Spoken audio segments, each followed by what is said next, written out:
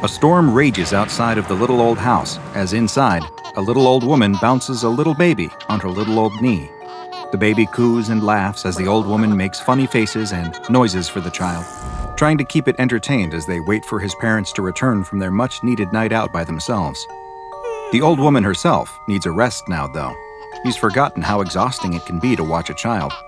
"Okay, that's enough. It's time for both of us to take a little nap before your parents get back." She gets up and takes the baby into a nearby room that looks as though it was a nursery at one time, but it hasn't been used for many years. As she goes to set the child into the crib, a strong gust of wind blows through the room. She places the baby down and rushes to the window and closes it shut. It must have been left cracked open by mistake. Brr, the room is cold from the wind, but she has just the thing to fix that. She moves to a small closet and opens the creaky door. The little old woman strains to reach up to the top shelf and feels around. Ah, there it is. She pulls down a baby blanket, a soft baby blue with colorful animals printed on it. It looks as though it's been up there for a long time, and she gives it a good shake before walking back to the crib. "Look what we have here. It's your daddy's own blankie." She gives it another shake. "There we go, good as new." She leans into the crib and wraps the small helpless child in the blanket before giving him a gentle kiss on the forehead. "Now you get some sleep.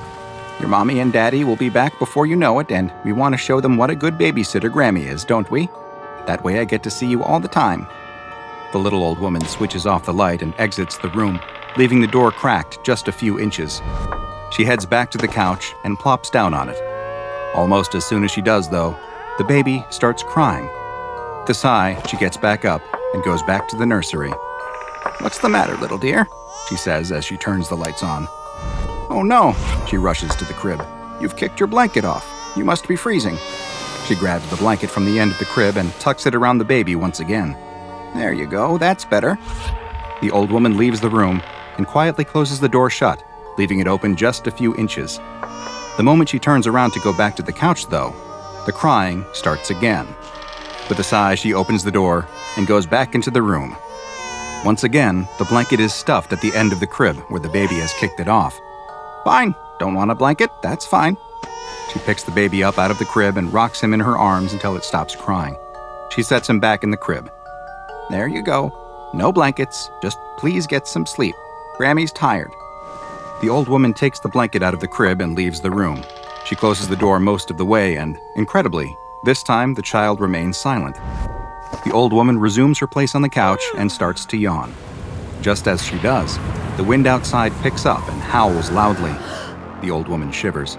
She looks next to her and spots the baby blanket. She picks it up and examines the cute animal print, remembering when her own son was a baby wrapped in it.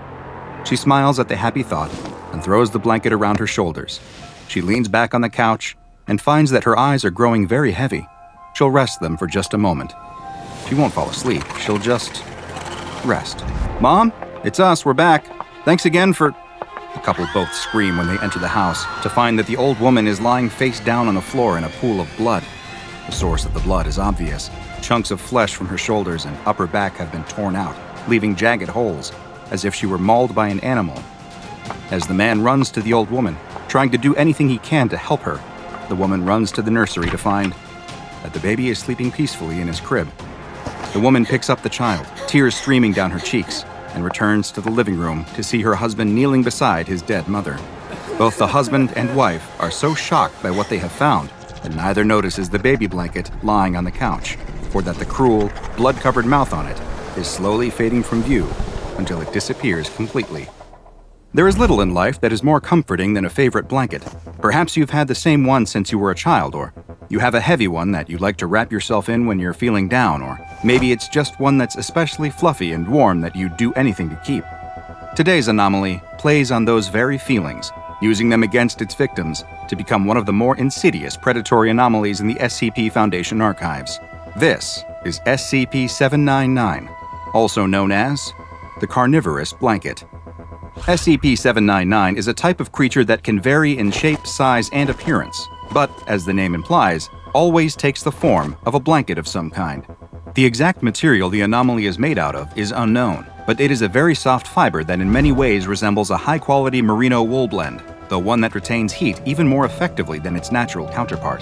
SCP-799's weight can vary from between half a kilogram all the way to 6 kilograms, and while examples have been found in nearly every color imaginable, it seems predisposed towards pastels and will frequently have patterns featuring stylized, friendly depictions of various animals.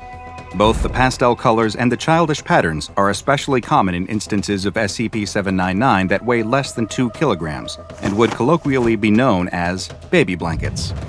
While SCP-799 is undoubtedly a living organism, there is some debate as to whether it is itself an animal or perhaps a type of fungal colony. Instances of 799 are incapable of locomotion, lying motionless for long periods of time, and require little in the way of nutrition. What small amount they do need, they appear to be able to gain almost entirely from the organic particles present in normal household dust, such as animal dander and dead human skin cells. The blanket feeds via a series of minute, filter-feeding mouth-like structures that are spread across the surface of the creature, which wait for nutrients to fall into them, not unlike a sponge on the ocean floor. Instances of SCP-799 can survive for quite a while in this state, and one specimen was noted as having lived for multiple years in a damp attic, subsisting entirely on the small organic particles that would drift down from the rafters above. Should an instance of SCP-799 be forced to go for long periods of time without a source of nutrition, though, like when, for example, it is placed inside of a sealed closet or drawer, it will begin to undergo certain physical changes, which result in it metamorphosing into its predatory form. These changes aren't noticeable from only casual observation and consist of the blanket converting its many filter-feeding mouths into a single, large one that is lined with multiple rows of extremely sharp teeth. The blanket creature also develops a new form of tissue inside its cloth-like structure, one that is similar to muscle and capable of contracting and squeezing. Once its metamorphosis is complete, the instance of SCP-799 will lie in wait for an unsuspecting creature to cover themselves with it or wrap it around their body. Once they do, the blanket will bide its time until they enter a state of rest, usually waiting for them to fall asleep entirely, at which point its feeding phase will begin. Once the creature has detected that its victim is dormant, it will use its newly formed muscle to latch onto them, holding them in place as it opens its tooth-lined maw. It will begin to bite at its confined prey, tearing off several kilograms of flesh, bone, and any other organic material it can, swallowing it, and converting it into a thin slurry that it spreads through its body almost immediately. This traumatic, violent process nearly always leads to the victim dying of blood loss. Within 10 minutes of the attack, the mouth on SCP-799 will have been completely reabsorbed, leaving no signs that it is anything other than a normal, everyday blanket, though one which now mysteriously weighs several kilograms more than it did before. By 40 minutes after the attack, the entire digestive system within SCP-799 will have demetamorphosed back into its original form, with a single digestive tract being changed once again to the many dispersed filter-feeding mouths. While SCP-799 is more than happy to feed on any warm-blooded animal, including humans, it shows no interest in cold-blooded ones or inanimate objects. It appears then that its senses may be limited to only touch and heat, using those as signs that it is now wrapped around a potential meal. Adding to the strangeness of SCP-799 is that it reproduces through budding, like flatworms and corals. When it has absorbed enough nutrients and sufficiently increased its mass, either very slowly through filter feeding or rapidly via its carnivorous phase, it will begin to take on a quilt-like appearance. Over several weeks, one of the quilt squares will puff up and slide off the blanket. This new, smaller instance will resemble a doily or a throw pillow, until it too begins to feed and grow. The new instance is a perfect clone of its parent, identical in every way, and it will eventually grow to a similar size and begin its own reproductive cycle. It is unknown exactly how long it takes SCP-799 to reach full maturity, but the current best guess is that when kept in its filter-feeding phase, an instance will reproduce every 50 to 60 years. Instances of SCP-799 are quite prevalent across the planet, and the SCP Foundation currently has hundreds of examples in containment. Unfortunately, it is unknown just how many still exist in the wild, as it is very difficult to identify instances, with one of the only reliable means being through genetic testing. Should any instances be located, though, they are to be destroyed immediately, as the Foundation already has a large enough population in containment for research purposes, and they pose too much of a risk both in terms of harm and exposure to the general public. SCP-799 has been classified as Euclid, and each instance is kept in its own separate biocontainment cell at Biosite 66. Dust is regularly collected from the on-site D-Class personnel dorms and is sprinkled over the blankets regularly to keep them in their filter-feeding state, though only just enough to hopefully maintain their size and not allow them to reproduce. Should any small cloth objects appear in their containment lockers, it is to be removed immediately and contained separately. SCP-799 isn't the only predatory creature that resembles a cloth good in Foundation containment, and research into possible connections to SCP-1626, the oversized gray hooded sweatshirt that sends penetrating fibers into anyone unlucky enough to put it on, is ongoing. Ouch! The boy on the bus turns around. Did someone pull out one of his hairs? He looks around, but the girl in the seat behind him is staring out the window. She's so quiet and always keeps to herself, he doesn't think it possibly could have been her. The boy turns back around, wondering if he just imagined it, unable to see the small smile forming on the girl's face.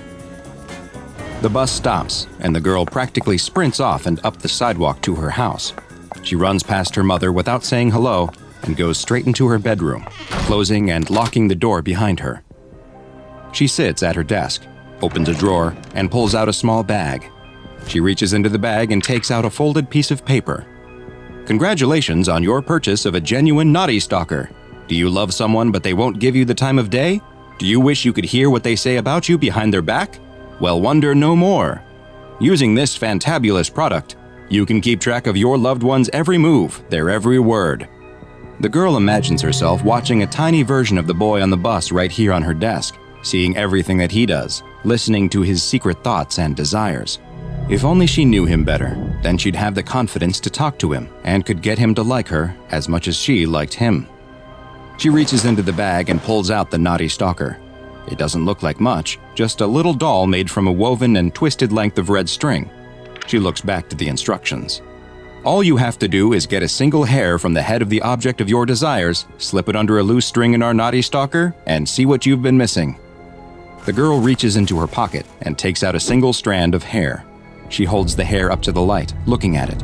If this works, it will mean all of her dreams coming true. Just like the instructions said to do, she takes the hair and slides it under a string on the doll's body. She sets the doll down on her desk and waits. And waits. And nothing happens. She picks up the instructions again, turning them over, but there's nothing else except another wonderful product brought to you by blah blah blah. Where were the rest of the instructions on how to get it to work? Why wasn't the doll coming to life? What a piece of junk. Wait. Huh? What was that? The girl leans in close. Is the doll breathing? She's startled as the doll turns its head over its shoulder, seemingly looking right at her, or rather, right through her. "Coming, Mom," the doll shouts before standing up. It starts to walk in place, looking like it is opening invisible doors, and then sitting down on a chair that she can't see. It looks like it's pretending to eat dinner. The girl's eyes widen. The doll is alive. It's really alive. It's actually showing what the boy is doing right now. The Knotty Stalker has worked. The girl is fascinated by watching the little doll that gives her a peek into her crush's life. She skips her own dinner so she can watch him finish his.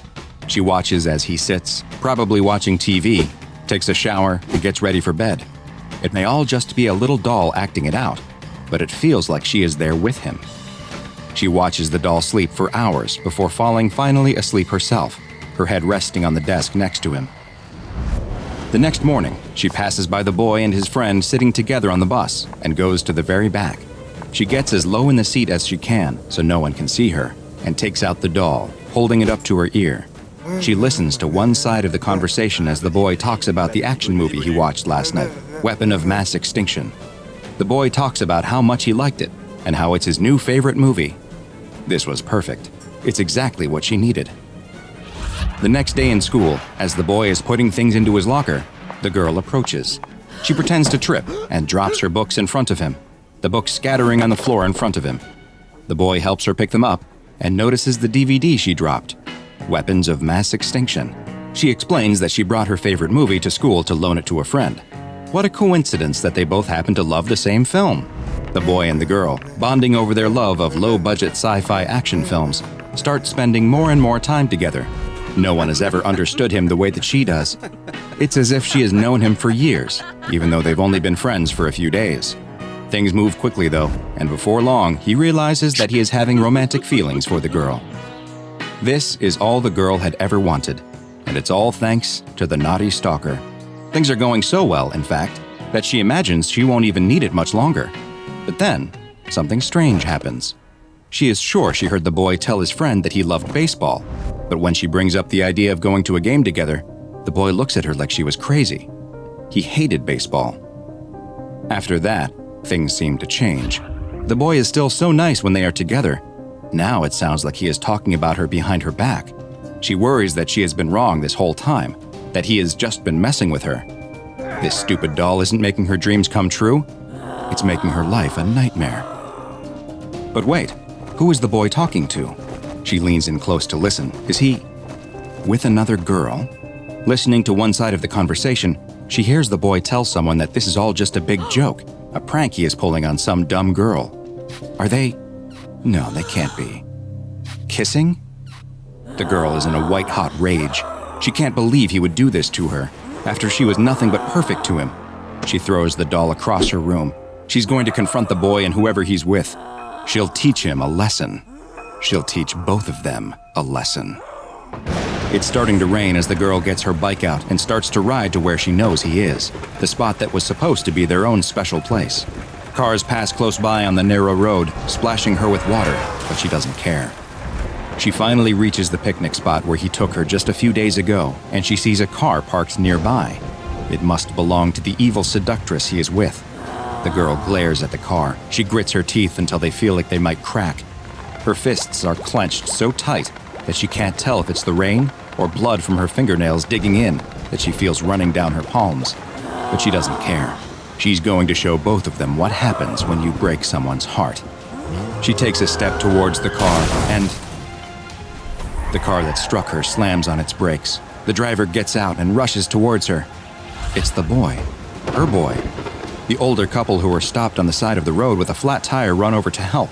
The boy gets down next to her and cradles her head in his lap, and they have one last moment to look into each other's eyes before the light fades from hers. Unfortunately for all involved, their lives would never be the same. But how could they have known that they were the victims of an encounter with an anomaly that, while small, is extremely dangerous? One that is known to the SCP Foundation as SCP-693, the Naughty Stalker.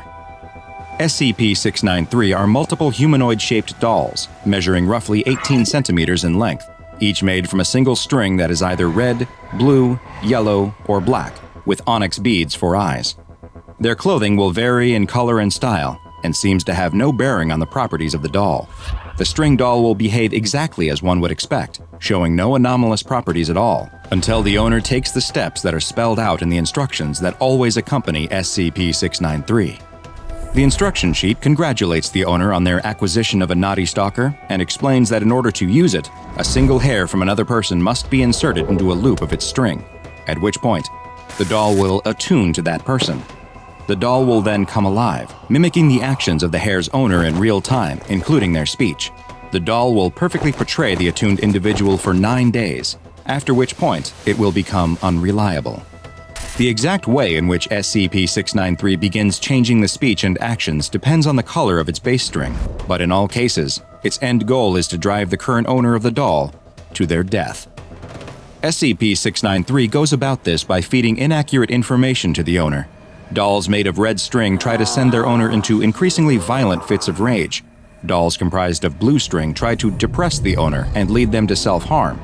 Yellow dolls want to make their owners attempt unwanted acts of physical love, and black dolls encourage their owners to engage in activities and place themselves in situations that are dangerous. Interestingly, SCP-693 will attune not just to the living, but to the deceased as well. When a dead person's hair is placed in a loop of string, the naughty stalker will come to life, just as it does when a living person's is used. But instead of acting out the speech and movements of the person, the attuned doll will claim to be the deceased person and offer to act as a spiritual guide to the owner. But just like with a living person, at the 9-day mark, SCP-693 will become unreliable and will attempt to lead the owner down a path that results in their death. Once an SCP-693 instance is successful in causing its owner's death, a new doll instance will appear and be found on the owner's body. Several of these dolls have been recovered from Knotty Stalker victims, and currently, the Foundation has 7 red instances, 10 blue instances, 5 yellow instances, and 1 black instance in its possession. All instances of SCP-693 contained by the Foundation were originally classified as safe and kept in Containment Locker 12C-K, but following the events of Incident 693-E, that classification was revisited. During this incident, a researcher returned a Knotty Stalker doll to its containment locker, but in a lapse of judgment that went against Foundation protocols, they forgot to remove the hair that had been placed in the doll. When the locker was next opened, the dolls were observed to have all been moved. They were found in a circle around the accidentally still attuned doll, which had been crucified upside down on the wall of the locker. It is unknown where the dolls acquired nails. After this incident, a camera was placed inside of the locker, and the results were surprising, to say the least. It turns out that SCP-693 instances come to life when they are not observed, even when they aren't attuned. While they have not yet been observed engaging in violent acts against each other, the camera has captured the Knotty Stalkers appearing to reenact the final 30 minutes of their last owner's life over and over.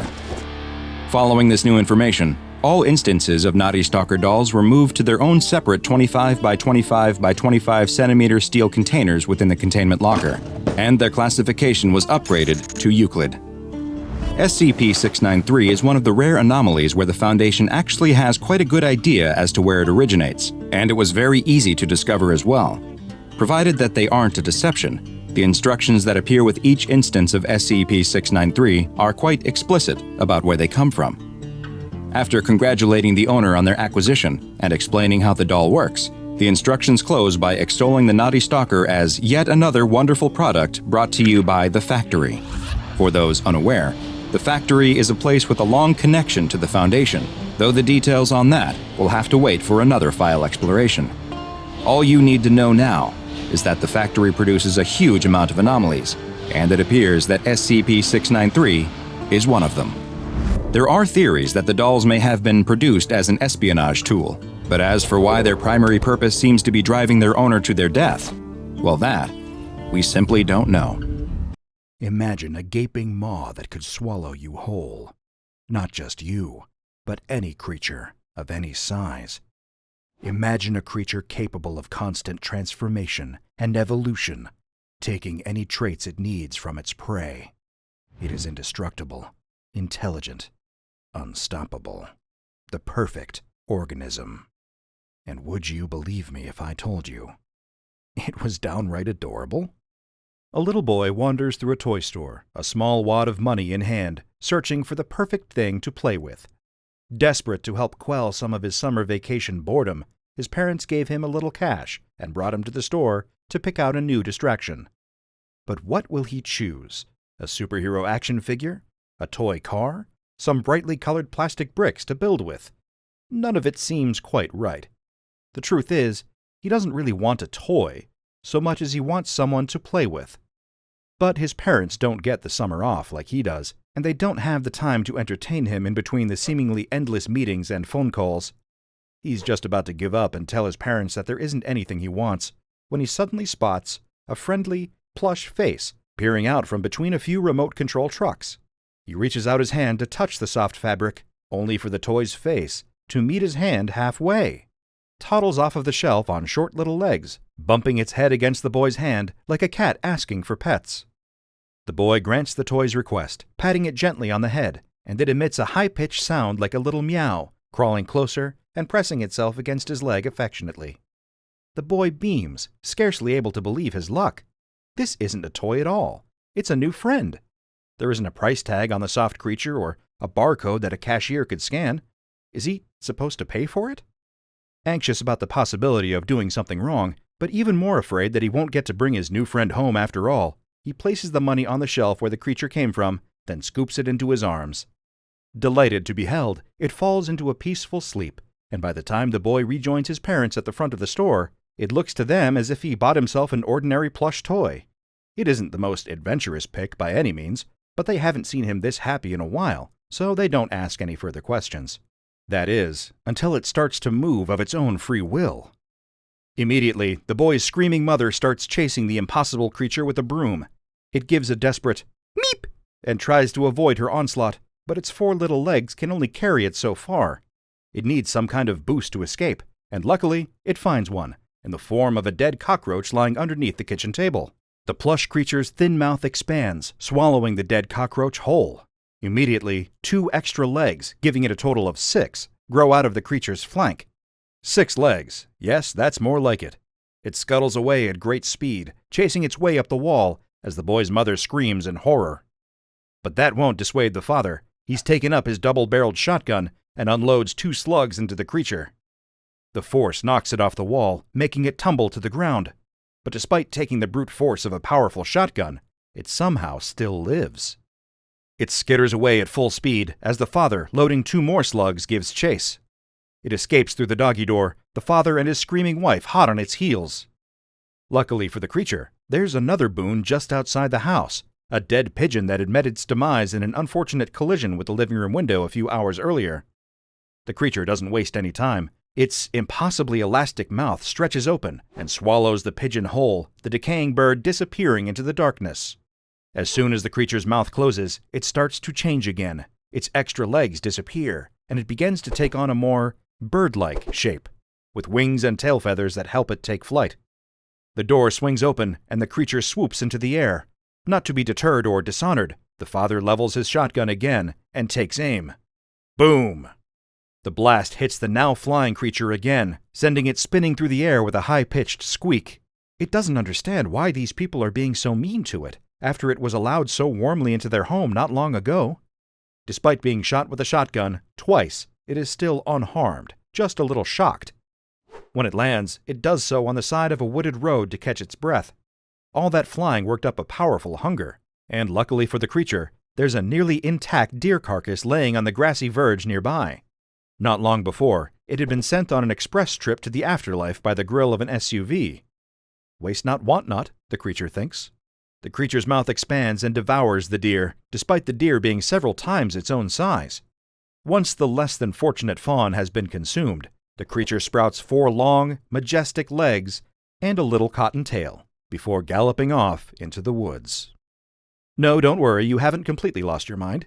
You've just witnessed SCP-1440 in the wild, and if that story was a little too much for you, I regret to inform you that this case file gets far, far stranger from there.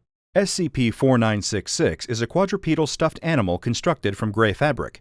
It also just so happens to be alive. Any attempts to pierce this fabric and examine the creature's contents have failed. It appears to be essentially indestructible. After dissection failed, the Foundation attempted to examine the internal structures of SCP-1440's body using X-rays, but it seemed to show a complete lack of skeleton or musculature, or anything else that would allow the creature to move as it does. Aside from 2 black eyes and a woven mouth, SCP-1440 has no visible markings or orifices on its body. Its vocalizations resemble that of a kitten, and its disposition is highly social. If it does not receive socialization on a regular basis, the creature will become anxious and withdrawn. Just as cats are known for mirroring the behavior of the fellow felines and human owners, SCP-1440 will imitate the actions of other entities it spends time with. It does not appear to need food, water, or air, but will eat, drink, and breathe if in the presence of an entity doing the same. There is, however, one scenario in which SCP-1440 will eat regardless of the behavior of other entities in the area. When the creature is presented with the corpse of an organism, it will extend its mouth to an anomalous degree and consume the body whole. The creature's body will bulge and stretch around its meal, but the density of its plush skin remains the same throughout the process. There appears to be no size limit on the corpses it can consume, as the creature was once witnessed consuming an adult blue whale's body during one particularly ambitious test. Once SCP-1440 has completely enveloped a given corpse, its body will slowly return to its original size. During this transition phase, the creature will display changes to its morphology, consistent with the characteristics of its most recent meal. These alterations vary widely, but the existing facial features and gray coloration will always remain unchanged. This process goes on for approximately 4 hours, at which point the creature will regurgitate some manner of biological waste composed of various elements of the original organism. If this process is hard for you to wrap your head around, I can relate. Perplexed by this entity's physiology and the manner in which it feeds, I attempted to uncover the experiment log for SCP-4966. I was unable to access it in its entirety, but did get my hands on several excerpts that I found quite illuminating. They answered absolutely none of my initial questions, but were thoroughly entertaining to read just the same. I won't keep you in suspense. Allow me to elaborate. In one experiment, a deceased adult male timber rattlesnake was placed in front of SCP-4966. The creature quickly devoured it and began to change. Its torso extended 150 centimeters longer than it previously had, and its abdomen terminated in a visibly developed tail and rattle. After lengthening in this way, the creature used its new shape to snake around the limbs and bodies of attending researchers. It did not wrap tightly enough to restrict blood flow, but instead appeared to be interested in providing the researchers with hugs. The rattle was shaking at a near constant rate throughout this process, not as a warning of impending peril, but more in the manner that a dog might wag its tail when excited. When 4 hours had passed, SCP-4966 proceeded to regurgitate a mass of decomposing keratin and liquefied organic matter. During another test, SCP-4966 was fed an adult female lionfish at an advanced stage of decomposition. In spite of the fish's venomous spines, SCP-4966 suffered no adverse effects when consuming it. After swallowing its unappetizing meal, SCP-4966 developed a pair of pectoral fins, a rear fin, and a large dorsal fin that was constructed of several long spines. SCP-4966 struggled to move with these fins, primarily flopping along the ground like a fish out of water. A chemical analysis of the spines matched the composition of lionfish venom, and the researchers avoided touching the creature for the remainder of the test. When it was time to regurgitate, SCP-4966 spat up some broken spines and liquefied organic matter. With reptiles and fish taken care of, the research team decided to get a little bit wild and introduced SCP-4966 to some plant matter. Frankly, I'm glad to see it getting a well-balanced diet and eating some greens for once. Well, browns, really. It was presented with a pile of deceased sycamore maple leaves. SCP-4966 consumed one single leaf, then immediately regurgitated it. Not a fan of vegetables, I suppose. It spent the remainder of the test playing with the pile of leaves, climbing up onto its provided furniture, then diving into the leaves again and again, emitting high-pitched, gleeful vocalizations. During another test, a severely damaged female ostrich corpse was presented to SCP-4966. Still, the extent of the degradation did not seem to impact SCP-4966's anomalous ability. Because upon consumption, the creature's legs extended approximately 1.3 meters, developing 2 large toes, and its head extended approximately 1.2 meters upward, forming a large, curved neck. A pair of featherless wings sprouted from the sides of SCP-4966's torso. The creature attempted to fly using these wings, but much like the ostrich that had imbued it with them in the first place, it was sadly flightless. Upon regurgitating several shattered portions of bone and a large amount of liquefied organic matter, it reverted to its usual form. During another experiment, SCP-4966 was presented with the head of a male adult eastern moose, taxidermied and well preserved.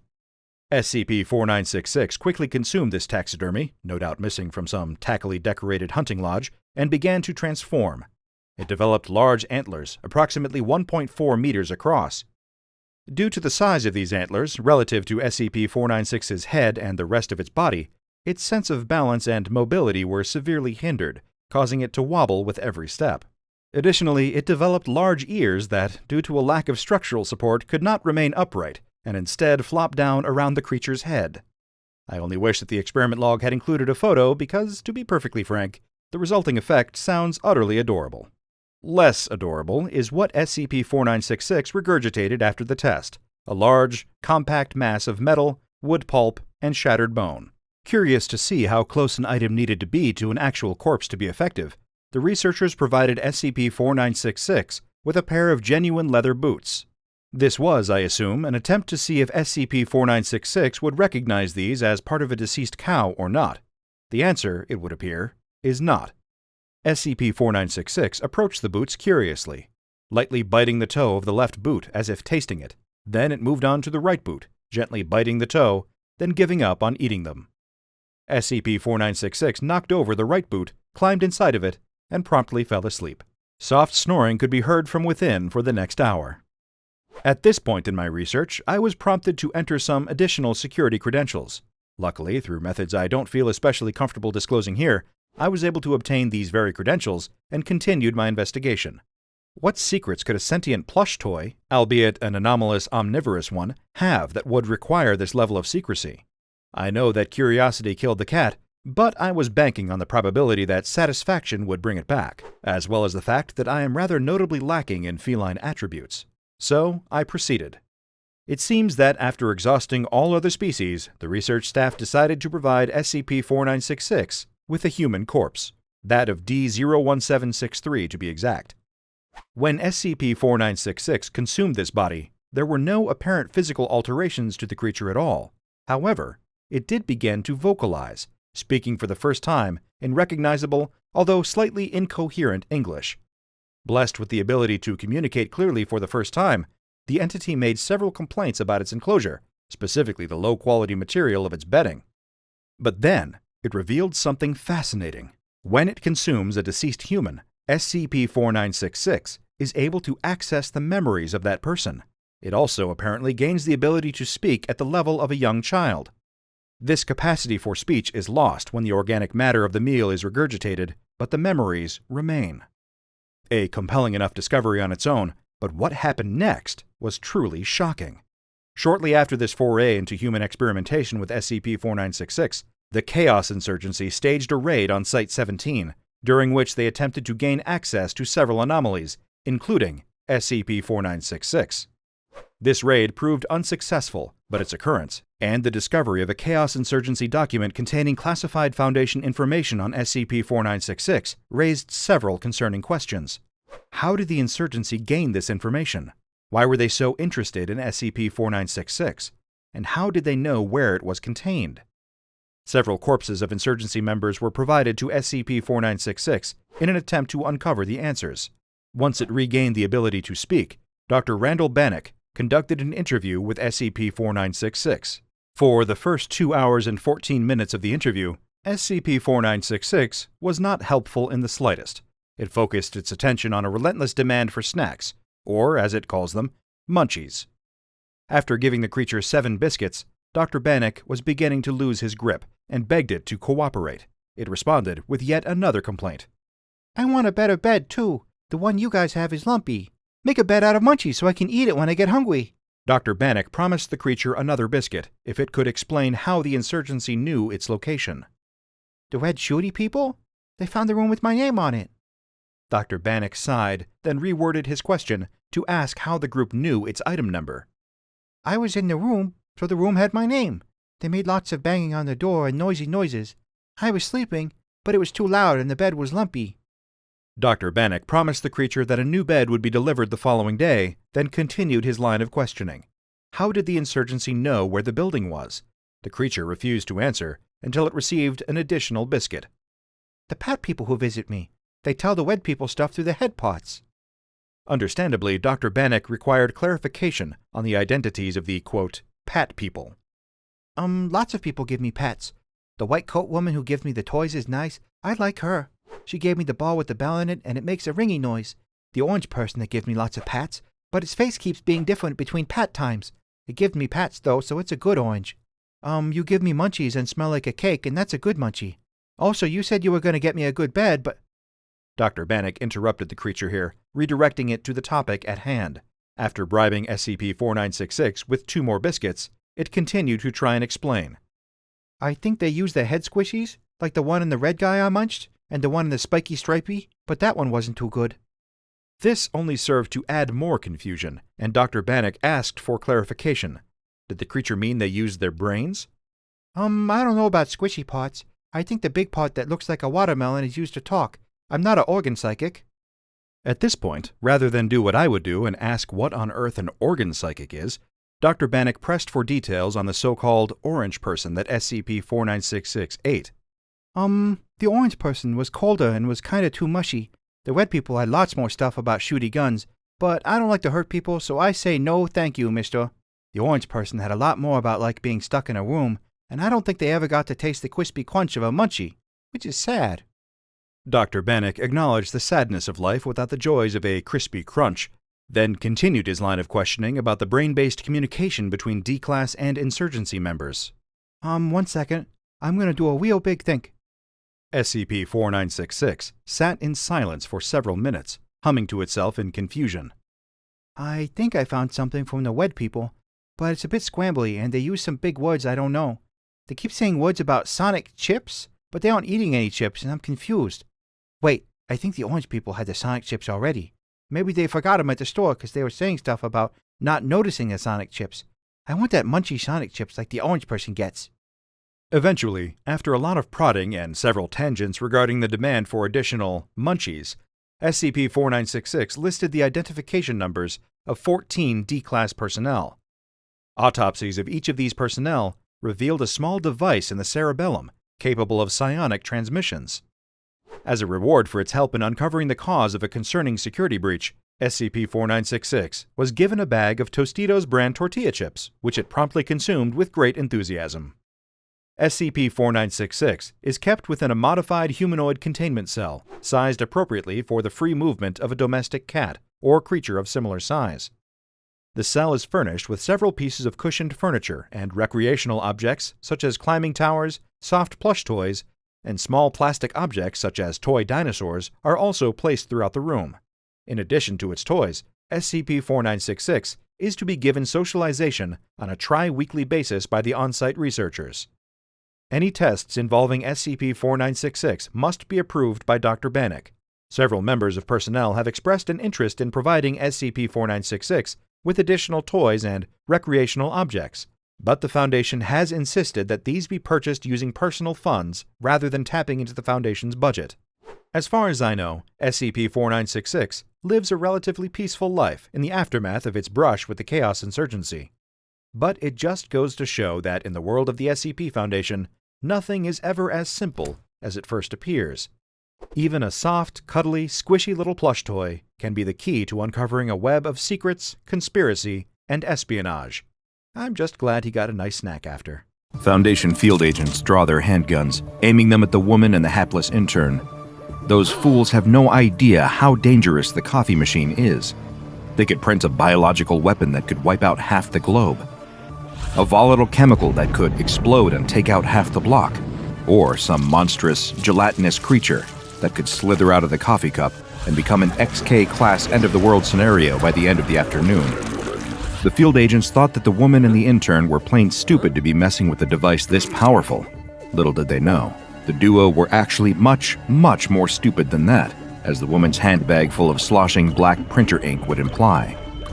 But could one final cup from SCP-294, a bubbling green cup of mysterious liquid, save them from the pair of ruthless advancing Foundation field agents, or would it make everything catastrophically worse? And to think, it had all been so normal just a few hours ago. The intern tells her that they're being watched.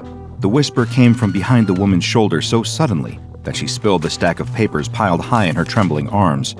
Every office drone in every cubicle turns to look at her at the same time, like a swarm of drab zombies. Only instead of getting up to come and eat her brains, they all start tutting and muttering to themselves passive-aggressively. The woman spins around and glares at the intern. He's way up in her personal space, with wide, anxious eyes that dart all around the office. He dives behind a fake plant and beckons for her to join him. She does not. She simply asks, annoyed, who's watching them. She doesn't bother keeping her voice down, which only panics the intern more. He shushes her, grabs her arm, and drags her behind the plant too. She barely knows this kid. Had one awkward interaction with him in the break room a week ago, where he talked at her about something called Battlestar Galactica, and since then, he'd latched onto her. Every meeting she went into, he'd sit beside her. Every lunch break, he'd happen to be in the elevator with her as well. She was getting real sick of it. He tells her that it's not safe, that they need to go to the basement. He said the word basement like it was some kind of government classified secret. She has absolutely no desire to go down there with him, but annoyingly, she has to go down there to mail a letter. The woman stands and turns to the room at large. He manages to jump through the closing doors behind her and starts wringing his hands nervously as they descend. The doors open, he checks that the coast is clear, and then takes off quickly down the corridor. Refusing to be a part of this whole charade, the woman walks extra slowly behind him. The basement's dusty. No one ever really comes down here anymore.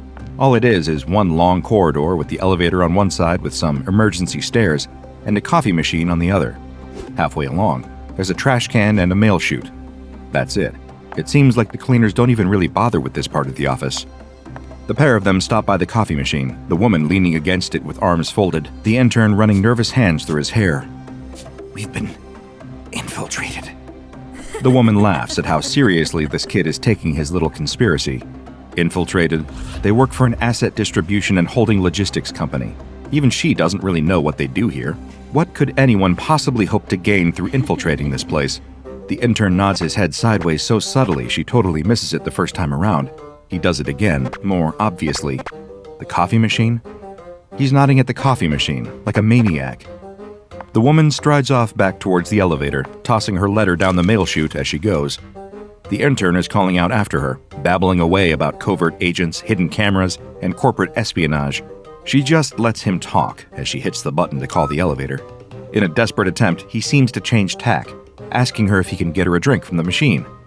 She laughs. There isn't a drink in the world that will convince her to entertain this conversation. The elevator arrives. The doors slide open. The intern says that there has to be something. The woman looks back at the intern. For some reason, he looks genuinely serious in his offer. She lets a dry smile spread across her face. She asks for lemonade, freshly pressed, homemade, from her hometown in Arizona. 2 spoonfuls of sugar, ice, and a sprig of mint. But to her surprise, as she steps into the elevator, the intern seems to take the whole set of instructions in his stride, punching them into a keypad on the coffee machine. The woman hits the button for her floor just as the drink starts pouring out of the machine into a paper cup. That's strange. It does look like lemonade from here. A sprig of mint drops into it as the doors start closing. The intern snatches up the cup and rushes across to her, but he's too far away. The doors are closing. The woman jams a foot in the door, and they open back up again. The panting intern stands in front of her, holding out the cup. Large ice cubes, a light fizz, and a sprig of mint. No way. She takes a sip, and a wave of nostalgia washes over her. Memories of childhood summers, of a world happier and brighter than this one, full of laughter, joy, and beauty, where grass tickled between her toes, the summer breeze gently cooled her back, and the sun lit up the world before her with warmth and hope. The woman looks up at the intern, surprise on her face. That is, without question, hand-pressed lemonade from her hometown in Arizona. How had he done that? Did that coffee machine really stock lemonade? She marches over to it and stares at the machine, taking in all the details. For all intents and purposes, it looked like any other coffee machine. It's just a regular old silver and black box that you'd find in dreary offices across America. Except, actually, there is something strange about it. It has a keyboard. Not just a number pad, but a full-size QWERTY keyboard with an enter key right there. The screen simply says, "Enter your order now." The intern is at her shoulder, still glancing nervously back along the corridor. No one's here. Yet. Feeling a little ridiculous but unable to deny the cup of lemonade in her pocket, the woman types out the first drink she can think of. Coffee. The intern laughs at such a boring request and tells her to use her imagination. So she does. It takes a while. She hasn't used her imagination in years. Working in a place like this, there's little reason to ever get it out of its cage. After a few seconds of thought, the most exotic thing she can think of is vanilla milkshake. She hits the enter key. Immediately, a paper cup drops into place, and out of the nozzle pours a thick, milky liquid with tiny black flecks in it.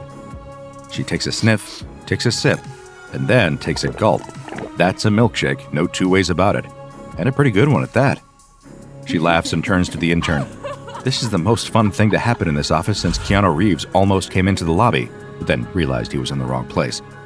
She'll have to tell everyone about this upstairs. It'll be the talk of the office. But the intern grabs her arm as she goes to leave and pulls her back. There's a very serious expression on his face. Without a word, he pulls her back over to the machine and starts typing. Gasoline. Without hesitation, a new cup appears and out pours a shimmering fluid that hits the woman's nose so quickly she can identify it straight away. Covering her nose, she stares at the cup incredulously. Why would a drinks machine be able to dispense something like that? The intern is fuming with himself. That cup of gasoline stinks to high heaven. If they're being watched and suddenly start walking around the office holding a cup of gas, they'll be found out in an instant. That reminds the woman. Wait, so who is it who's following you? He first noticed it 3 weeks ago. Being an intern, it was his job to hand out the mail to everyone in the office.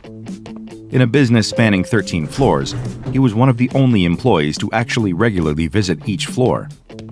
Most people would go to their same desks every day, sit next to the same people, then go home, blissfully unaware of the hundreds of others sitting above and below them. But not him. Every morning, the intern would do the rounds, going from bottom to top floor one by one, handing out the post to each cubicle. Only a handful of people bothered to talk to him, and so he really noticed all of a sudden when one of them stopped showing up to work. A mother in her mid-50s, stable life, stable marriage, she'd always been very warm towards him. But one day, when he rounded the corner, she was gone, replaced by a man in a very neat pressed black suit, dry cleaning tag still hanging from the collar. Not thinking too much of it, the intern had gone about his week a little sadder but generally unconcerned. Unforeseen circumstances happen all the time, especially in an office this big. But then another employee, a grumpy old man from accounts, was suddenly gone, replaced by a young woman in a neatly pressed new suit. The tag in the wastepaper basket by her desk had the same dry cleaner's logo on it. One by one, dozens of employees were being mysteriously replaced, and all of the workers, too zombified by their jobs, hadn't even noticed. These new employees could only be one thing: undercover agents. But whose undercover agents remained a mystery. The closest that the intern had got was when he overheard a pair of them saying something about a foundation, whatever that meant. The intern turns around and starts typing on the keypad. Gold. And sure enough, quick as a flash, a paper cup appears, and out of the nozzle pours a thick, shimmering golden liquid. The woman stares at it in disbelief. It couldn't be. She reaches down to take it, but can't. It's heavy, really heavy. Is that really? He nods. He explains that he hasn't got a clue why it isn't hotter to the touch. It doesn't feel any hotter than a cup of coffee would, or indeed how it doesn't destroy the cup since it's just a regular paper one. But he'd taken it home, poured it into a cake tin, where it solidified into a brick. The jewelers in town took a look at it for him the next day and confirmed that it was the real thing. 24-karat gold, 1 paper cup worth. The woman takes the cup and types the word in again, hitting enter. Another cup of liquid gold pours out. She does it again, and again. But on the 6th time she hits enter, nothing happens. No error message, nothing. The intern explains that you can only do it 50 times in one go. Then you have to wait for an hour and a half for it to restock. The elevator doors open. 2 people in pressed black suits step out through the doors and spy the pair of them immediately. For some reason, the woman's first instinct is to take off running, but she stops herself just in time, trying her best to act cool, with 5 cups of liquid gold in her hands. From where they are, these must all look like regular cups of coffee she's collecting for a drinks round, but if they get much closer... The agents start walking toward the woman and the intern. All 4 people in this interaction are doing their absolute best to act casually. None of them are really succeeding. There's a trash can exactly halfway between them all. She needs to get there first and dump the cups before anyone can look inside them. Taking off at a hurried but hopefully not panicked trot, she starts throwing as much corporate jargon at the intern as she can. He falls into step beside her, engaging animatedly in the discussion of quarterly growth and stagnating markets. The trash can's getting closer. It'll be close. The agents stop and block off the corridor. Pretending not to see, the woman keeps walking, dumping the cups in the trash and trying not to think about how many thousands of dollars she's just thrown away. In the most confident and offhanded voice she can, she says, "Excuse me," and walks right between the agents and off towards the elevator. As the doors slide closed, she sees the pair of them going over to the coffee machine and looking at it curiously. "Do they know?" She mutters the words under her breath, trying her best not to let her lips move. "No." The intern is trembling with fear. "Why are they here then?" The intern says nothing. Instead, getting out at her floor and walking pointedly over to her desk with her, he jabs a finger on a copy of the day's paper. 5.8 million worth of gold vanishes from locked bank vault.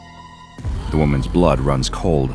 She looks around the office for a quiet corner and pulls the intern across to it. So the machine wasn't just making gold from thin air.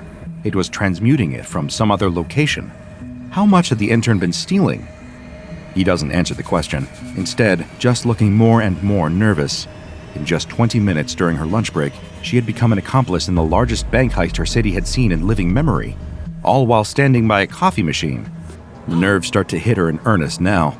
Her eyes dart around the office, looking from face to face. There are a lot of pressed black suits around, a lot of eyes subtly looking back in her direction. She goes to sit at her desk. An hour passes as slowly as molasses. Her nerves build. Another hour. The intern appears at her desk suddenly and tells her the worst possible thing she could hear. He hasn't just been taking gold. Her head whips around to face him. He can't be saying all of this right here. They're being watched. Anything valuable I could think of that you can have in liquid form. Diamonds don't work. I've tried, but anything liquid. The problem is, it's all clearly come from somewhere. Banks, government facilities, research stations. They must have triangulated that everything going missing has happened near here. She hushes him as quickly as she can, but it's too late. From the subtle movements that employees across the office are making, it's clear that they're onto them. She needs to come up with a plan fast. What can she do? What can she do? She looks this way and that. Only one thing sticks out to her. A little red switch on the wall.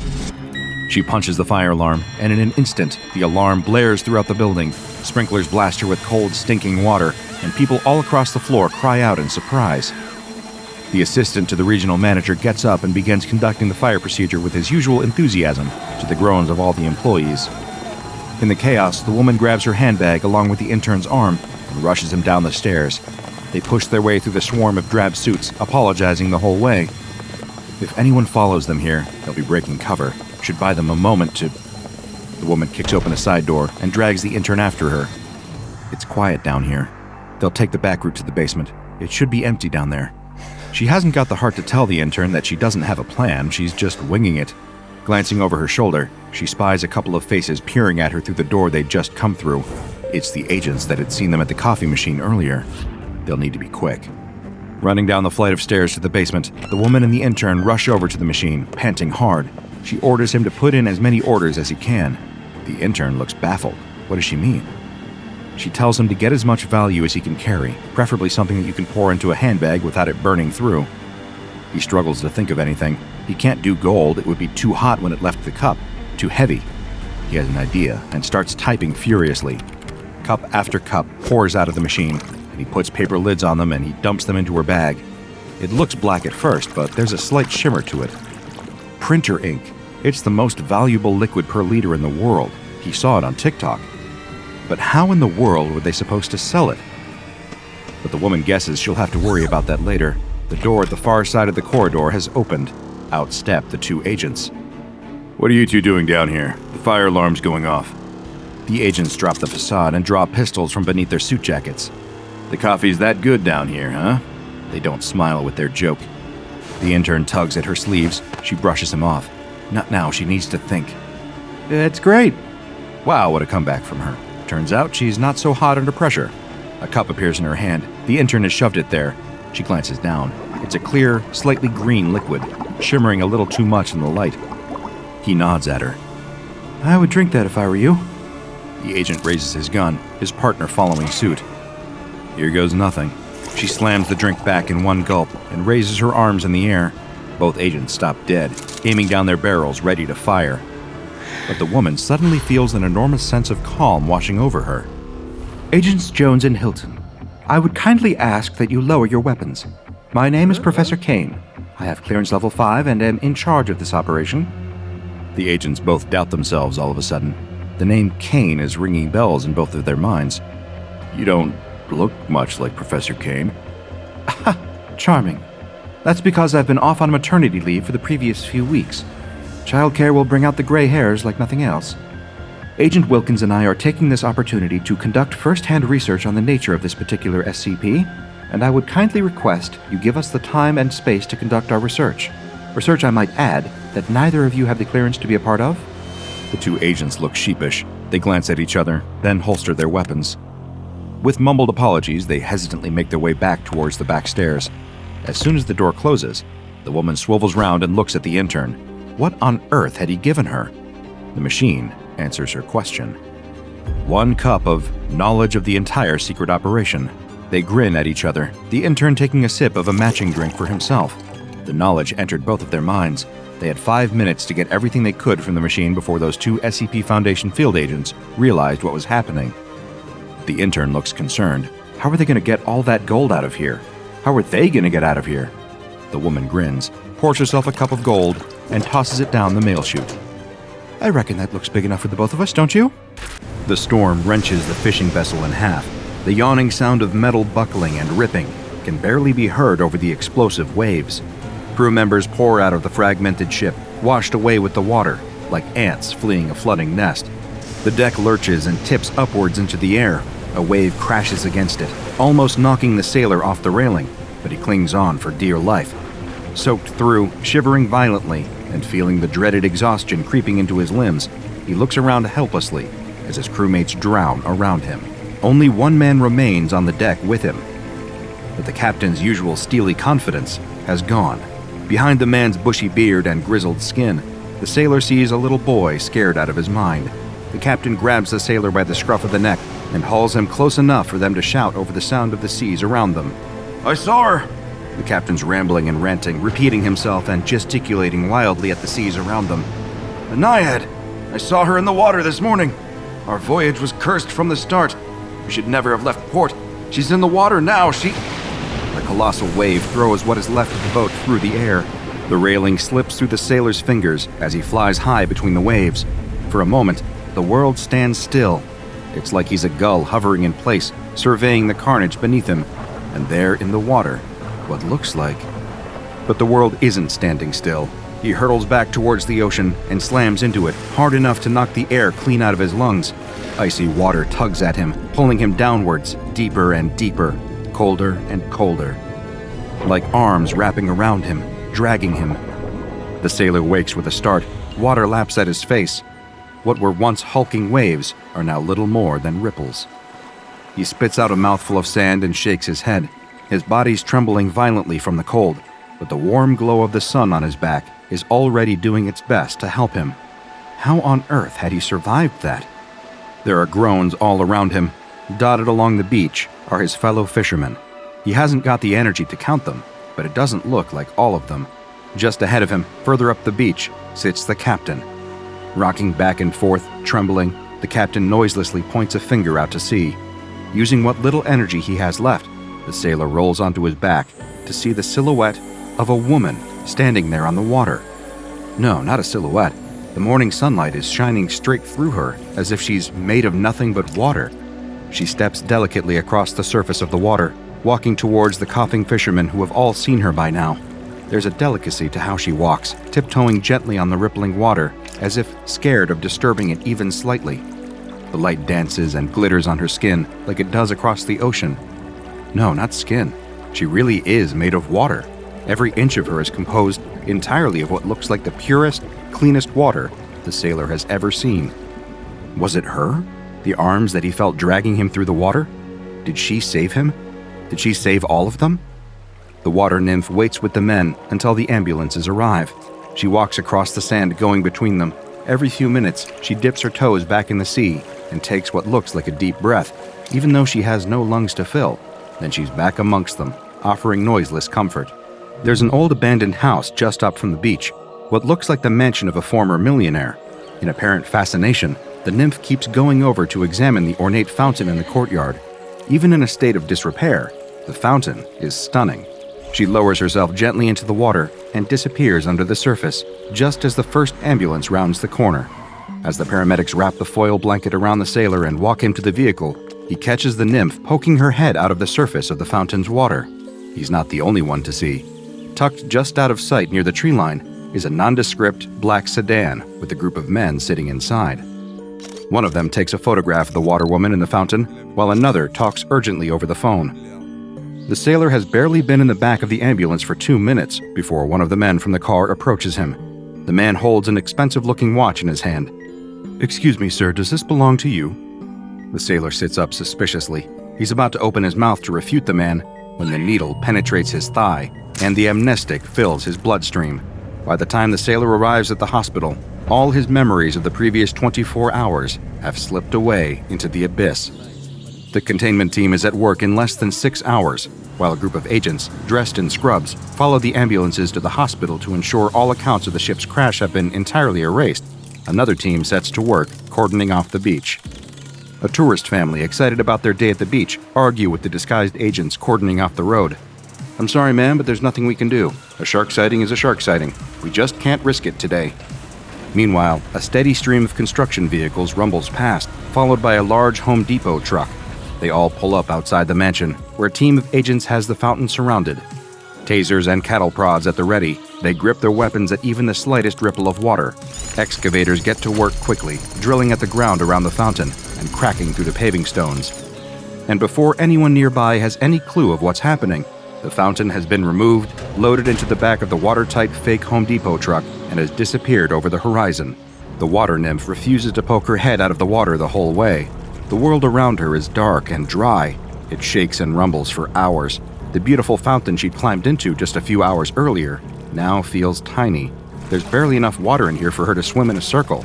She'd always observed these strange-looking vehicles from a distance, lifting her eyes up above the waves for a few minutes to watch them crawling along the dark roads with their 18 wheels. She'd always wondered what was inside all of them, with their colorful paints and strange names.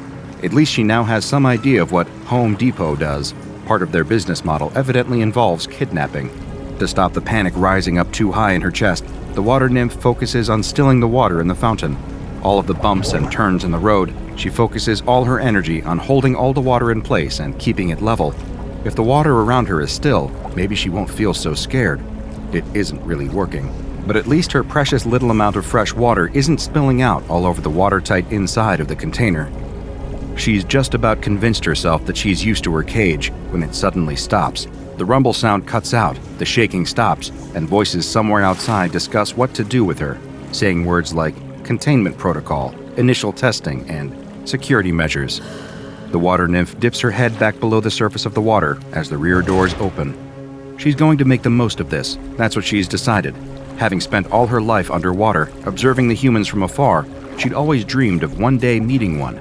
There had been moments, sure, times when she'd wave at a child on the deck of a ferry or guide a ship through the fog, but up close? Never. They look funny, these people.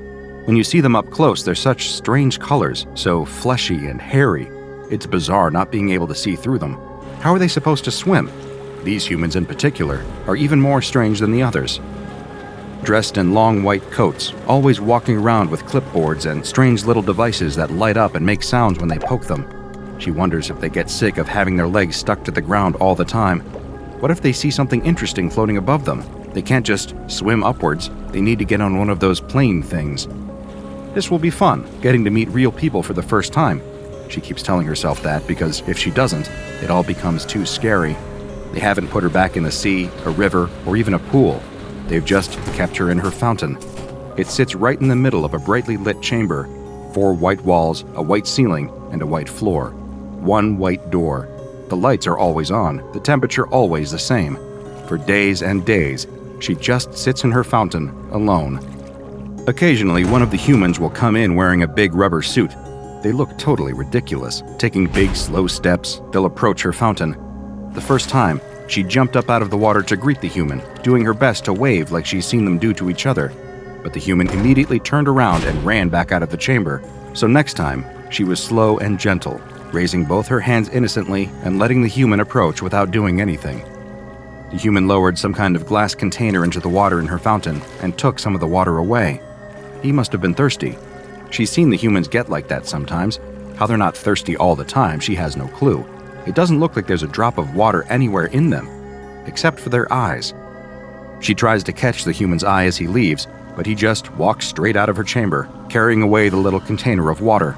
But this time, she has an idea. She waits patiently for a few days, waiting for another one of the humans to come and see her. It's hard to tell how much time has passed because it's always sunny in here, but it must have been a few days by now. Sure enough, the door opens, and a human in another big rubber costume comes in. She rises out of the water slowly so as not to scare them and lets her form melt and shift. Feeling her body flow into a different shape, she does her best to copy the human's big rubber suit. She's practiced this for years in the sea, copying the shapes of different humans she sees. The human stops walking and stares at her. She tries to wave again. The human waves back. Success! For almost a minute, they stand there waving at each other. She knows this is longer than most humans would wave at each other, but it's just so exciting she can't help herself.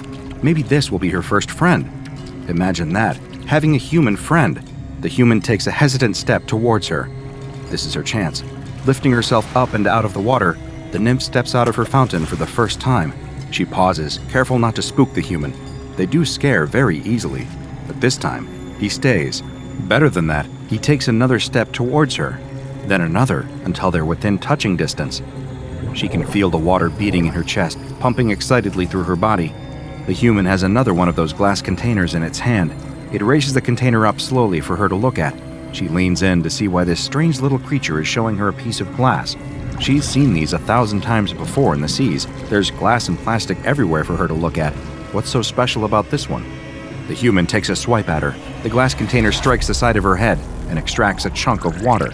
She staggers away, hands raised in fear. What had she done wrong? Why did the human do that to her? She feels faint. Her head swims and not in the usual pleasant way.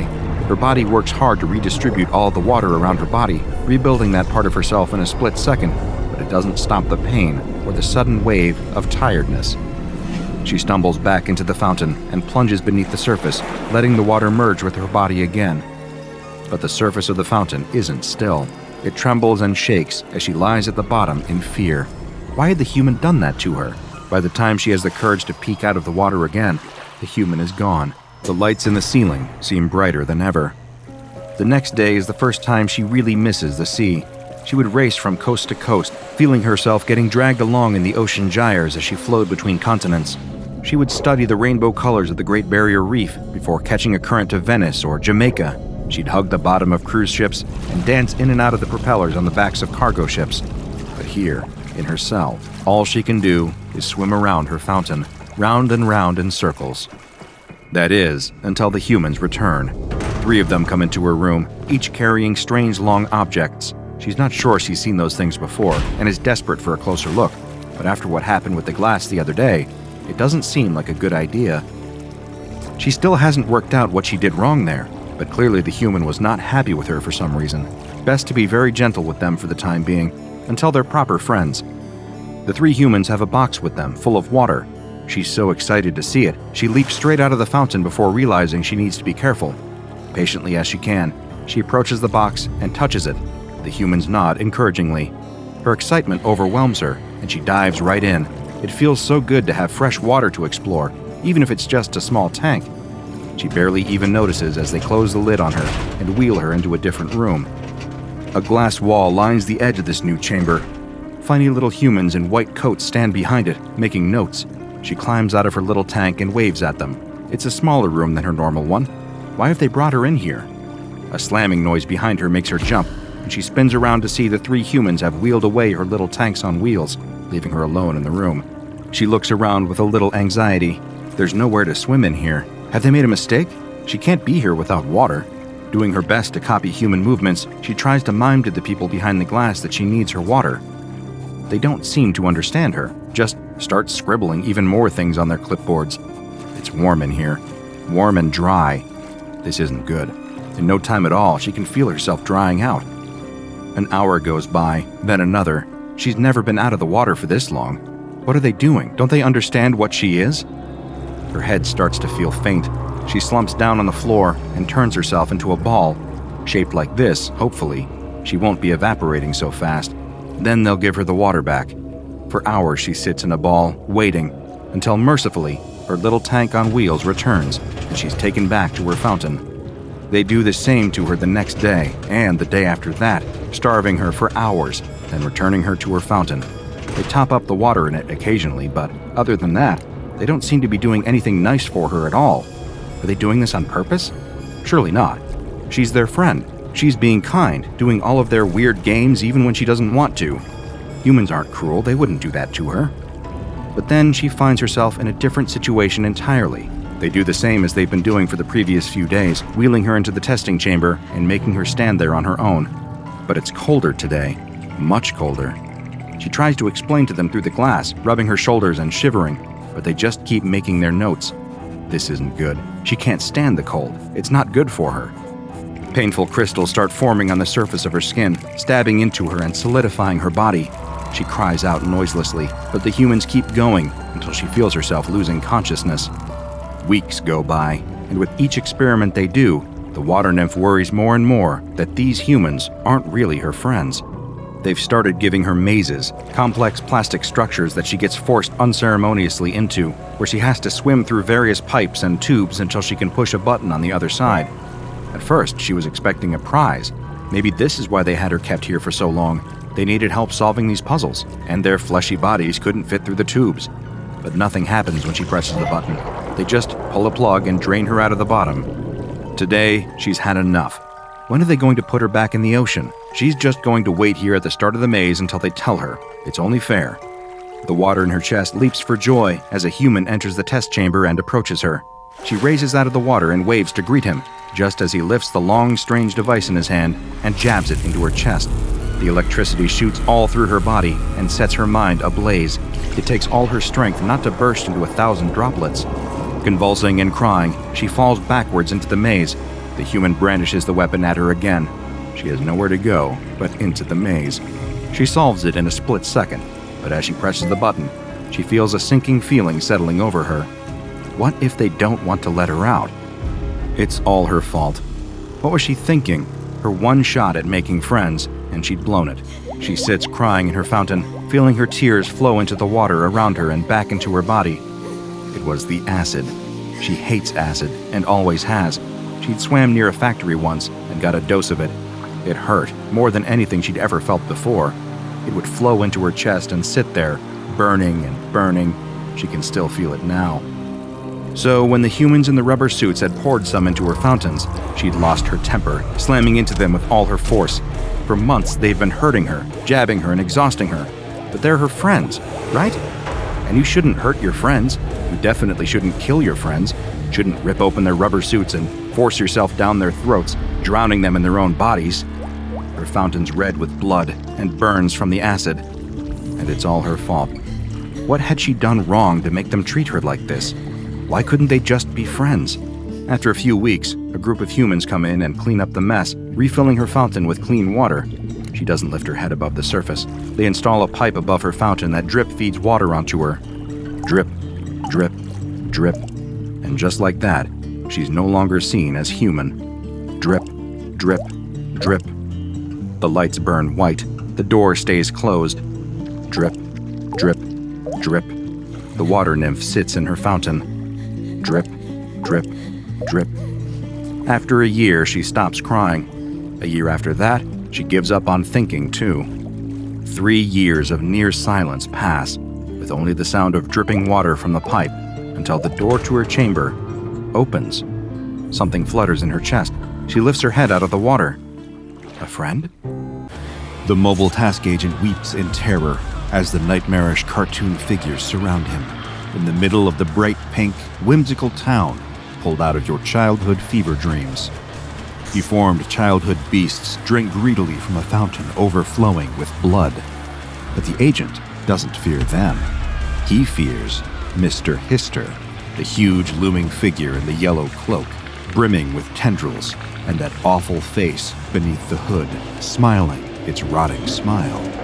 All around them, children stand trance-like for the ceremony, ready to receive their final judgment, as up above, a door made of mirror floats, surrounded by the suspended floating bodies of the people who weren't so lucky.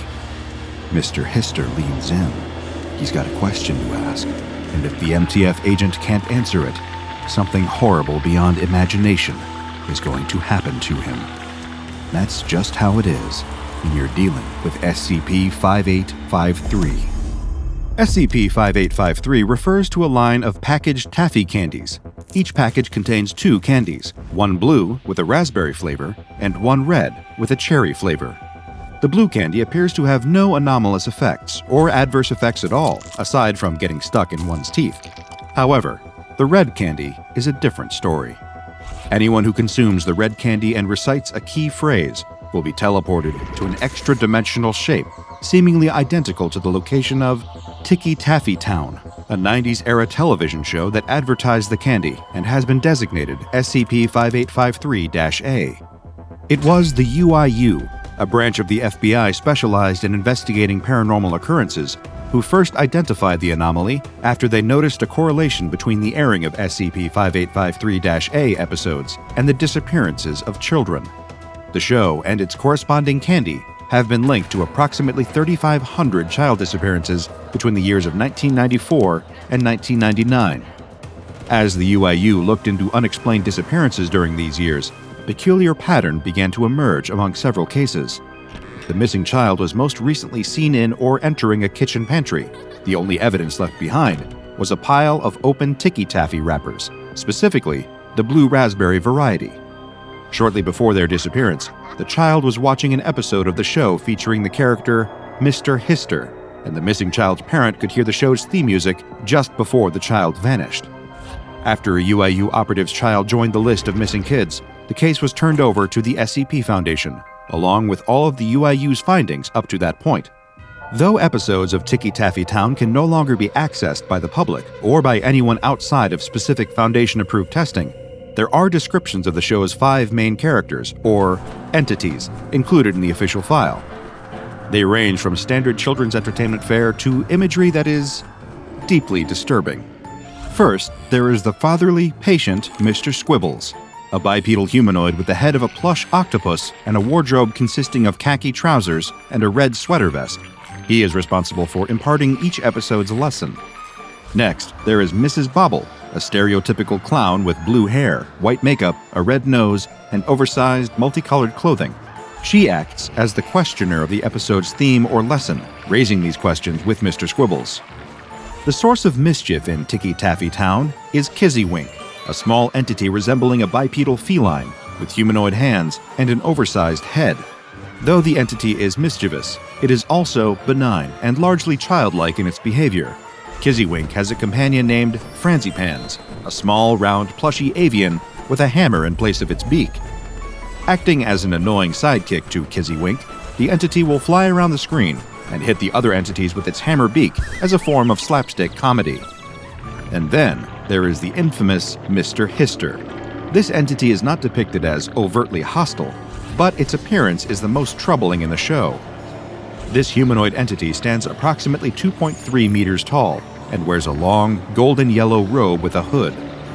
The entity propels itself through the world with tentacles that emerge from beneath its cloak. Any attempts to produce an official description of the entity's face have proven difficult, due to the notable video distortion effect caused when the entity enters the frame. The closest current description of its face describes it as resembling a misshapen, tumorous human skull. A standard Mr. Hister episode of SCP-5853-A begins like most children's shows, with vivid colors, pleasant lighting, and cheerful music, as the main cast teaches standard lessons such as how to tie your shoes, why it's important to brush your teeth, and the value of honesty. When Mr. Hister enters the frame, however, everything changes. The video quality dulls, the colors become oversaturated to the point of becoming almost nausea-inducing, and the contrast decreases dramatically. The visuals aren't the only thing that change in Mr. Hister's presence. The subject matter also shifts in tone, as Mr. Hister torments the rest of the characters with nihilistic and distressing lessons such as, "Your parents will soon die, and so will you," and "I feel nothing but the nothingness," or the particularly evocative, "You may not believe in the slaughter, but the slaughter believes in you." When Mr. Hister leaves the scene, he always recites this phrase, "I shall now be departing to the land of right, with the truth of red to be my might." This phrase is thought to be related to the various child disappearances attributed to the show. On January 4, 2000, lead researcher Frank Monroe conducted the first test involving SCP-5853-A. Accompanied by junior researchers Tracy Klaus and Morgan Eskew, and supervised by Ethics Committee consultant Jennifer Lamb, Monroe began the test with D-Class 643980 restrained to a detainment chair in the middle of an observation room, placed in front of a television set. D-643980 was also hooked up to standard medical equipment to measure his vitals, while the junior researchers scanned infrared, ultraviolet, and other frequency wavelengths of the television program for any anomalous activity. With this setup in place, lead researcher Monroe signaled for the test to begin. The television was switched on and began to play Ticky Taffy Town Season 1, Episode 3, the first on-screen appearance of Mr. Hister. As the episode began, everything proceeded normally, aside from a small increase in Hume levels. As it progressed, however, the D-Class became increasingly agitated, his heart rate and perspiration increasing. He demanded to know why the show was chosen, explaining that he had childhood memories of the program. His younger brother used to watch the show all the time, until he disappeared. Upon hearing this, Ethics Committee consultant Jennifer Lamb became visibly distressed, but advised the research team to proceed with the test in spite of this unforeseen emotional component. After the episode finished, D643980 was freed from his torso restraints and given a microphone, earpiece, receiver, and shoulder camera mount. He was then given a package of SCP-1440, at which point he remarked that he ate them as a child, but only ever ate the raspberry flavor, while his brother preferred the cherry. He was instructed to eat the cherry piece, then recite the phrase, "Flesh is not the truth." At this point, the theme song of Ticky Taffy Town filled the room, and the D-Class vanished from sight, disappearing from the observation room altogether. Dr. Monroe was able to maintain communication with D643980 via the microphone and receiver, and the research team monitored his video feed. The D-Class began in a dark place, with one single stream of light splitting the center field of view. After some resistance, he continued into the unknown, stumbling out of Mr. Squibble's treasure chest.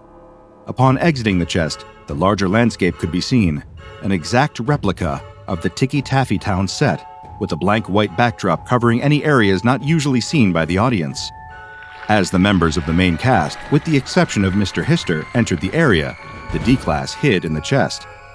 The four chattered excitedly about an upcoming town meeting before Mr. Squibbles opened the chest and discovered the D-Class hiding inside. He was instructed to engage with the entities until the Foundation could come up with an appropriate extraction plan. The D-Class became distressed and swore, prompting Mrs. Bobble to turn a glowing red until Mr. Squibbles calmed her down. Kizzy Wink asked the D-Class his name, and he answered that it was Davy. At this point, the entities instructed Davy to follow them to the town meeting, where he would be their esteemed guest. Together, they left the house, entering an area made up of the miniature town from the show's opening sequence, only grown to full scale. In the background was the same vacant white backdrop, as well as seemingly infinite copies of the same town landscape.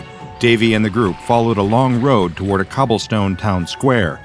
As the research team watched the video feed, they could see that other pathways in the background were occupied by their own versions of the main cast of characters, all walking toward the same central location. These groups were accompanied, much to the horror of the research team, by small children. Each of the houses along the path was printed with a number corresponding to an episode of Ticky Taffy Town that featured Mr. Hister.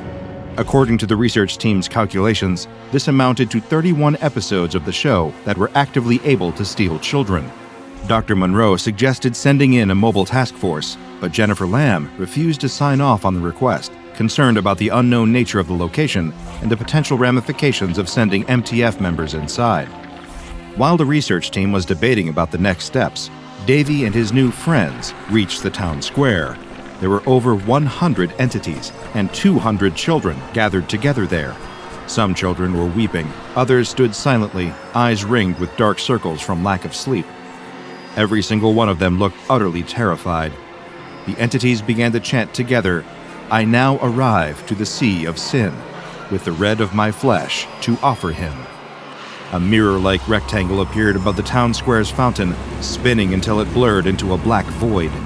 Then, Mr. Hister emerged from the darkness. Mr. Hister addressed the crowd, calling out, "My children, it is time to tell Mr. Hister what lesson you learned today." He selected a young girl from the crowd and asked her to recite the lesson she learned. She answered, repeating a lesson from Mr. Squibbles concerning the importance of tying one's shoes. Mr. Hister replied, "Your prize is to pass through the mirror and into the dreamlands." He lifted the girl into the air and tossed her into the mirror behind him. She screamed and disappeared. He proceeded to call up child after child, asking them to repeat the lesson that they learned. When they answered, they were tossed into the mirror. If the child couldn't remember their lesson, however, well, the less that is said about that, the better. Before long, the fountain was filled with deep red water, which the other Ticky Taffy Town entities greedily slurped up. Eventually, Mr. Hister turned to Dave, asking him what lesson he learned. Dave struggled to answer, guessing a phrase that Mr. Squibbles said. "Don't make Mrs. Bobble upset, lest you fail his hideous test." This was the wrong answer. Mr. Hister lifted Dave into the sky, where he was suspended upside down alongside other humanoid figures, one of whom he recognized as his long-lost younger brother, Jeremy. At this point, Dave stopped responding to Dr. Monroe and his research team. The camera feed remained active for 3 days, suspended upside down next to Dave's body. On screen, a continuous stream of red liquid, presumed to be blood, could be seen flowing over the lens. The feed was cut short, and Dave was presumed lost. As harrowing as it was, this initial test provided the SCP Foundation with some vital information on the inner workings of SCP-5853-A. They were able to determine that, depending on the answer a stolen victim gives, they will be able to affect their own fate. If the victim answers Mr. Hister's question, "What did you learn today?" with the intended lesson imparted in the episode, they will be passed through the mirror. What awaits them beyond it, no one but Mr. Hister knows, but it is unlikely to be anything good. If the victim answers with a lesson they learned while inside of the extra-dimensional space, they will be left to hang upside down with Dave and the rest of those suspended in the air. If they don't remember, or lie about forgetting their lesson, they will be consumed by the entities. But there is one way out. If the victim answers by repeating or summarizing Mr. Hister's darker lesson from the episode, the victim will be released from the extra-dimensional space and transported back to the place they vanished from. For example, UIU Agent Mathis's son, Thomas, reappeared in the kitchen pantry of his home on January 8, 2000, after he did just that. Following the D-Class exploration of Ticky Taffy Town, Dr. Monroe reached out to Jennifer Lamb, requesting that she reconsider her decision to decline MTF operations in the area. She refused to change her mind, telling him to scan media spaces, recall the candy, and call it a day. With the Ethics Committee refusing to approve MTF action, Dr. Monroe instead reached out to his friend, Terrence Bazarian, who occupied an MTF Alpha position. He managed, via appealing to Terrence's role as a parent, to convince him to agree to an off-books, 3-man mission into the spatial anomaly of SCP-5853-A. The small, unofficial mobile task force began its operation on January 20, 2000. Frank Monroe served as commanding officer. Terrence Bazarian acted as team lead, Alpha, Robert Falk as right flank, Charlie, and Mohammed Al-Abi as left flank, Delta. Each member of the team was instructed to consume a piece of cherry-flavored Ticky Taffy and recite the phrase, "You may not believe in the slaughter, but the slaughter believes in you." Soon after, all 3 men were transported into the world of SCP-5853-A.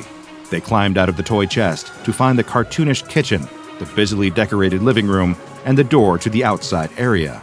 The MTF team got to work investigating the area immediately, making note of the fact that all of the items in the house were fake, simply props for a children's show. The door to the set began to open, and the 3 MTF members hid out of sight. Monroe warned them to not, under any circumstances, engage with the entities in any way. The cast, with the exception of Mr. Hister, entered the room and began checking the area for signs of new children transported to the world. Alpha was discovered first and opened fire on Mr. Squibbles, who stumbled backward, leaking brown fluid until it collapsed. The remaining entities began to scream as the area dimmed to black. Suddenly, everything was dark and silent. The MTF feed switched to night vision as Delta, Charlie, and Alpha began to explore the area. Monroe ordered them to get to the town center as fast as possible and tell Mr. Hister the key phrase, so that they could be transported back to the SCP Foundation site. As he delivered the instructions, his audio feed began to degrade until the MTF officers could no longer hear him. Left alone in Ticky Taffy Town, they had to proceed on their own. As the officers resumed motion, Franzipans flew at Charlie's head at top speed, its hammer beak colliding with the man's head and sending him careening into a nearby wall. The impact was fatal, and Agent Charlie collapsed to the ground, dead. Agents Alpha and Delta continued firing on Franzipans, and Alpha ordered Delta to head toward the door and make his way out. When he reached the door, however, Mr. Squibbles was waiting on the other side. It grabbed Agent Delta as an instance of Kizzywink used its claws to kill him. In a heroic dying act, Agent Delta pulled a pin from one of his incendiary grenades and charged at Mr. Squiggles, blowing them both up. Agent Alpha was the only one left standing, alone with Mrs. Bobble the clown. She charged at Alpha as he fired a grenade round that subdued her.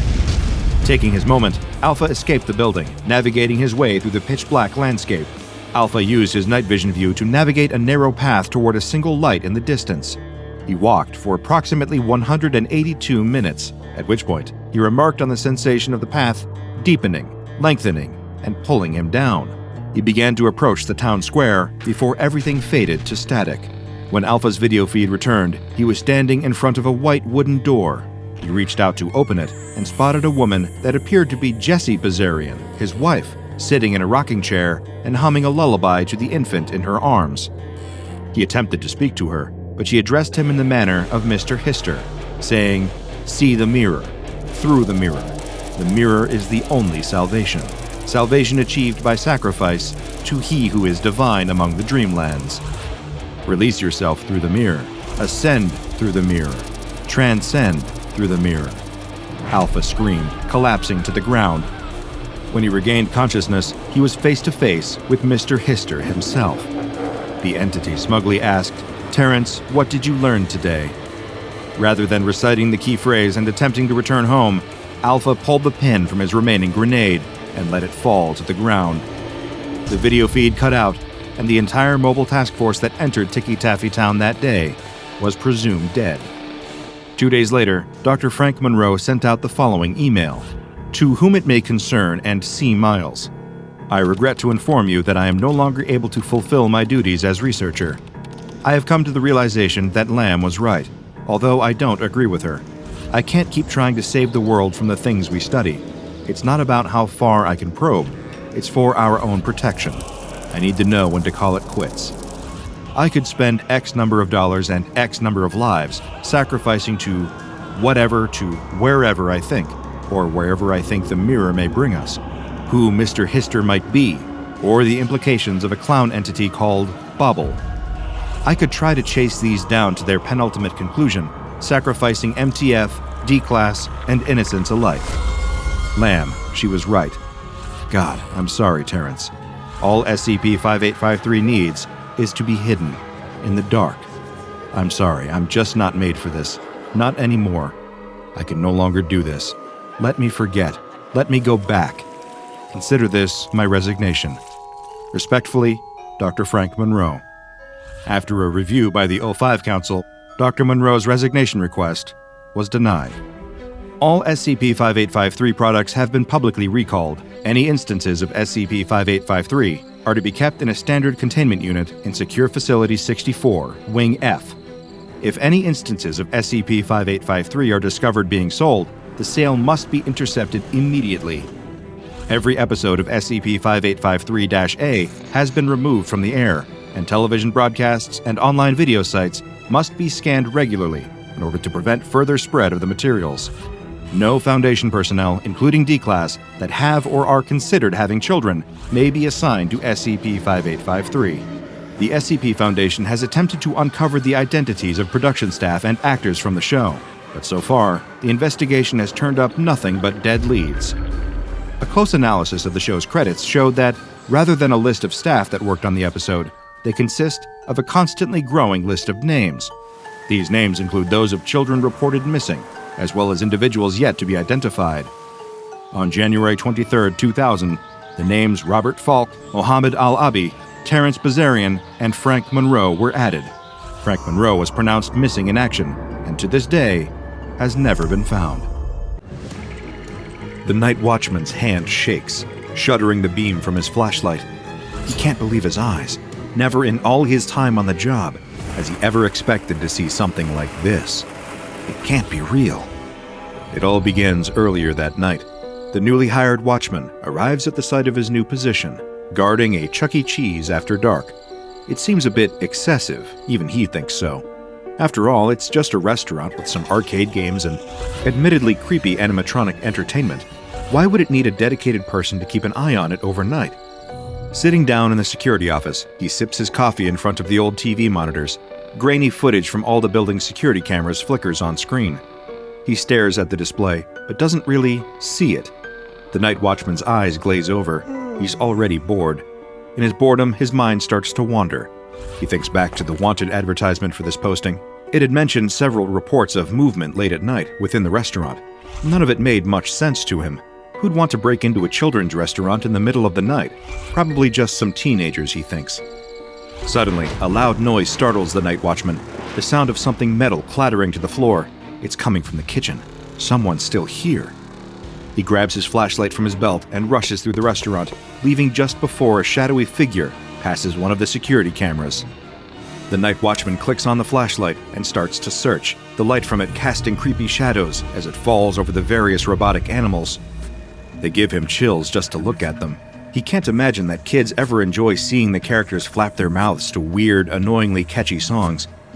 Another noise, footsteps this time. He turns towards the back of the restaurant, the kitchen, where greasy, unhealthy junk food is prepared for hordes of screaming, rowdy children. Stepping out of the dark but brightly decorated main restaurant area into the kitchen, with all its stainless steel work surfaces, was like suddenly arriving on another planet. Instantly, his flashlight falls over what had caused the first sound. A trash can, toppled over to allow someone to rummage around inside. There's a trail of garbage, and the night watchman follows it. It leads him around the parts of the building reserved for employees, only to veer back out towards the restaurant. The more he follows, the closer he gets to the play area, a brightly colored foam pen, where overly energetic kids can run around freely, giving their parents a momentary break as they burn off all the sugar and calories from the low-quality food. But as he approaches the ball pit, he sees it. It's like an occult ritual, a circle of almost 20 children, hurling slices of half-eaten Chuck E. Cheese pizza into the ball pit. Not one of them notices him, too focused on their strange ritual to even register the light from the flashlight. The night watchman is about to call out, to demand to know what the heck is going on, how they all got in here, and where their parents are. But then, he sees something beneath the plastic balls. Something is stirring, moving in response to the children throwing pizza into the pit. And as it crawls out, the night watchman is met with the sight of something vile lurking in the ball pit. Stumbling upon what looks to be the secret meeting of a bizarre ball pit cult is hardly something that the average night watchman or security guard will ever have to experience. Even one working for an establishment like Chuck E. Cheese, the very worst they might find themselves dealing with is particularly rowdy customers, or the restaurant's animatronic characters getting a little quirky at nighttime. But thanks to the SCP Foundation's investigations into this particular branch of Chuck E. Cheese, they've uncovered exactly what it is about the building that draws such unusual attention. You see, there really is something lurking beneath the ball pit, something now known as SCP-6059. Here at the SCP Foundation, the securing of anomalies is one of the core tenets of the organization. After all, that's what the S in the name stands for. And as such, the Chuck E. Cheese containing SCP-6059 had to be requisitioned. Fortunately, the cover story of the restaurant shutting down after a major health code violation seems to have been a believable ruse. And after all, it's not too far from the truth. You could say that the place does have something of a pest problem. Now that it's no longer a restaurant and arcade, the site serves as a Foundation facility established specifically to research SCP-6059. Following some extensive analysis, researchers have determined what drew the cult-like group of children to the ball pit in the first place. It isn't an anomalous property of the building itself. There's nothing unique about this former Chuck E. Cheese franchise that causes such abnormal behavior. That all comes from the thing living in the ball pit. SCP-6059 is a particularly unusual creature, and not just to look at, although it's certainly not easy on the eye. In fact, it's been known to turn more than a few researchers' stomachs around the facility. Its amorphous body is around the size of an average human toddler, but if you were expecting it to resemble anything made of flesh and blood, then well, you might be disappointed and possibly put off your food. Structurally, the creature is comprised of a mixture of discarded and stomach-churning substances, primarily pizza sauce and plastic, along with various other waste materials. The plastic component is visible in the form of 2 of the plastic balls from the ball pit where it resides, placed on top of SCP-6059's blob-like head. Each one of those 2 plastic balls sports a hand-drawn pupil to resemble the creature's eyes, although no one is quite sure if SCP-6059 can actually see out of these or if they're more for show. Despite the strange and unnerving state it was found in, and being generally pretty unsettling to look at, SCP-6059 doesn't seem to be a violent anomaly. While not outwardly aggressive, it certainly doesn't reach the same levels of friendliness as other amorphous SCPs, such as the well-known and much adored SCP-999, the Tickle Monster. But fortunately, especially for those researching it, SCP-6059 has come pre-contained for the SCP Foundation's convenience. What does that mean? Well, while it's not unheard of, not all anomalies come with their own containment cell. No, really, we aren't joking. SCP-6059 can't leave the ball pit. Despite the only thing separating it from freedom being a fence of thin, mesh netting and a pool of plastic balls that is only knee-deep, SCP-6059 is trapped. Although that hasn't stopped the creature from claiming it is fully capable of escape. That's right, SCP-6059 can speak too, and it has something of a high opinion of itself as well. Something that SCP Foundation researcher Dr. Zacharias Rosemary has discovered through extensive meetings with the beast of the ball pit. Dr. Rosemary is sent to the Chuck E. Cheese facility housing SCP-6059 at the behest of the Department of Anomalous Ambassadors. This is a specialized research division within the SCP Foundation that intends to improve the direct communication between personnel and anomalies themselves. And what branch would be better suited for learning just why SCP-6059 had its own following of devoted cultists when it was first discovered? Stepping inside the room containing the ball pit, Dr. Rosemary approaches the net barrier between him and the creature within. As per the instructions he has been given only moments before, Zacharias carefully opens the entrance, sealed with nothing more than a simple zipper. Dragging it down, he slips through and stands surrounded by plastic balls, reaching up to his knees. He calls out, knowing the anomaly can hear him, trying to get it to emerge and engage in a conversation with him. Sure enough, only a few meters away, the plastic balls of the pit shuffle and then part as SCP-6059 pops its amorphous head out from below. It greets Dr. Rosemary in an enthusiastic, almost accusatory way, demanding to know the answer to a strange question. Thing in my pit. Are you balls? Of course, being a human being and not comprised of plastic balls, Dr. Rosemary has no choice but to answer the creature truthfully. But this doesn't go down well with SCP-6059. The creature immediately becomes highly agitated, shouting at the researcher to get out and leave. To emphasize its distress, SCP-6059 even starts gathering the plastic balls from around it and hurls them directly at Zacharias. If you've ever had a plastic ball from a ball pit thrown at you, then you know that it's hardly a pleasant experience. Although those balls are only lightweight, with enough force behind one, they can certainly pack a punch. Dr. Rosemary makes his hasty retreat from the barrage of plastic balls back beyond the safety of the net fence. Once he's out of range, the formless, messy face of SCP-6059 seems to frown before it disappears beneath the surface of the balls once again. Several other researchers and other personnel from around the site make their own attempts to converse with SCP-6059, met with the same reaction. It clearly doesn't feel like talking. But now that he knows the reaction wasn't unique to him, Dr. Rosemary is reassigned to try and get through to SCP-6059 again. This time, however, he's come prepared. Based on their brief encounter, the anomalous being seems to be childlike in its temperament and prone to misbehaving. So Zacharias has devised a plan for his next interviews.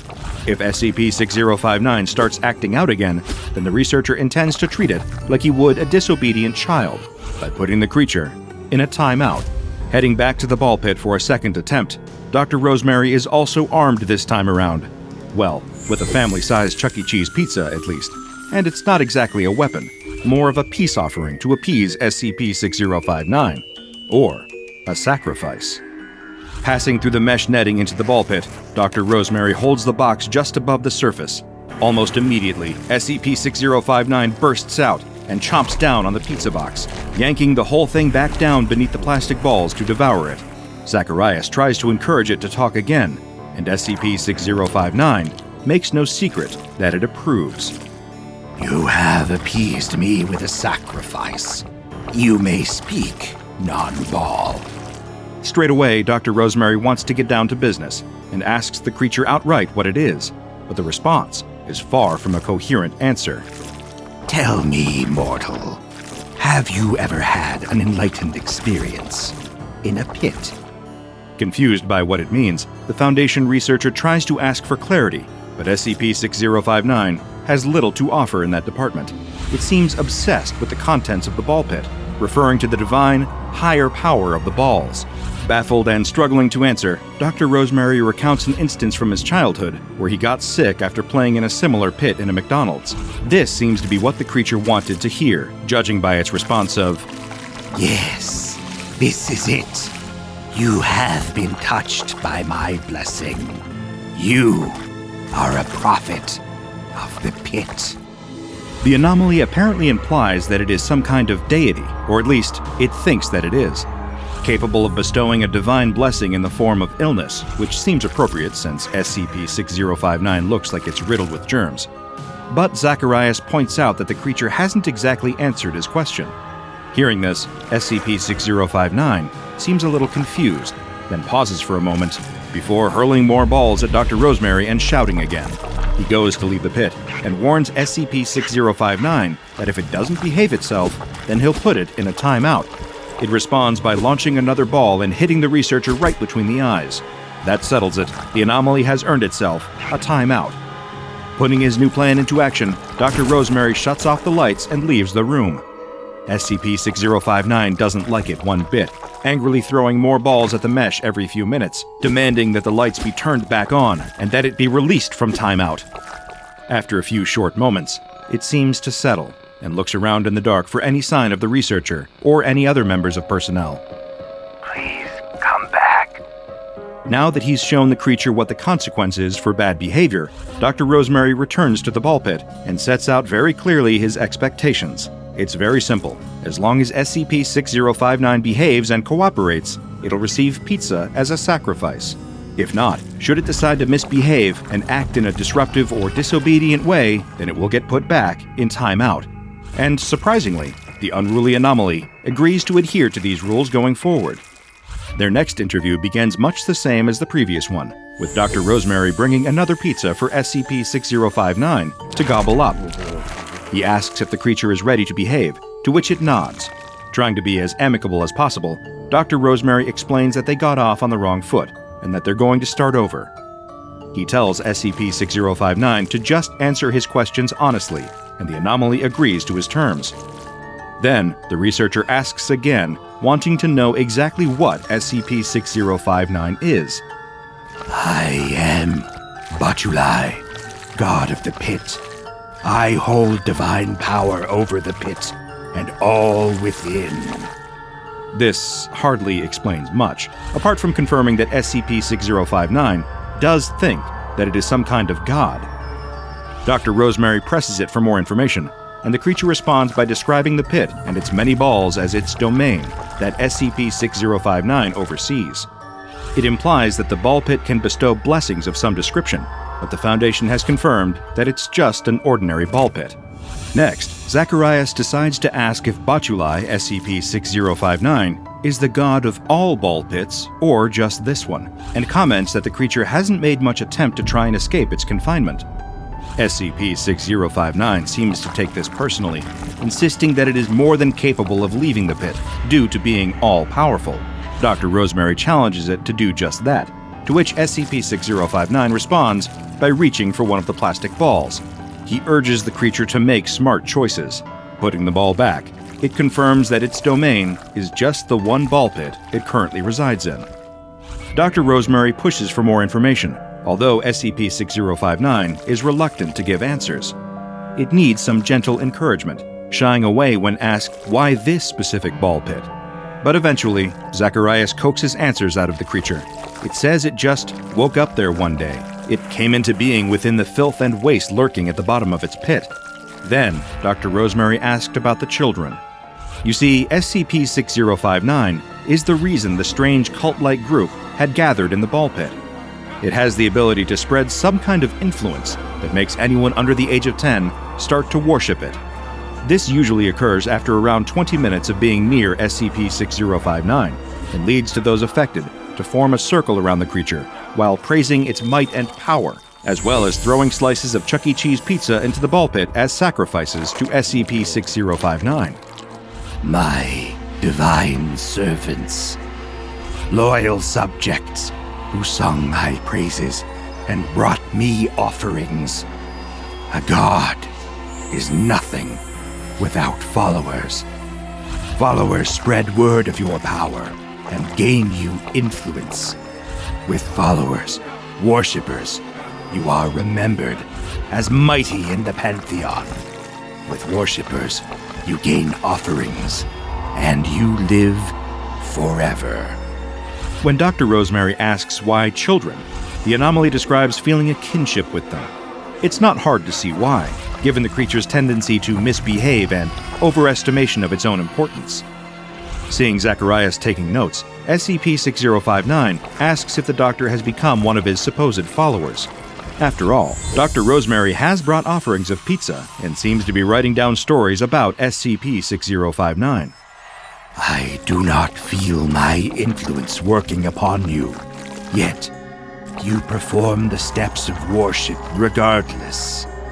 Have you accepted the glory of the balls? Have you decided to become a follower of mine? Of course, Zacharias is just making notes of their interaction in the interest of research. He warns SCP-6059 not to overthink it before wrapping up the interview, once again leaving SCP-6059 alone in the ball pit. The security cameras observing the creature's chamber record it becoming irritable at being left alone.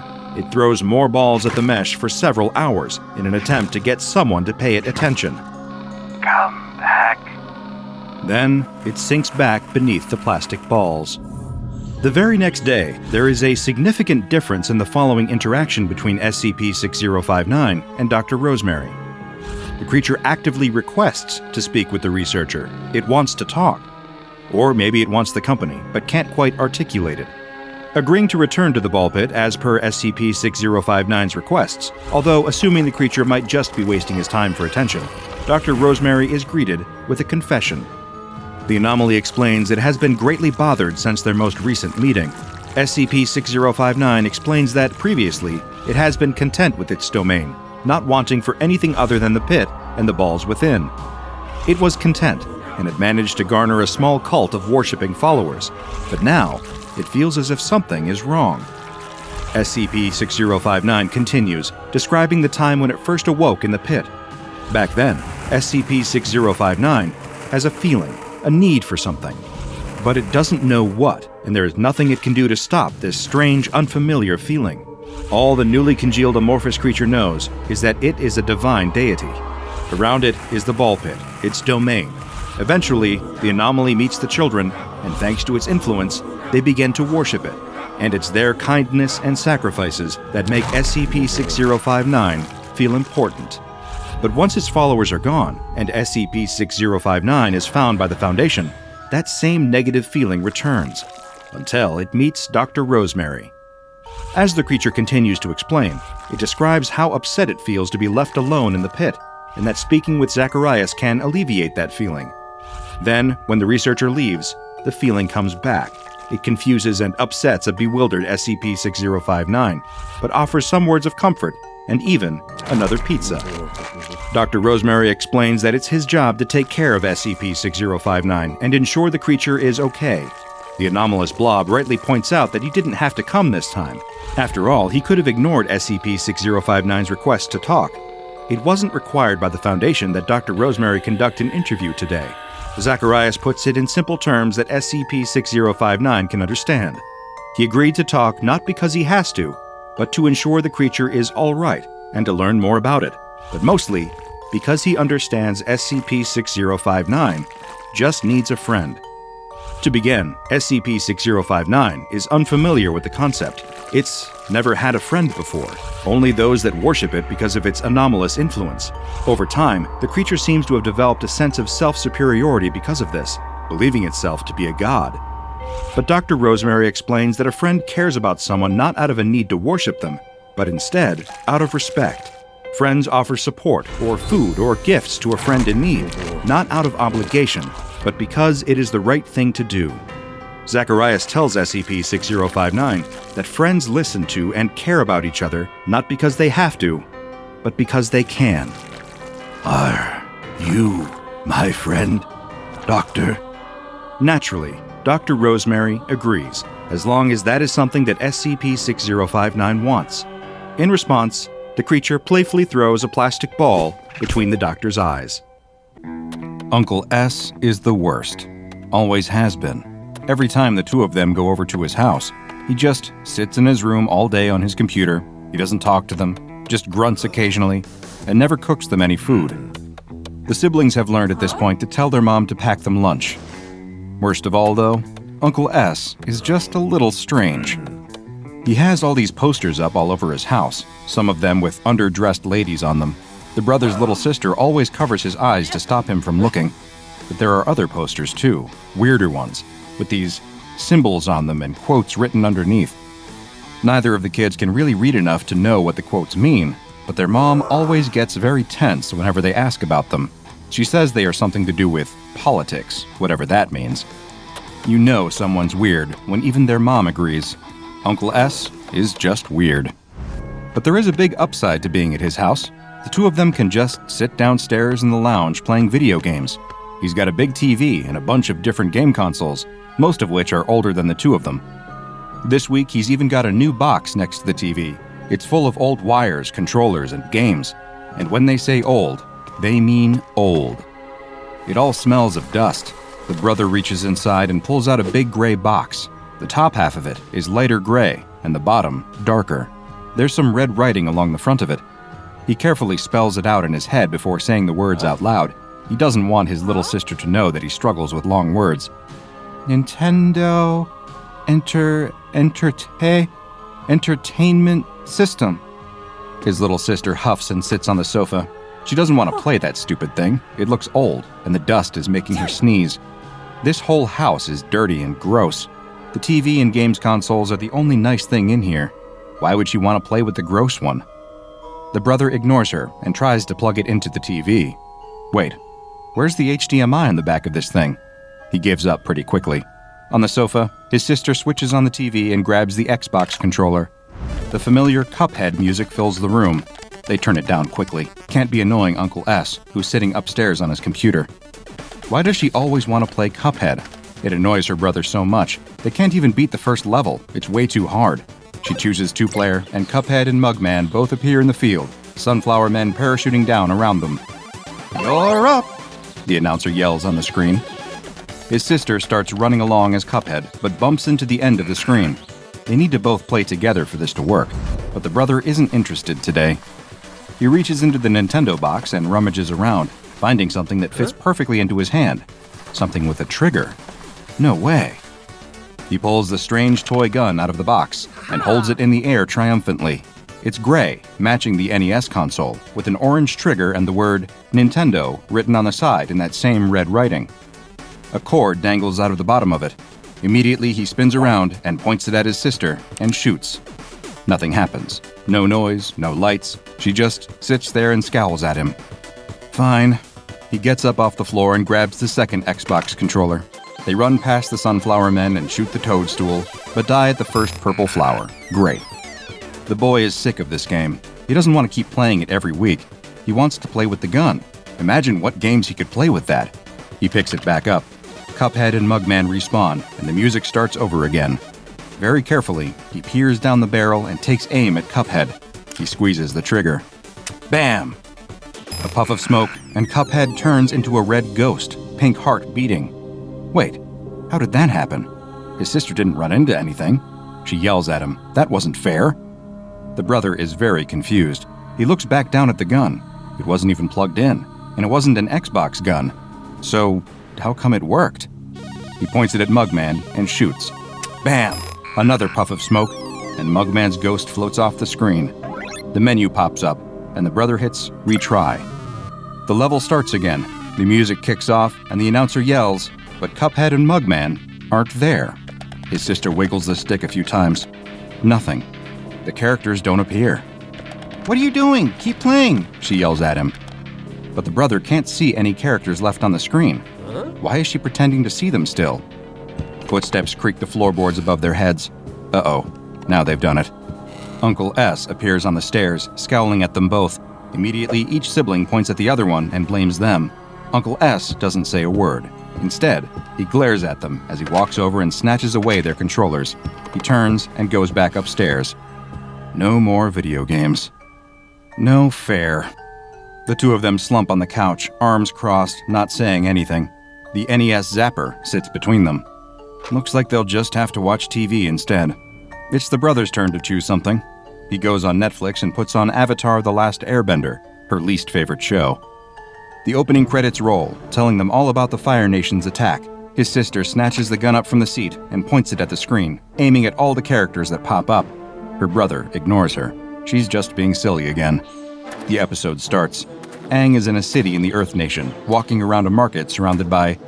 His sister squeals. He looks at the TV, confused. Nothing has really happened. The characters are just standing around at the market talking. But his sister stares at the screen wide-eyed, almost a little scared looking. What's she doing? She points at the screen in amazement and says that Aang is dead. She pointed the gun at him and shot, and now he's dead. Yeah, right. Aang is perfectly fine. He's standing right there talking to Katara. The brother snatches the gun back and fires it at the screen. Bam! A gunshot rings out through the town square, and Aang crumples to the ground. Katara screams and runs over to him. She tries desperately to wake him up, but there's no use. He just lies there dead in the square. No blood, of course. This is a children's show, after all. Katara starts sobbing desperately and looks imploringly at the screen.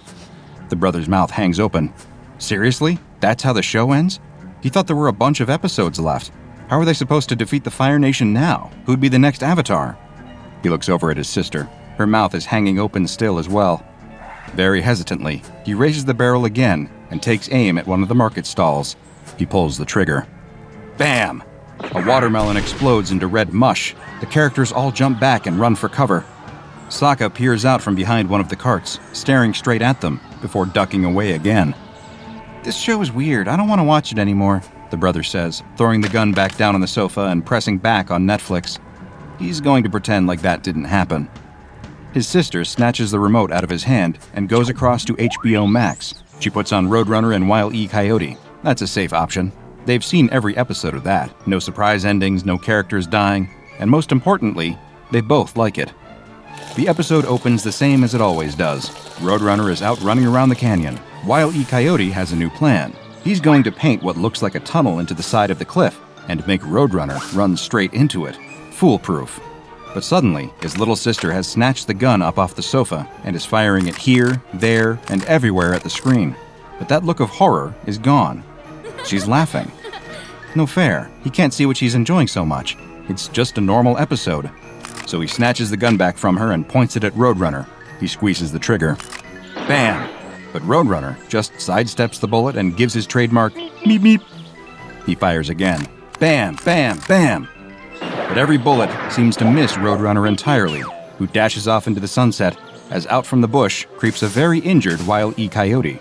Bullet wounds all over his body. He scowls at the brother and trudges off down the road, walking straight into the fake tunnel he painted. After a moment, the brother breaks out in laughter too. This gun is amazing. What should they watch next? Who have they always wanted to shoot? What if they shoot a hole in the dome around Sandy the Squirrel's house? Or killed a shredder? Could Sonic outrun a bullet?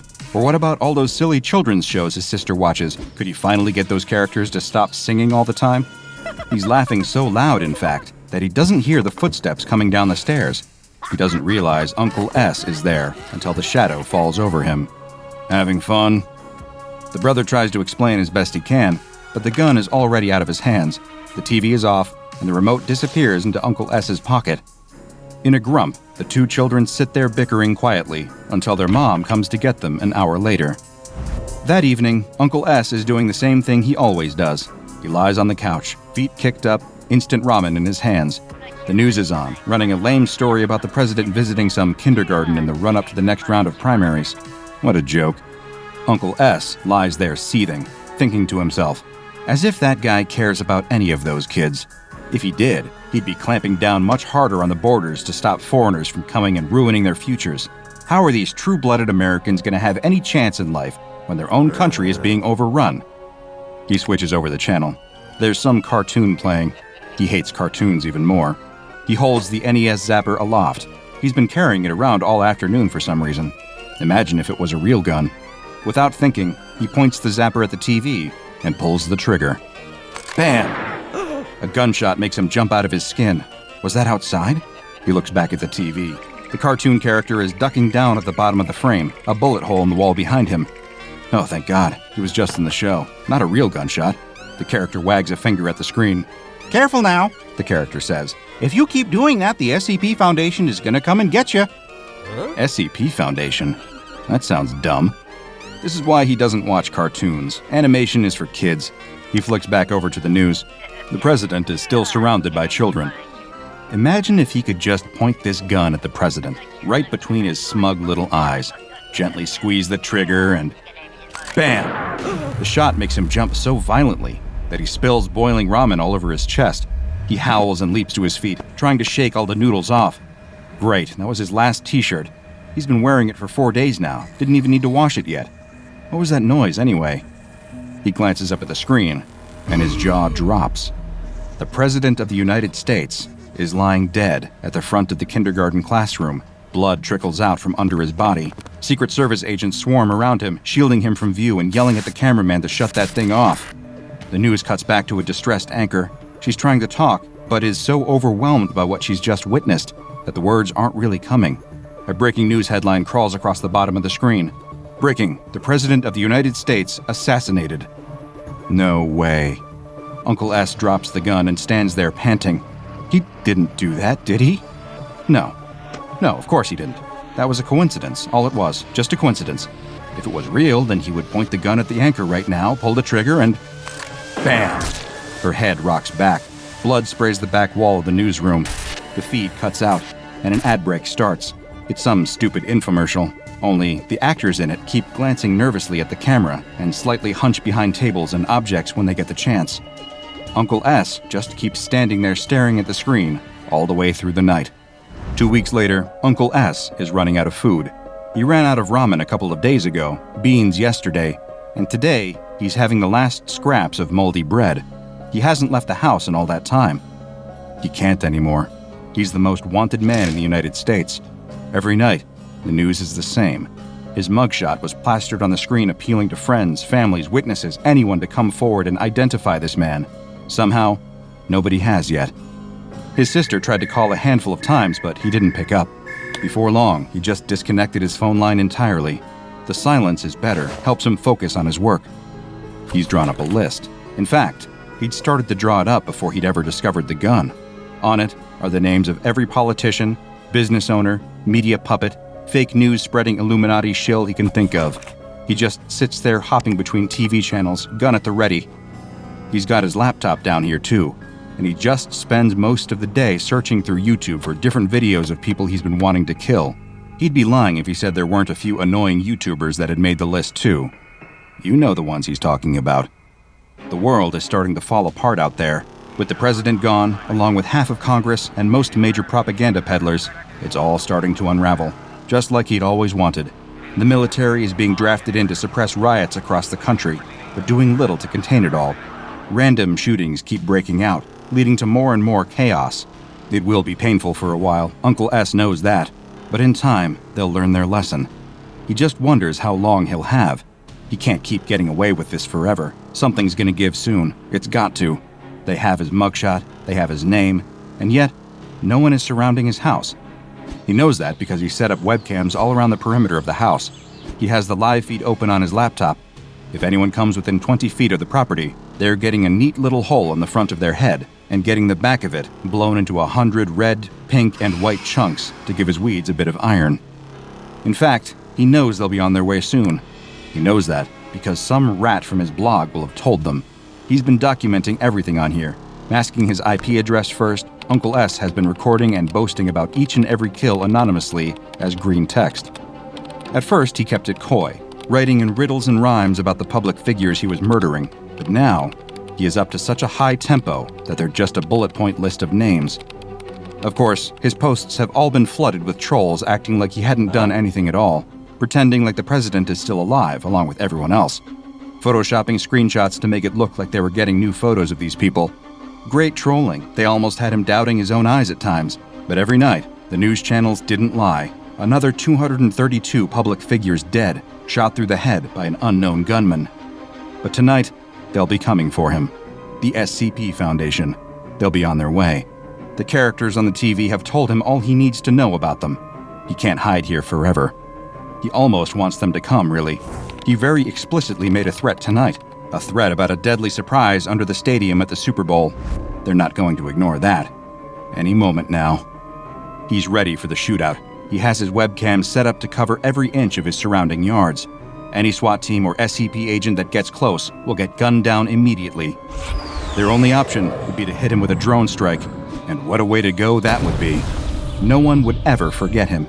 He'd be a martyr for the cause. They'd build statues in his honor. He licks his lips and stares at the feed. Nothing. For almost 45 minutes. Nothing. There, a shadow crosses the corner of the frame. Then another. A gun points into the shot.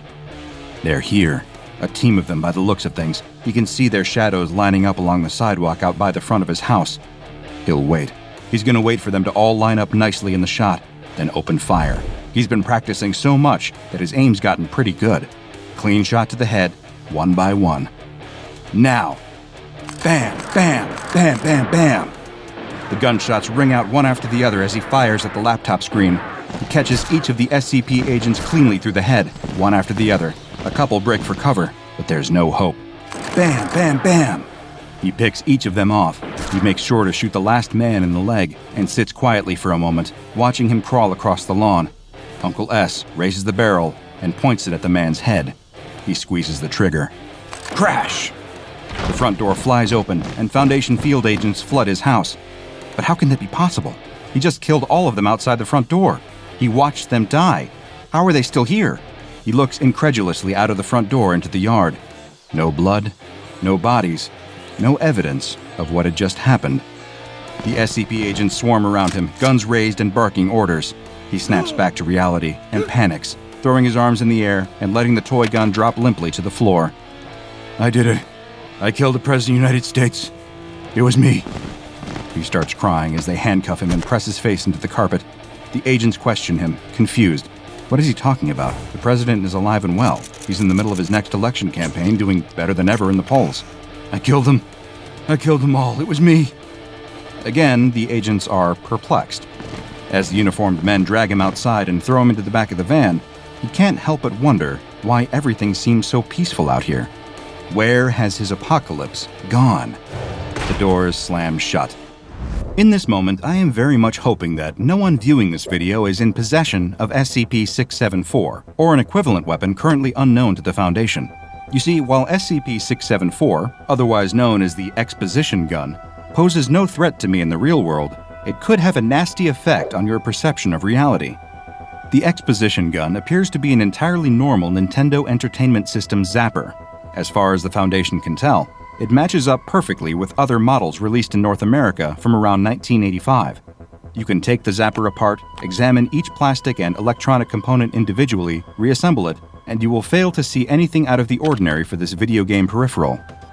And yet, if you were to hold this gun up to your screen right now, point it at me, and fire, you would hear a gunshot ring out and watch me collapse in my chair, dead. For the rest of the duration of the video, you would watch me sit here in silence. Videos would continue to upload to this channel, but each of them would probably just show my corpse as it slowly rots away in this chair. To anyone else, however, it would be business as usual as I uncover more horrifying, unnerving, fascinating, and bizarre tales from the SCP Foundation. The Exposition gun only works on its user, forever altering the reality they perceive through whichever digital screen they fire at. If they shoot the president, as Mr. S did, then in the continuity of any news program they watch, the president will forever be dead. The same applies to fictional shows as well. If the main character dies off, a sidekick steps in to take their place, and the story changes accordingly. It is to be noted that each show or movie follows its own internal logic, however. The children were unable to shoot Roadrunner because he always gets away, but in classic cartoon fashion, all of their missed bullets ended up hitting a very forlorn Wile E. Coyote. In this context, however, the gun was proved not to be fatal, as in the universe of that show, explosions, electrocutions, falls from cliffs, and drownings can never kill the coyote, so of course a gunshot would be no different. What is most interesting, however, is the gun's apparent awareness of the SCP Foundation. Users who fire the gun into the camera frequently will find characters soon breaking the fourth wall and warning them to stop it soon, for fear of being caught by the Foundation. Perhaps most chilling and still unexplained to this day was Mr. S's ultimate demise. Between rounds of questioning, he was locked in a cell with a lone security camera watching him. Mr. S was observed conversing with the camera frequently, apparently hearing replies, though none could be heard in any of the recordings. Over time, these debates grew more and more aggressive until, all of a sudden, he was shot down in his cell. Researchers and agents rushed in, but were too late. 3 .38 caliber bullets were lodged in his chest, with no evidence of a shooter in sight. The man died on the scene, and researchers have since been wary about experimenting too much with the Exposition gun. The trucker tumbles to the greasy floor of the diner, thrown out of his booth, only to come crashing down before he can regain his footing.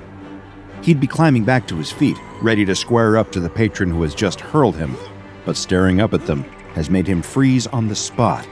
As he lies on the diner floor, the trucker's eyes lock on to the bizarre horror towering over him. It looks like a huge fleshy mess, more akin to a chewed-up wad of gum than a living being. It's nearly impossible to differentiate what parts of its head are facial features. Is the mouth right there in the center, or is it one of the various other strange and inexplicable orifices? Does it even have a mouth? And where are its eyes? Does it have the standard human too, or does it see by smelling sounds or tasting the air? And are those tusks? They are. The trucker has only stopped off for a hot cup of coffee and a bite to eat. Now he's facing off against a puzzling creature ripped straight out of a David Cronenberg movie. But then again, that's what he gets for stopping off at Freddy's Diner. It all begins a few moments prior. The trucker is at the wheel, exhausted but making good time on a long haul across the interstate. Thanks to life on the road, he's been lucky enough to see much more of the country than most, driving from the West Coast to the East Coast and back again plenty of times. And being so familiar with his routes, the trucker has his very own curated list of the best places to eat while on the road. He double-checks the time and realizes he's got plenty to spare, so decides to make a quick detour and heads towards a little-known roadside restaurant, Freddy's Diner. The trucker still remembers the previous time he took a pit stop in Freddy's place. It never ceases to amaze him that it even exists. After all, there's not another diner like it from here in California to the truck stops over in New Jersey. And the trucker knows he'd pick Freddy's Diner over any maritime-themed novelty seafood place. He likes going there so much, he's even kept it a secret from his fellow truckers on the road. He'd simply hate for everyone to start piling over there and turning his favorite spot into a rowdy trucker hangout or tourist attraction. Pulling his truck up outside, the trucker locks the vehicle up securely and heads inside. From outside, it's just a calm, quiet-seeming place, a diner like any other in that stereotypical 1950s style. That's part of what the trucker likes so much about Freddy's. It's got that comforting, nostalgic feeling to it, like one of the few remaining vestiges of an era that nearly nobody alive remembers anymore, except from seeing it secondhand in old movies. But despite it looking quiet, practically empty from the outside, stepping through the doors at Freddy's is like setting foot on another planet. The entrance isn't just the way into the restaurant, it's the access point to the trucker's other favorite part about visiting there: the people. At first, it seems normal. There's always a decent number of customers bustling about, talking to each other or ordering from Freddy, the friendly, silver-haired old owner dressed in his typical pinstriped apron over a shirt and bow tie. No matter if he's in the middle of serving a customer, Freddy always turns to greet the newest arrival with a warm smile and his classic motto: "Welcome to Freddy's Diner, the only place where you can eat cuisine that's out of your world." The trucker loves how gradually it creeps up on him. Taking a cursory glance around the diner, nothing seems all that out of the ordinary. But looking closer, he enjoys noticing the other patrons and how eccentric they all seem. When taking a gamble on Freddy's and making his first ever visit on another long drive to California, the trucker finds himself convinced that there must be some kind of science fiction or comic book convention in town. Then, soon after, he starts to get a little worried, thinking that maybe he's been on the road too long and is starting to see hallucinations out of pure exhaustion. But now he's been in enough times to know the folks who pitch up to eat at Freddy's Diner. Well, the best way to put it is that they're from out of town. Wandering past the bar, looking for somewhere to sit down, the trucker notices a trio of figures sitting down and enjoying plates full of freshly grilled burgers and baskets of golden fries hot from the fryer. What does it matter that all three are wearing huge, bulky spacesuits with metal piping snaking down them and vents hissing out warm steam? They're just enjoying their meals after all. The trucker finds a vacant booth and sits down on the comfortable leather seat, scanning the diner for Freddy so he can order a coffee. Sitting across from him at the opposite booth, his eyes fall across a couple, smiling and giggling to each other as they chat. He's so caught up in their infectious positive vibes that he barely realizes how one of them has had her entire right arm replaced with an intricate cybernetic one, or that the other is entirely blue and has pointed ears. It's just nice seeing how happy they are. That's when a voice that sounds like someone gargling water chimes up, and a sinewy tentacle grabs the trucker by his flannel shirt. What the hell do you think you're doing? The patron gurgles. I got up to use the bathroom for 5 minutes and find some chump in my seat. That's my table, pipsqueak. Moments later, the trucker is on the floor, looking up at a creature he's never seen before. In fact, he's not even sure if the patron is human. Judging by the chewing gum head and the disproportionate limbs protruding from random points across its blobby body, it's a safe bet that it isn't. The trucker stumbles towards the bar and asks Freddy for a cup of coffee, a strong one, to wake him up in case he's dreaming. Across his visits to the diner, he's been convinced that all the flamboyant and eccentrically dressed customers are all just wearing costumes, either for a local convention or because of an anything-goes dress code. But after seeing the patron, the trucker's starting to think that he might have been very, very wrong about this place. Not to be confused with a certain pizzeria populated with quirky animatronic characters, Freddy's Diner is a restaurant experience like no other. But if you're hoping to experience its comfort food and unique atmosphere for yourself, then you might have a hard time getting past the quarantine zone that now surrounds the diner, thanks to the SCP Foundation. Technically, Freddy's Diner is still very much in business, although you're not likely to see anyone stepping through or out of the front doors anytime soon. Well, not from this dimension, at least. Before it would go on to be known as SCP-1440, the SCP Foundation learns of this seemingly innocuous restaurant 2 months after it first appears. To begin, none of the people that live in the nearby area pay the place much mind. As far as they know, Freddy's Diner is just a harmless 50s-themed diner. Each and every one of them remains totally unaware that their memories have been tampered with, so that as far as they're concerned, SCP-1440 feels like it's always been a local staple, despite only having been around for a few short months. However, some new folks roll into town, and pretty soon the Foundation are getting rather suspicious about Freddy's Diner, thanks to abundant reports of a strange restaurant with weird cosplayers from the newcomers. They send in an undercover agent to investigate, making sure to be as subtle as possible. After all, at this point, there's still every possibility that Freddy's Diner really is just a hotspot for cosplayers and other eccentrically dressed individuals. But if only things were that simple. Inside, the agent is greeted by familiar, nostalgic surroundings. Circular seated bar stools, black and white tiled floors like a chessboard underfoot, a jukebox in one corner blaring out hits from the likes of Chuck Berry and Elvis Presley. Even the menu has all the old classics on there. Thick, frothy milkshakes served in tall glasses, freshly made burgers and fries, the kind of food that fits the atmosphere of the 1950s. The thing that doesn't, of course, is the various, unusual customers that frequently eat at Freddy's Diner. Even without his extensive training in identifying anomalies, it doesn't take the Foundation's agent very long to realize that some of the people enjoying their meals inside SCP-4258 aren't all human. Some are. In fact, most of them do still resemble something close to humanoid. Although upon closer inspection, it would appear that almost everyone in the diner has widely different physiology. Even those that look mostly human on the outside aren't a perfect match, at least by our standards. That's because everyone who visits Freddy's Diner has come from a completely different reality. SCP-4258 isn't your average diner. It's an interdimensional diner. People from all across the multiverse have made their way to this specific restaurant for a bite, and it's definitely popular with those that visit. Freddy's Diner might be the only restaurant that can claim to be multiversally loved, frequented by customers from multiple different dimensions all at once. Some days, you might see little more to indicate this than a few patrons wearing weird clothing, the kind that you've never seen before. A sight like that is easy to write off as a bizarre fashion statement after all. But on other days, when you find yourself enjoying a classically made milkshake at the bar, when a 6.5-foot anthropomorphic slime creature sits down on the stool next to you, then it becomes a bit more apparent that Freddy's Diner is anything but ordinary. And the agent sent to investigate the place by the Foundation quickly gets that very same impression during his first visit. Perhaps in an effort not to get swept up in the wondrous Mos Eisley Cantina energy of SCP-4258, the agent approaches the bar and begins to conduct an impromptu interview in the field. He talks directly with an old gentleman who appears to be running the place, the sole worker and owner of the establishment, the man the diner is named after, Freddy, although he'll later become known as SCP-4258-1. Freddy greets the agent with the same charming, well-mannered demeanor as all his customers, before the agent starts trying to get to the bottom of what exactly the place is. It's a diner, Freddy tells him after a quick chuckle. They don't have these in your dimension, kid?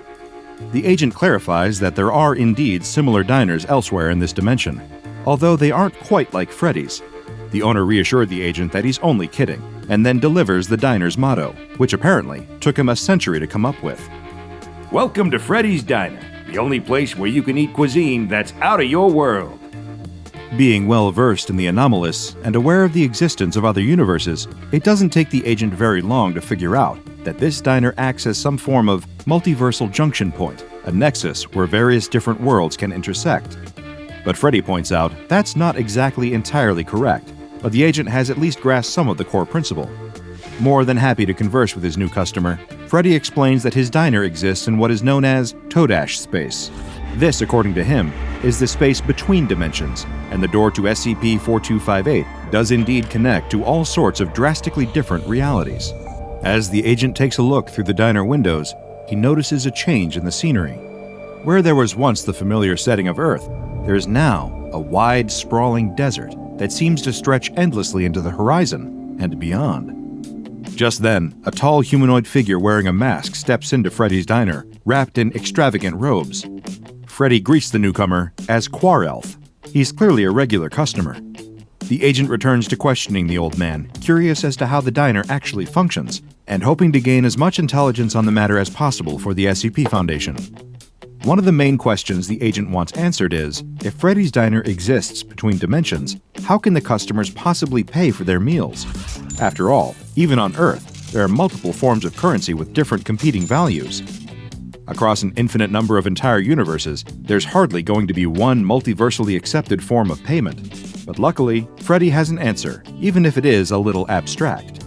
As he explains it, the restaurant is funded, in a sense, by something called Empathius. You know that happy feeling you get when you remember something nice or someone compliments you? The restaurant feeds off that. It's what keeps the place running. Confused as to what he means, the agent asks for clarity. For a moment, it sounds like Freddy's diner extracts positive emotions from its clientele, like a leech draining blood. But Freddy assures him that it's not quite the same. The diner itself only takes away the excess empathias, the positive emotions, that its customers experience from being there, enjoying their meals and the atmosphere of the interdimensional diner. Freddy likens it to trimming the edges of a hedge. SCP-4258 doesn't rob people of their enjoyment, it just takes a little bit to keep the lights on. The patrons that visit only have to feel happiness, and that's the only payment for their meal that Freddy wants. That brings the agent to a final question. If the restaurant takes a little bit of empathias as payment, then what exactly is Freddy? The owner chuckles and says that he's just an old man looking to make good food. Speaking of which, he offers to take the agent's order. Not wanting to be rude, the agent asks for a hamburger and fries to go. He tries to see if there are any other staff working in the kitchen, but there doesn't look to be anyone at all, save for a pair of transparent hands that place a plate down on the kitchen line. Foundation researchers conduct a few different tests on the food that the agent received from SCP-4258, but their analysis quickly reveals that there's nothing harmful about it at all. It's just a well-made burger. The agent is subsequently sent back to the diner to gather more information about it. This time, he's given instructions from the Foundation to change up his approach and speak with some of the customers instead, to see what they think of Freddy's diner. After all, despite his friendly demeanor, the old man could always be a liar, trying to cover up a more sinister nature to his restaurant, so he can lure in more unsuspecting people from across the multiverse. Although the agent has little reason to suspect anything untoward about SCP-4258, the Foundation is nothing if not thorough. During his second visit, the agent sits down with one of the customers enjoying a meal at Freddy's diner, a humanoid being whose body is composed entirely of different types of stone. Just from a cursory glance, there looks to be a mixture of basalt, granite, and limestone all over the entity, who introduces itself as Rock. The agent starts by remarking that the creature has a very interesting name. Everyone on Rock's world is named Rock. Pushing for more information on the creature's universe, the agent decides to ask if Rock's homeworld has a name, to which the reply is Rock. As far as the agent can attain from Rock's fairly blunt description, the stone entity originates from a universe that lacks any life forms with flesh and blood bodies, or squishies, as Rock refers to them. It also states, with a similar lack of descriptive detail, that its home universe also lacks anything resembling vegetation. There are no trees or plants, which means that the denizens of this dimension only eat Rock. Very delicious, yes. The agent submits a proposal to the Foundation for a third visit to Freddy's Diner, writing in his report that his latest interview has proven to be completely useless. Although it does at least provide one interesting detail about SCP-1440, besides all the facts about rocks. It seems that everyone within Freddy's Diner, regardless of which dimension they originate from, is capable of understanding each other. It's almost like a multiversal translator is in effect within the restaurant itself to make it easier for Freddy and his patrons to communicate. Returning to SCP-1440 for a third time, the agent finds himself striking up a conversation with a rather familiar face. His own. Against the improbable odds of infinite different people across an infinite number of universes in an endless multiverse, the Foundation agent happens to bump into one of his own counterparts from an alternate reality. And for the most part, this alternate agent seems to be from a universe that is practically identical to the first agent's. The two men sit down and begin to have a friendly discussion almost immediately after entering Freddy's Diner. After all, it's likely that nobody else in the establishment is as familiar with each other as the pair of them are. The first agent is quick to remark at how strange this encounter is, even amongst his own years of experience at the SCP Foundation. Working with anomalies on a day-to-day basis is strange enough, but interviewing an alternate version of yourself has to be a jarring experience to say the least. The agent tries to establish any major differences between their two universes, asking his counterpart who he works for in his reality. The alternate agent explains that he also works for the SCP Foundation, or another version of it. So far, no differences. Next, the agent asks a more personal question.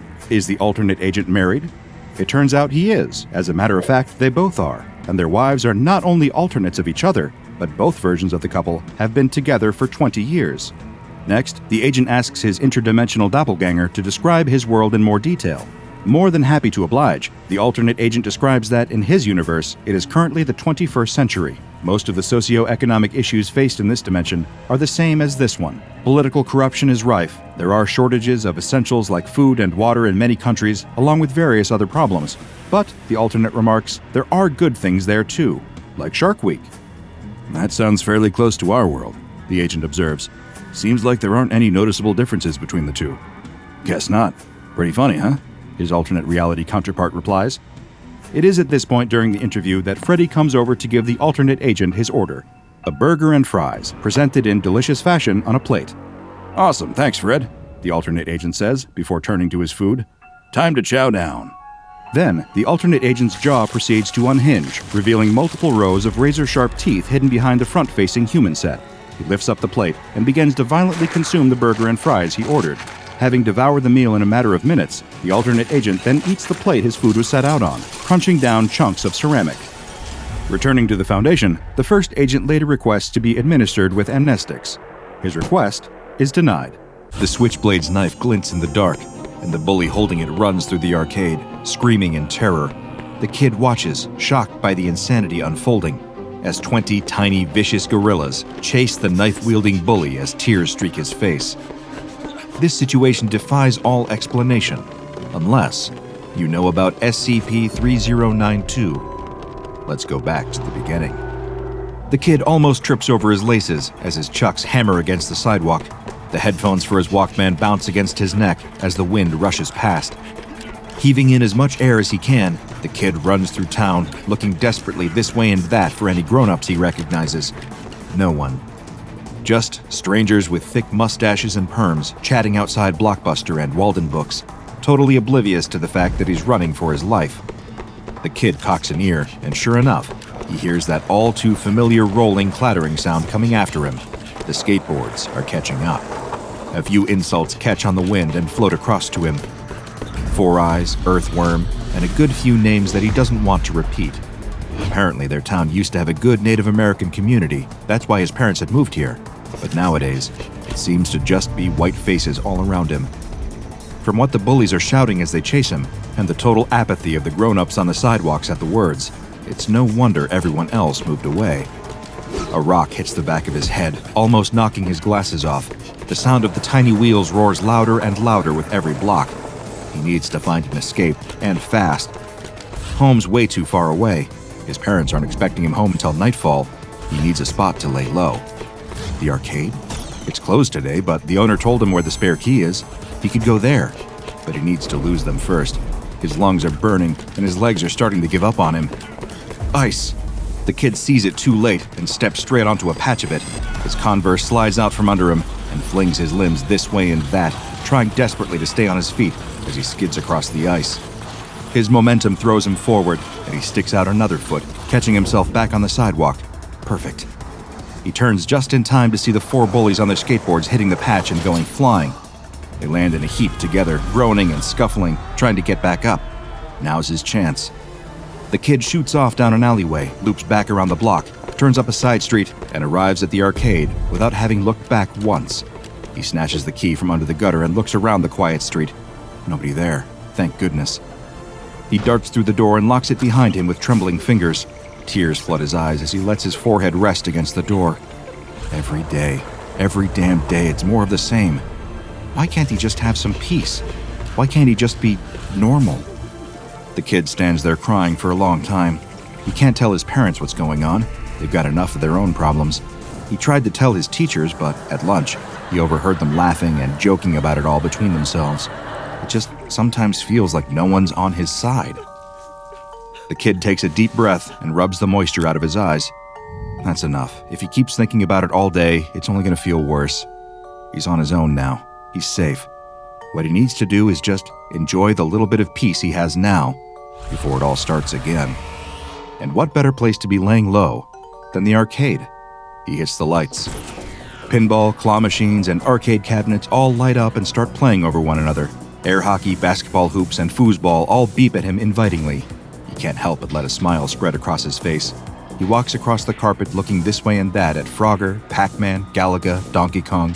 So many choices, so many choices. He hops on the counter and hits the side of the cash register. It pops open, revealing trays stacked full of quarters. Mr. Burns, the guy who owns the place, told him he's allowed to let himself in and use the money in the register to play whenever he wants, on the house. As the kid scoops a handful out of the drawer, he realizes he might not be totally on his own in this town after all. Pac-Man beeps into life as soon as the quarters fall into the slot. He grabs the joystick and stares intently at the screen, darting this way and that through the maze, munching. Try as they might, the 4 ghosts just can't catch him. The kid grins. All that time running from 4 bullies wasn't quite for nothing, was it? But after a couple of levels, he gets bored. He always plays Pac-Man, so much so that he's memorized his route through the first few levels. Kinda takes the fun out of things a bit. He lets the ghosts around him and watches Pac-Man swirl away into nothing. Frogger isn't much better. He never really clicked with this one for some reason, just felt too stop-start. He lets the frog get run over and stands back, letting out a sigh.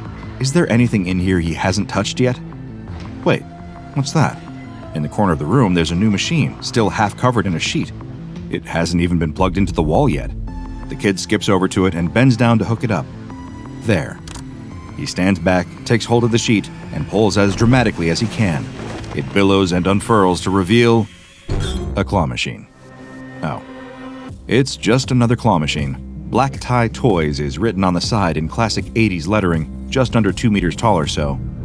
Nothing to make it stand out from the other cabinets in here. But not only does it look boring, it doesn't have anything he wants inside. Just a bunch of plushy gorillas. Not exactly a brand new cabinet, but worth a shot anyway. The kid slots a coin in and cracks his knuckles. Here goes nothing. The claw swings to life at the slightest touch of the joystick. These things are normally rigged, so he's not exactly expecting much from it. May as well just drop the claw here. All the toys in this one are the same anyway. No way. It's caught onto one of the gorilla's feet, lifting the toy up as it dangles upside down. It swings precariously this way and that as the claw guides it over to the hole. It's a defective toy with a bit of stitching loose on its shoulder, but he couldn't care less. The thrill of getting one first time. The toy drops into the chute and thumps to the bottom, just behind the little door. The kid punches the air and yells in triumph. He did it, first try. He bends down and reaches out into the little flap, just as the flap opens by itself. He freezes as a little toy gorilla opens the door for himself and hops out onto the carpet. The kid yelps and jumps backwards, tripping over his feet. Somewhere in that chute, between falling in and popping out, this little toy had, well, it had come alive. The little gorilla does the same as the kid, leaping backwards defensively. It raises two soft fists with surprisingly dexterous fingers and looks the kid up and down warily. It orders the kid in a stern, militaristic voice to identify himself. The kid's jaw drops open. It can speak? The little plushy gorilla's voice is gruff, but high-pitched enough to match his size.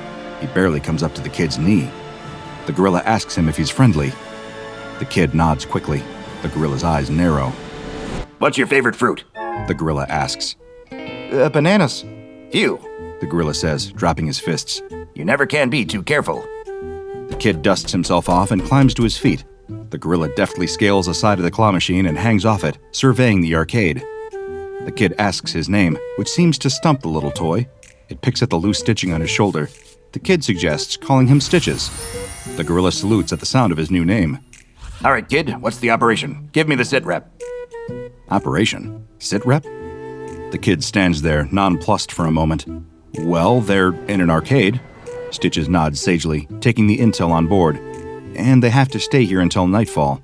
The little gorilla has already swung himself up on top of the machine to get a better view of strategic locations. And where are the hostiles? The kid hesitates. Stitches looks down at him knowingly. An unspoken understanding passes between them. They could be attacked at any moment. The pair of them take a walk around the room, the kid explaining the situation. 4 bullies, 3 entrances, front door, alley door, and a window. No back rooms or hallways, those are all locked. The gorilla takes a candy cane from behind the counter and sticks it in the side of his mouth like a cigar. He doesn't seem to be able to chew it or even suck on it. He is just a toy after all. But the kid feels like he can't really point that out. He has no idea how fragile his comrade's ego is.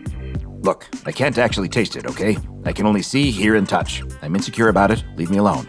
We haven't got much time anyway, the gorilla says. We've got to prepare our defenses. The two of them go to work, Stitches barking orders at the kid as they ready themselves for the bully's arrival. The kid asks Stitches what exactly their aim is. The plushie looks at the kid like it's a trick question. Total domination, absolute victory, annihilation, a butchering. The kid straightens, suddenly feeling very unsure about all of this. He tells Stitches that he doesn't want to kill anyone or anything like that. Kill? The little gorilla falls backwards off the coin machine in surprise. Kill? No. What's wrong with you? Of course not. We're gonna tickle, bamboozle, inconvenience, and bonk. Where those things fit within the confines of the Geneva Convention, of course. Bang, bang, bang! The hammering fists on the door are so loud that it shakes on its hinges. They've barely had 10 minutes to get ready. That's not fair. The kid can see the shadows of feet blocking the streetlight. His knees go weak almost straight away at the sound of their cat calling through the cracks. They've found him.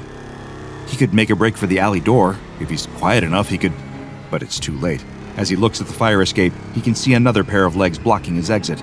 No point jumping out of the window. They'd see him straight away and have him blocked off from both sides. He looks down at his squishy little companion. They have no choice. It's time for guerrilla warfare.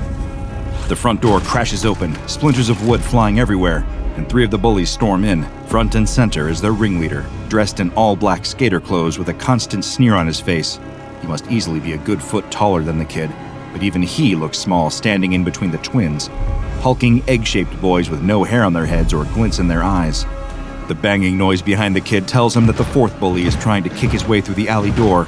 They don't have time to deal with that now. The twins are storming over to him like a pair of freight trains. His legs are really shaking now. He needs to move, but Stitches is gone. That loyal gorilla had been at his side just a moment ago, but as soon as trouble arrived, he disappeared, just like they always do. The twins are nearly upon him now. The kid doesn't have a choice. He takes a deep breath and closes his eyes, ready for a beating. Yeah! The primal scream fills the arcade.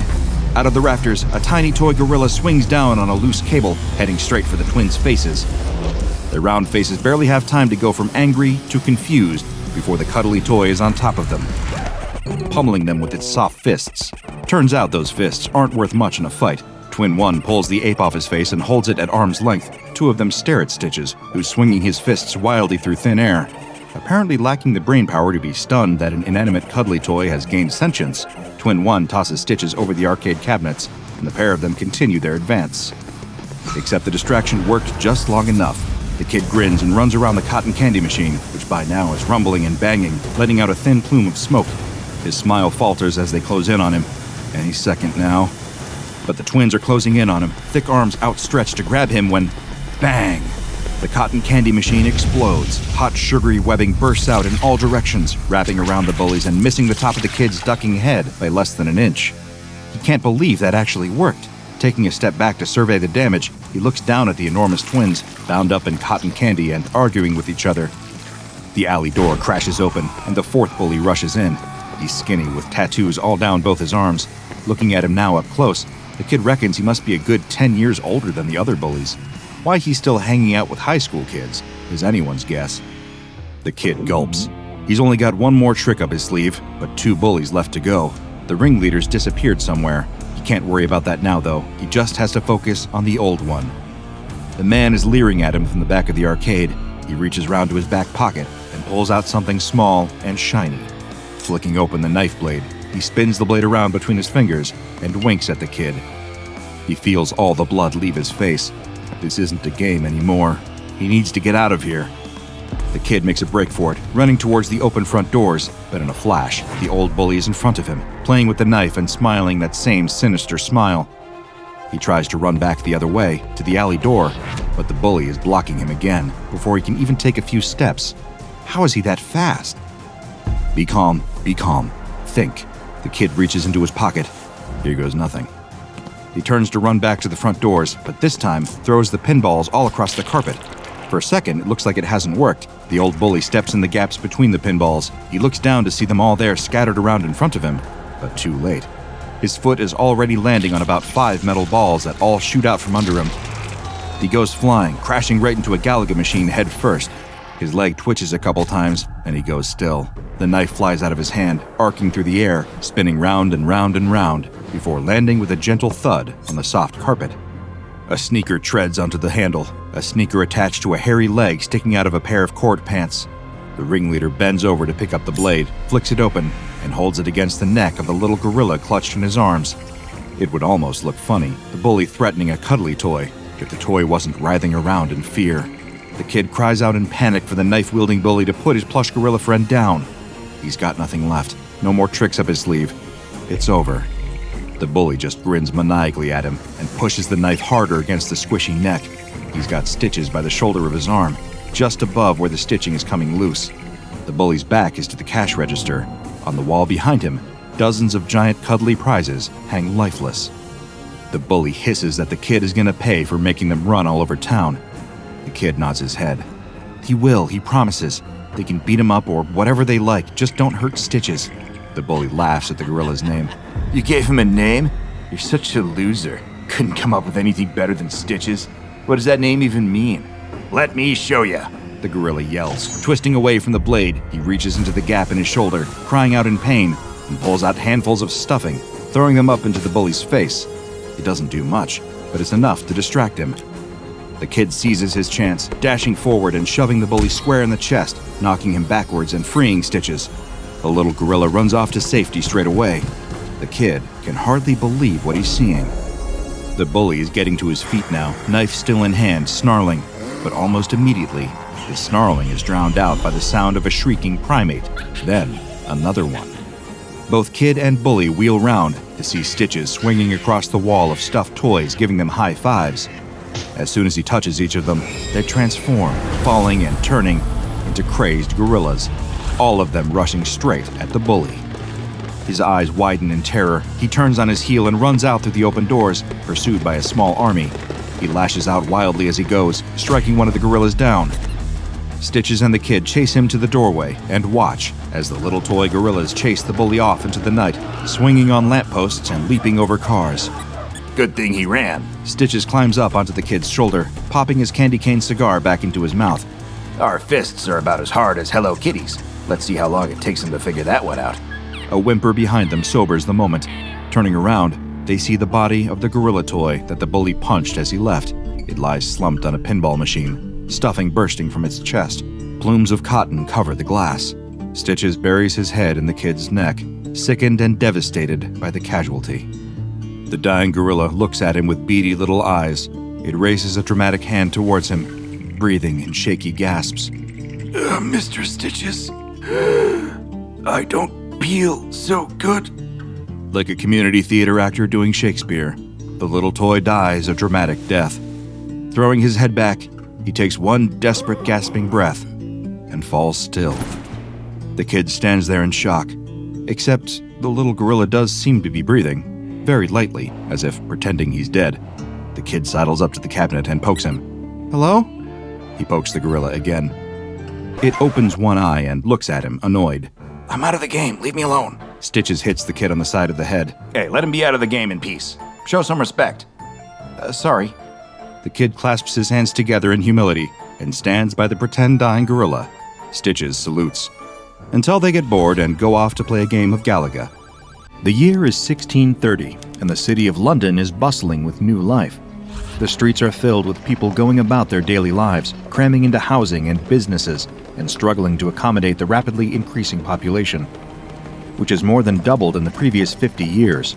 Among the new citizens of London is a dark figure who keeps to himself, a man in long black robes and a beaked mask, dressed like the plague doctors of the Black Death centuries before. The figure that will one day be known as SCP-049 has come to London town to embark on the next chapter of his life in his ongoing quest to solve the ills plaguing humanity. Though one might expect his appearance to make him stand out, most of the citizens surging through the city streets have far more important things on their minds than what the man in the mask might be up to. So he has managed to carve out a little sanctuary, an empty warehouse where he rests and works. When curiosity gets the better of him, he slinks down alleyways, avoiding crowds and listening for any whispered secrets he can catch from the shadows. It is on one of these outings that he hears tell of Henry Percy, also known as the Wizard Earl, a mysterious researcher of science and the occult, held in Martin Tower in the Tower of London. A man of wisdom and curiosity, pushing the boundaries of scientific study.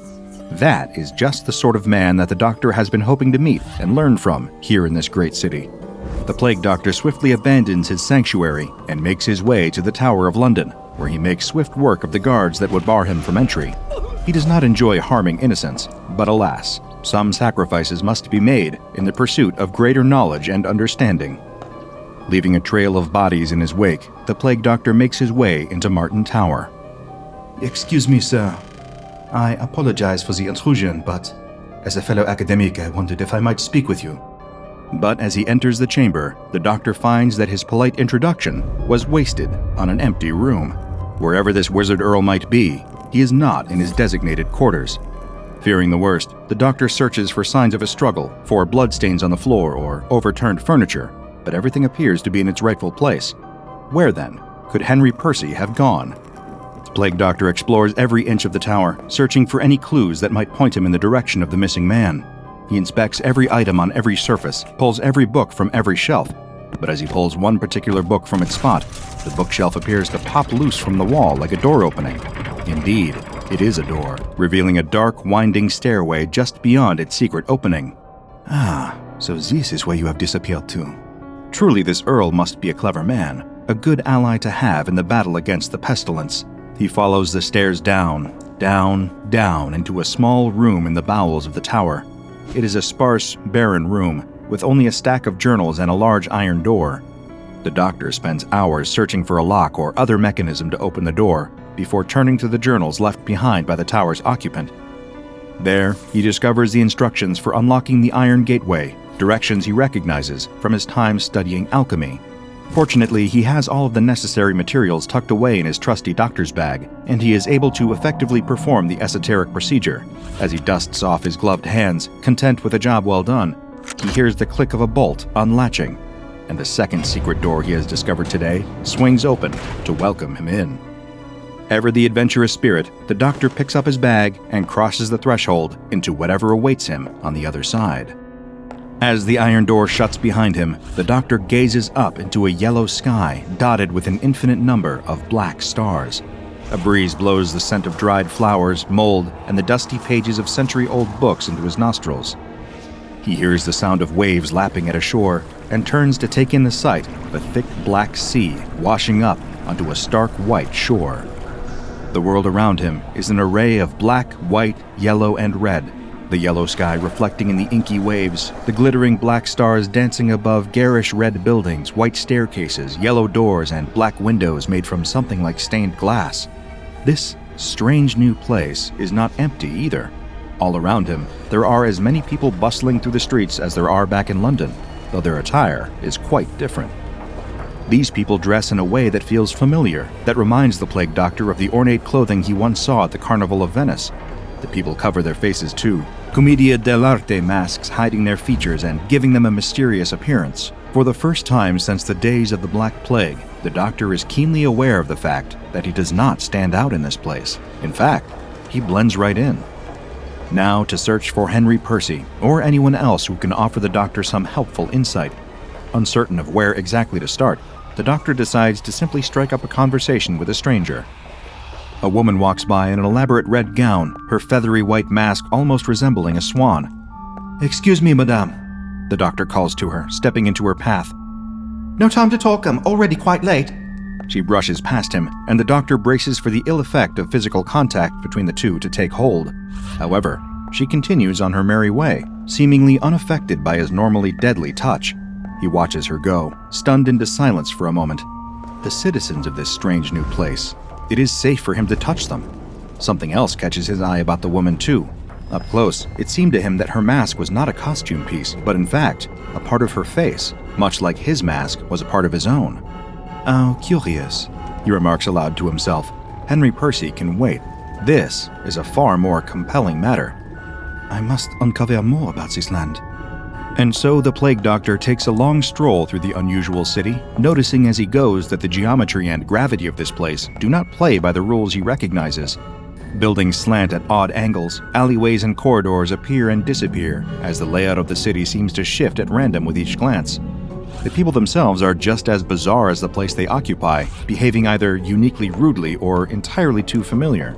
Pushing past the Doctor with a glare or tugging at his robes insistently, attempting to pull him down an alleyway or into a rapturous bout of sudden fevered dancing in a town square.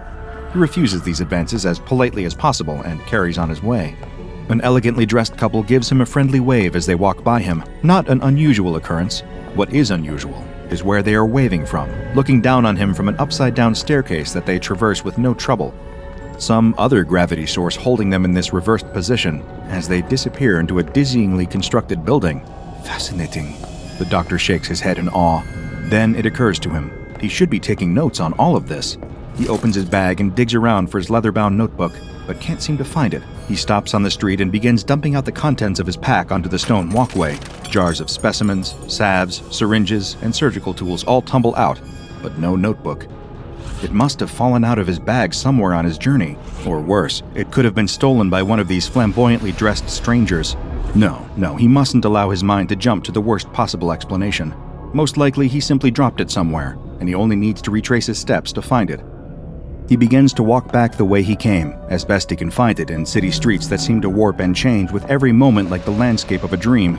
He approaches dozens of people, but each stranger he speaks to brushes him aside, rushing off to their far more important business.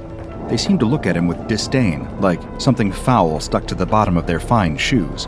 It is discouraging, and it seems as if the notebook may very well be lost forever. But then, hope. Amidst a sea of people hurrying to their next destination, the Doctor spots a man in a red cloak standing notably still, leaning against a nearby wall. The figure looks up at him, eyes shining behind a red mask in the shape of a happy, smiling face, reminiscent of the figure of Il Capitano from Commedia dell'arte performances the Doctor dimly recalls. He sheepishly approaches the grand figure in the cloak and red mask, explaining that he is an outsider to this place. When the red-masked man speaks, he speaks in a warm voice, but with a distinct air of authority. "Welcome to Alagada, sir, for that is the name of this kingdom. You are fortunate, very fortunate indeed, for I am the Red Lord of Alagada, wearer of the mirthful mask, a chief advisor to the king." Being a man with medieval origins, the Plague Doctor bows deferentially the second he hears that he's in the presence of a lord. With his knees on the ancient cobblestones below, he begs the Red Lord for assistance in finding his precious notebook, the bearer of all his research and valuable scientific secret. The Red Lord pushes himself away from the wall, standing at an impressive height, seemingly suddenly far larger than he had at first glance. His face seems to strike a sympathetic tone, as sympathetic as one can be while wearing a mask. With a grandiose hand gesture and a dramatic stride, he asks the doctor to follow him and begins strutting off down the alleyway. The doctor has come across a person with good manners in this confounding place. He follows close behind the Red Lord as the two traverse the unstable landscape, following a yellow cobblestone street to a winding black staircase that curls around and around in a seemingly eternal spiral before tilting dizzyingly on its side. The doctor hesitates, afraid he will lose his footing, but much to his surprise, the laws of gravity seem to shift along with the angle of the stairs. It feels as if he is still walking along the same even plane as before, though he can see the sights below now jutting out of view at a disconcerting right angle that makes his vision swim and his stomach turn. So he turns his gaze onto his companion's back, matching the Lord's every confident step. He wonders idly where the man is taking him, but decides to hold off on additional questions until they have reached their destination. The Red Lord comes to a stop at the top of a tall, thin tower. He stands before an unusually shiny black door that curls down at the edges, like the entryway itself is frowning. He sweeps his arm in the direction of the door and beckons the Plague Doctor to follow him inside. Before the Plague Doctor can even mention that the door has no handle or knocker, it simply opens of its own accord, as if by magic. He shakes his head. The Red Lord has already vanished inside, and he quickly follows him. The color palette of Alagada is already quite limited, but this room is stripped of the scant bits of bright pigment found outside. Not a scrap of red or yellow can be seen here, save for the suddenly garish garb of the Red Lord himself. The chamber is decorated in black and white, shimmering black velvet and cold, cruel white marble or something like marble, as this material has an eerie, icy sheen that almost hurts to look at. In a large black chair that again curls down at the edges in a melancholy fashion, there sits another masked man. He is clad in black robes, and his pale white face bears the face of tragedy, open mouth curved into a permanent frown of anguish. The Red Lord gestures to the figure in the chair, who does not speak, and introduces him as the mighty Black Lord of Alagada. The Plague Doctor can see the Black Lord's eyes following him from within the holes of the mask. A mask that members of the SCP Foundation would later refer to as SCP-035. The Doctor asks whether the Black Lord can help him find his book, puzzled at this whole situation.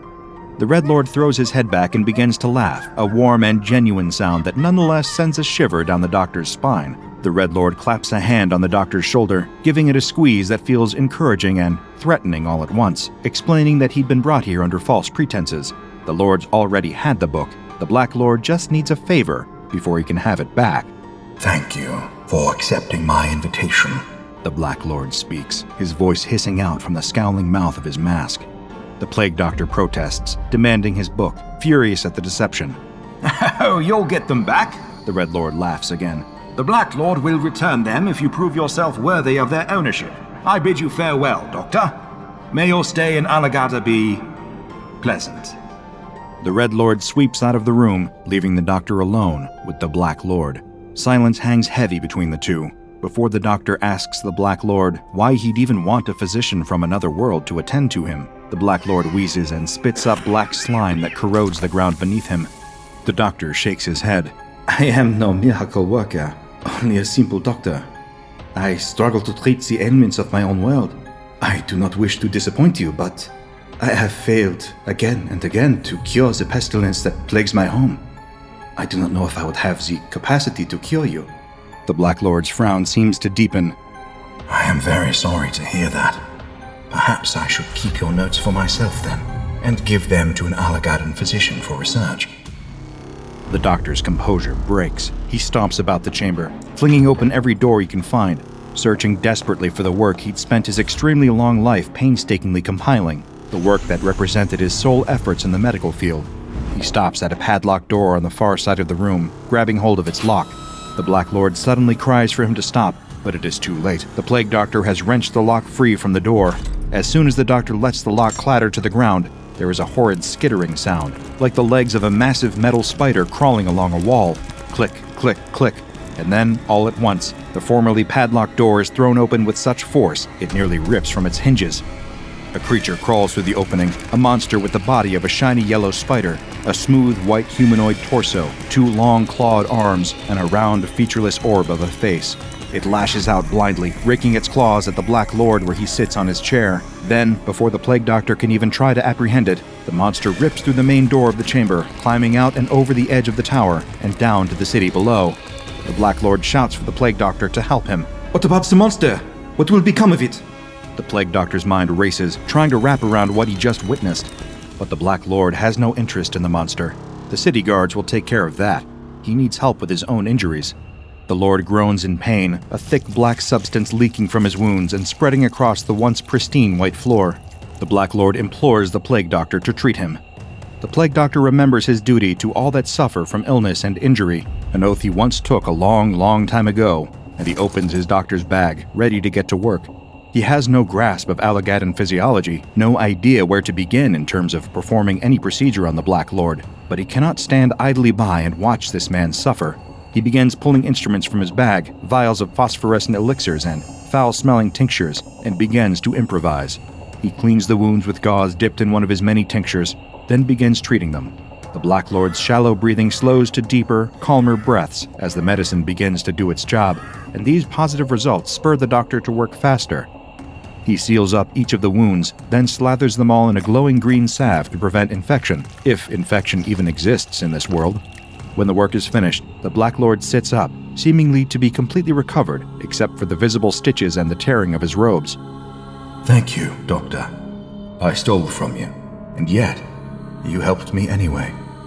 Allow me to return this to you, along with my sincerest gratitude. He reaches into the depths of his robes and produces the doctor's leather-bound notebook. Take it. The doctor snatches the notebook from the Black Lord's grip and returns it to its rightful place inside of his bag. Villain, he mutters to himself as he does. Our ways may seem strange to you, the Black Lord says. But these are troubled times in Allagadda. All is not well in the court of the Hanged King. There is deception and betrayal everywhere. All kingdoms encounter periods of strife, the Plague Doctor remarks. If you will excuse me, now that I have treated you, I will be on my way back to my own land. I do not wish to stay here any longer. Of course. The Black Lord waves him toward the door. As the doctor prepares to leave, however, the Black Lord speaks again. Are you quite sure that is your land, Doctor? You look quite like the child of a woman I once knew, long ago, who made the mistake of defying the king. She had the face of a crow, as you do. A mask that was not a mask. Excuse me? The Plague Doctor does not understand. Were you born in your world? Were you a child there? Do you remember it that way? The Black Lord asks. The doctor thinks for a long moment. He cannot recall ever being anything other than what he is now, a doctor with a singular purpose. I do not know. Perhaps, dear Doctor, this is not your first time in the land of Allagadda, and I imagine that, with time, you shall walk its twisted alleys once again. Consider that on your journey back to the place you call home. The Black Lord laughs, a low, hollow sound. Farewell. Eager to be rid of this place with its lies, tricks, and monsters of many shapes, the Plague Doctor takes his leave. This journey he hoped would provide some answers, but instead, all he found were more questions than he ever could have anticipated. The SCP Foundation personnel at Area 142 didn't understand what was happening. For days, researchers and guards had been complaining about headaches and nausea. Soon, the on-site water purification system broke down. A researcher experienced multiple organ failures, and the on-site hangar completely collapsed, causing the deaths of multiple airmen. What was happening at Area 142? Hi, I'm DrBob, and this is SCP-1440, also known as The Old Man from Nowhere. SCP-1440 has the appearance of a human male, but its ethnicity and age are both unknown. When asked any details about itself or its past, including its name, birth date, or place of birth, SCP-1440 refuses to answer, though it's unknown if it is refusing to give this information, or if it simply does not know the answer to these questions. The aptly nicknamed Old Man from Nowhere appears to be around 80 years old, but in the 50 years that the SCP Foundation has been aware of its existence, SCP-1440 has not shown any signs of aging at all, and it has yet to be determined whether it is aging too slowly for a difference to be perceived in that time, or if it does not age at all, and this is its permanent appearance. But SCP-1440's lack of aging is not even the strangest thing about it. Its true anomalous nature reveals itself once it comes into contact with the human population or any man-made objects, and remains in contact with them for more than a few days. After several days of exposure, an acute adverse effect on anything and everything directly connected to humanity occurs in the vicinity of SCP-1440. Destructive events begin to happen and grow increasingly disastrous until the man-made objects are destroyed or the people in close contact are killed. The only exceptions to these destructive events are SCP-1440 itself and its few possessions, which consist of its clothes, a sack made of unidentified material, a pack of worn playing cards, and a small glass cup. It's unknown whether these objects are somehow protected from the destructive anomalous events, or whether they are not actually man-made items. SCP-1440 seems to be aware of its anomalous effects on human populations and objects, and appears to attempt to avert destruction of them by avoiding human contact as much as possible. However, SCP-1440 is for some reason compelled to travel in what looks like a highly complex pattern, one that always eventually leads to it running into human populations, whether it wants to or not. The particulars of this pattern, both its shape and the reason why SCP-1440 feels compelled to follow it, are as of yet unknown. And just like the other details of its origin, the Old Man from Nowhere has not been able to provide any additional information or help. SCP-1440 has explained that the growing size of the human population and its expansion into previously uninhabited areas has made it harder and harder to avoid contact with humanity, as it follows its complex pattern of movement. SCP-1440 is not actively hostile, nor will it resist or fight back against attempts to contain it. Unfortunately for the SCP Foundation, all attempts to contain SCP-1440 have so far failed. These containment attempts have led to large losses of personnel life and Foundation resources as a result of the destructive anomalous effects that follow SCP-1440. The Old Man from Nowhere first came to the SCP Foundation's attention after SCP-1440 itself approached a Foundation researcher who was on her way to work. SCP-1440 somehow knew that this researcher worked for the Foundation and requested her assistance. When the researcher asked what kind of assistance it was looking for, it replied that it hoped the Foundation would be able to destroy it. It was brought to an SCP Foundation site for further questioning and study, which is where the destructive anomalous effects were first witnessed. The entire site was destroyed, killing multiple site personnel, as well as causing the destruction of 6 safe and Euclid-level SCP objects. So far, all other attempts to contain SCP-1440 have resulted in similar destructive events. SCP-1440 doesn't resist the SCP Foundation's attempts to contain it. During a 4th such attempt by the Foundation, SCP-1440 was brought to Area 142. The Old Man from Nowhere applauded the Foundation's ongoing efforts, but also expressed that it was for the best that it be allowed to leave, as the results for the researchers would be the same as the previous 3 attempts: death for all involved. SCP-1440 told the researcher interviewing it that its first brother had already arrived and was standing behind the researcher. It went on to explain that the brothers are different, but one and the same. They are all cruel, vengeful, and capable of holding a grudge for a long time.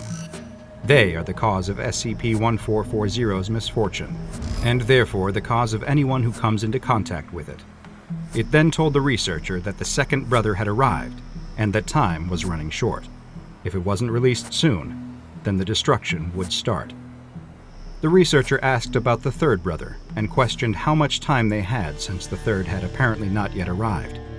SCP-1440 explained that the third, despite being the cruelest of all, never arrives, and that it's actually the appearance of the last brother that will somehow set the Old Man from Nowhere free.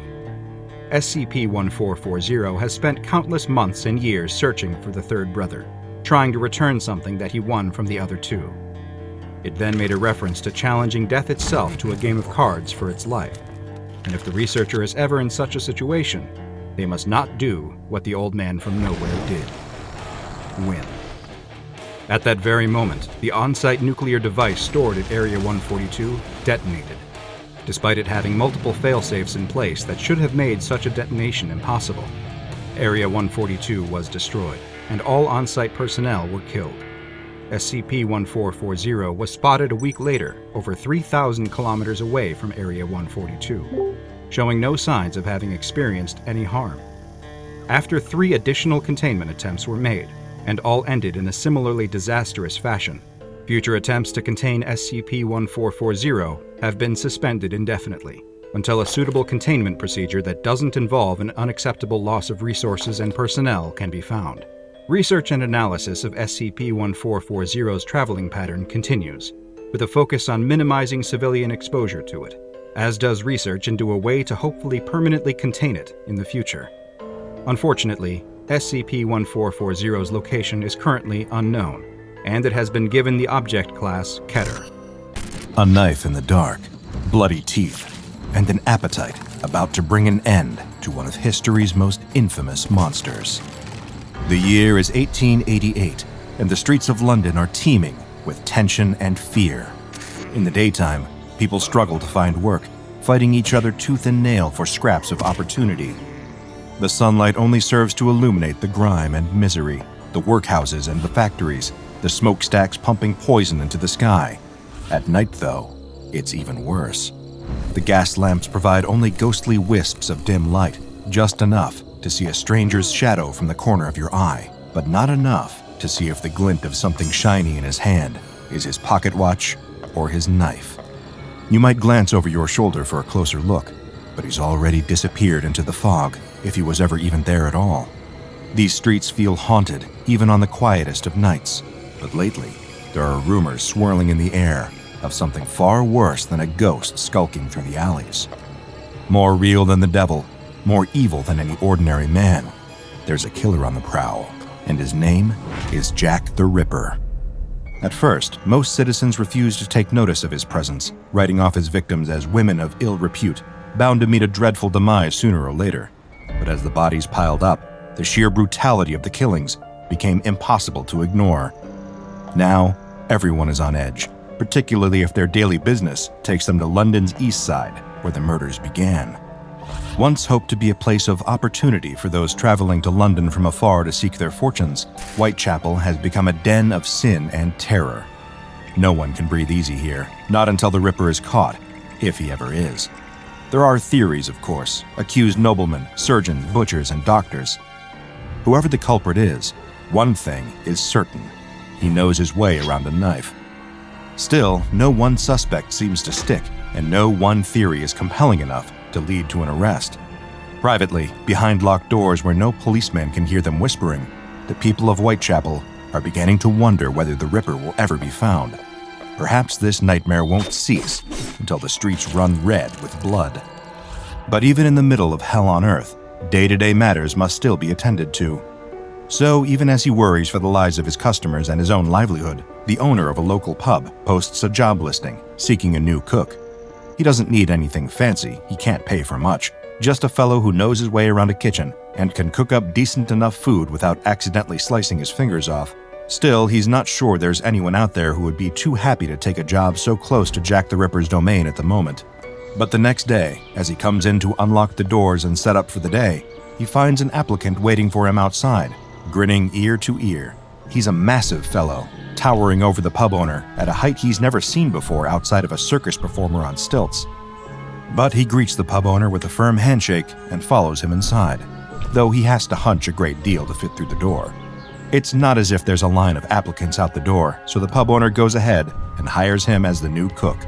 The cook is a Frenchman, but he won't hold it against him. That night, when the pub opens for business, the new cook gets right to work. From his disposition, one would never know he's working for pennies in a dingy pub in the most dangerous part of town.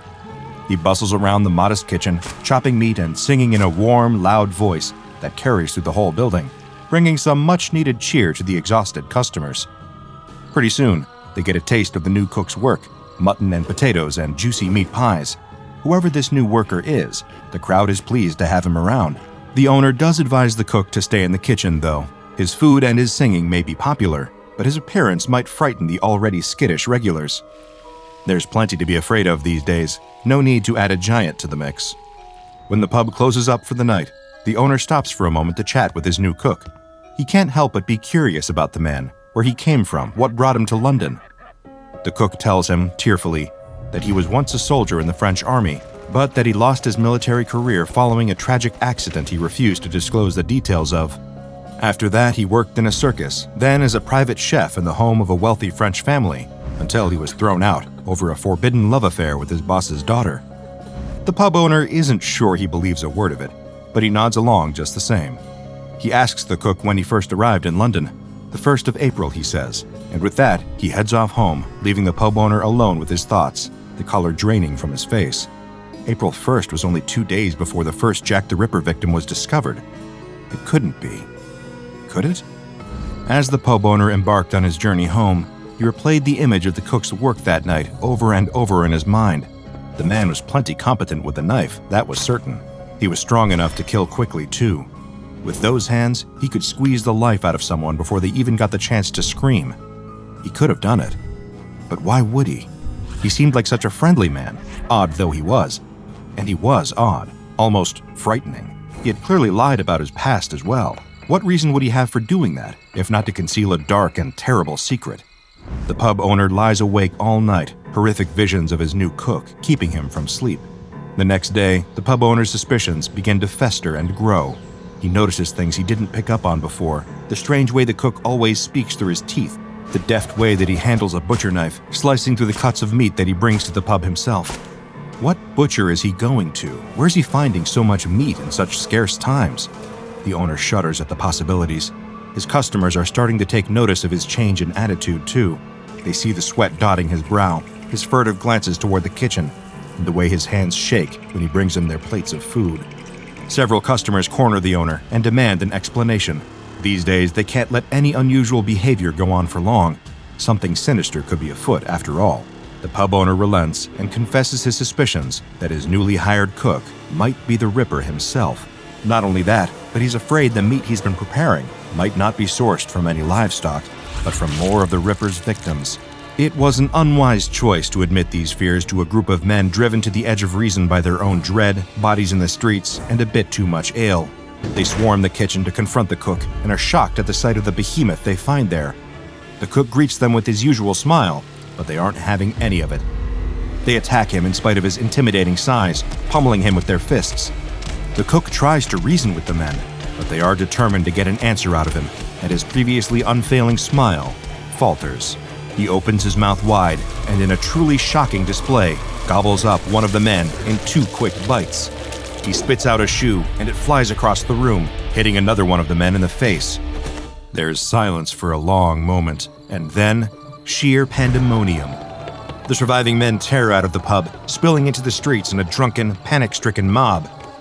Wiping his mouth, the cook turns to see his boss, staring at him with wide eyes, frozen to the spot in fear. With a polite bow, the cook gives his resignation, apologizes for the disruption, and turns to see himself out. Meanwhile, the pub patrons are cornering a policeman, demanding he follows them to the location of a giant, man-eating monster who they believe to be the Ripper. The policeman laughs in their faces and advises them to head home and sleep off their drinks before they get themselves into any more trouble. With a full belly, but without a job, and without anywhere else to go, the cook ducks out the door to the pub and begins to stroll slowly down the dark, dingy streets. Up ahead, he sees a woman walking alone. She drops something on the ground, a small coin purse. She doesn't notice it fall, and keeps walking. But the cook is very much a gentleman, in spite of his cannibalistic indiscretion before. He hurries over and bends to pick it up. When he looks back at the woman, he sees a man creeping up behind her. The shadowy man draws a knife and lifts his arm, preparing to strike. The cook cries out to warn the woman, and she turns, letting out a blood-curdling scream at the sight of both the would-be killer and the giant, with blood still dripping from his chin. She picks up her skirts and runs as fast as she can, disappearing down a nearby alley and out of sight. The cook still holds her coin purse in his massive hand. There's no way she'll come back to retrieve it now. The man with the knife turns on the cook with a roar of primal rage. He slashes at the giant with his knife, but it merely glances off of the enormous man's tough skin, not drawing so much as a single drop of blood. He tries again and again, but fails to make even a mark. Frustrated, exhausted, and still a little bit hungry, the giant grabs hold of the attempted killer, lifts him into the air, opens his mouth wide, and swallows him whole in a single gulp. The knife, still stained with the blood of his previous victims, clatters to the ground. The cook sighs and tucks the coin purse into his pocket. Then he continues on his way, walking out of London and on to the next chapter of his life's grand adventure. He has no idea that his climactic meal in Whitechapel was none other than the infamous Jack the Ripper, and the people of London will never know of the unintentional act of heroism he committed that day. They will only remember the fear and the sight of a giant devouring a man alive. But soon enough, that will fade from memory, replaced with relief when no new victims are found, and then replaced again with a mystery that will endure for hundreds of years. Though that cook was no ripper, he was also clearly no ordinary man. Before they decided to drive him out of town, the people of Whitechapel had, unbeknownst to them, been eating and drinking with SCP-082. SCP-082 is, according to his genetic makeup, a perfectly ordinary human. However, one look at SCP-082 makes it clear that he is far from ordinary. Some sort of external process has caused him to grow to an enormous size, standing at 8 feet tall and weighing around 700 pounds. Foundation researchers are divided in opinion over the exact cause of SCP-082's unique proportions. Some theorize that it is some sort of mutation. Others propose an extreme hormone imbalance. Some believe it to be chemical in nature, while others insist that only a supernatural force could be responsible for such a dramatic deviation from the norm. Whatever the case may be, SCP-082 is a formidable and visually impressive specimen. His head is bald and slightly pointed, his chin and jaw are large and round. His nose is bulbous, and his eyes are dark and sunken. His body has a high fat content, but also contains notable muscle mass, and his physical strength should not be discounted. His forearms have a circumference of around 28 inches, and his fists are nearly an entire foot across the knuckles. Suffice it to say, he is not the sort of opponent you would want to come up against in a fight, and certainly not someone to antagonize, though medical examinations of his body indicate that at least a few likely ill-fated individuals have tried over the years. His skin is covered with scars, and though his x-rays are difficult to read due to the density of muscle tissue, scans have indicated that there are dozens of bullets and several blades, from knives and swords alike, buried in the man's flesh. Clearly, SCP-082 has been through a great deal of hardship, but you wouldn't know it from his disposition. He is gregarious and polite, with a personality as big as the rest of him. Oh, that reminds me, I've been extremely rude. He has a name. It's Fernand. At least, that's what he says. Fernand speaks fluent French, but is proficient in English as well, though he speaks with a heavy accent. Whenever he does speak, he does so with a smile, talking through his tightly clenched and massive teeth. Occasionally, he clenches these teeth so hard that his gums will begin bleeding from the effort. The reason for this is unknown, but the SCP Foundation considers it normal behavior for Fernand, whatever that means. I have my own personal theory regarding Fernand's penchant for clenching his teeth, but I won't get into that just yet. Fernand does occasionally open his mouth all the way and separate his teeth, but only when he is eating or singing. He is quite the musical talent, serenading the SCP Foundation with his takes on well-known classical music, as well as long-forgotten drinking songs and the occasional sea shanty. He loves to sing while cooking, which he is permitted to do under strict Foundation supervision. He is allowed access to a rudimentary set of cooking implements whenever he prepares his food, including a butcher knife that he also uses to shave his unusually thick facial hair. He is given various ingredients to prepare on request, with the stipulation that these ingredients must not be too expensive or human in origin. In spite of his off-putting appearance and tendency to speak through his teeth, Fernand is easily one of the more likable anomalies contained by the Foundation. He doesn't express overt hostility like SCP-682, nor does he attempt to diagnose staff with any sort of pestilence like SCP-049. All he seemingly wants to do is cook, sing, and play dress-up. Did I mention his costume trunk yet? Well, he has one. Some of his favorite outfits include a tuxedo, complete with top hat and a monocle, a military uniform serves of the French Revolution, a ball gown that comes with an elegant fan and matching beaded purse, and a clown costume that includes a wig and a trick water-squirting flower in its pocket. New costume pieces are made on request in order to keep Fernand's morale high. According to my findings, in-house costumers are currently hard at work making Fernand a detective costume, a chef's hat, and a set of footy pajamas. Fernand is an indisputable charmer, greeting Foundation researchers with a wide smile, a joke, and more often than not, an invitation to join him for dinner. Unfortunately, those same staff members occasionally find themselves on the menu.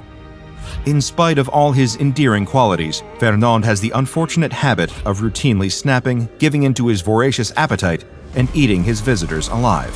He doesn't intend to do so, and frequently expresses regret at his poor manners. After all, having company for dinner doesn't mean you eat your company, but still he can't help himself, no matter how recent his latest meal was. Though I have yet to confirm this hypothesis, I believe this cannibalistic impulse to devour others may be the reason for Fernand's constant clenching of his teeth. Whether consciously or not, I think he is attempting to hold off on attacking for as long as he can, before he inevitably succumbs to the hunger once more. When his gums bleed, it could be a sign that one of his attacks is drawing near. Again, I have yet to confirm this, but it seems entirely possible. It's unlikely that Fernand will ever be able to verify this for himself, as his connection to the truth is tenuous at best. Though he is highly intelligent in terms of his memory, puzzle-solving skills, and grasp of language, Fernand struggles to differentiate between fact and fiction when consuming media. He assumes that any movie or television show he watches is depicting a real person, and that any book he reads is essentially a biography. This doesn't limit his enjoyment of this media. On the contrary, he gets a great deal of joy from watching films and reading books, particularly works of fiction revolving around Hannibal Lecter, who Fernand has described as his favorite person, and someone he would very much like to meet one day. To make matters even more interesting, Fernand does understand the concept of lying. He's able to identify when someone is lying directly to him, and also displays signs of being a compulsive liar himself, particularly when it comes to his personal history. Over the course of his containment, he is claimed to be a vampire, a homunculus, beloved Sesame Street character Big Bird, also beloved actor and wrestler Andre the Giant, Napoleon Bonaparte, French comic book character Obélix, the Foundation's own Dr. Bright, the Incredible Hulk, Alexander the Great, Captain Hook, and Detective Sherlock Holmes.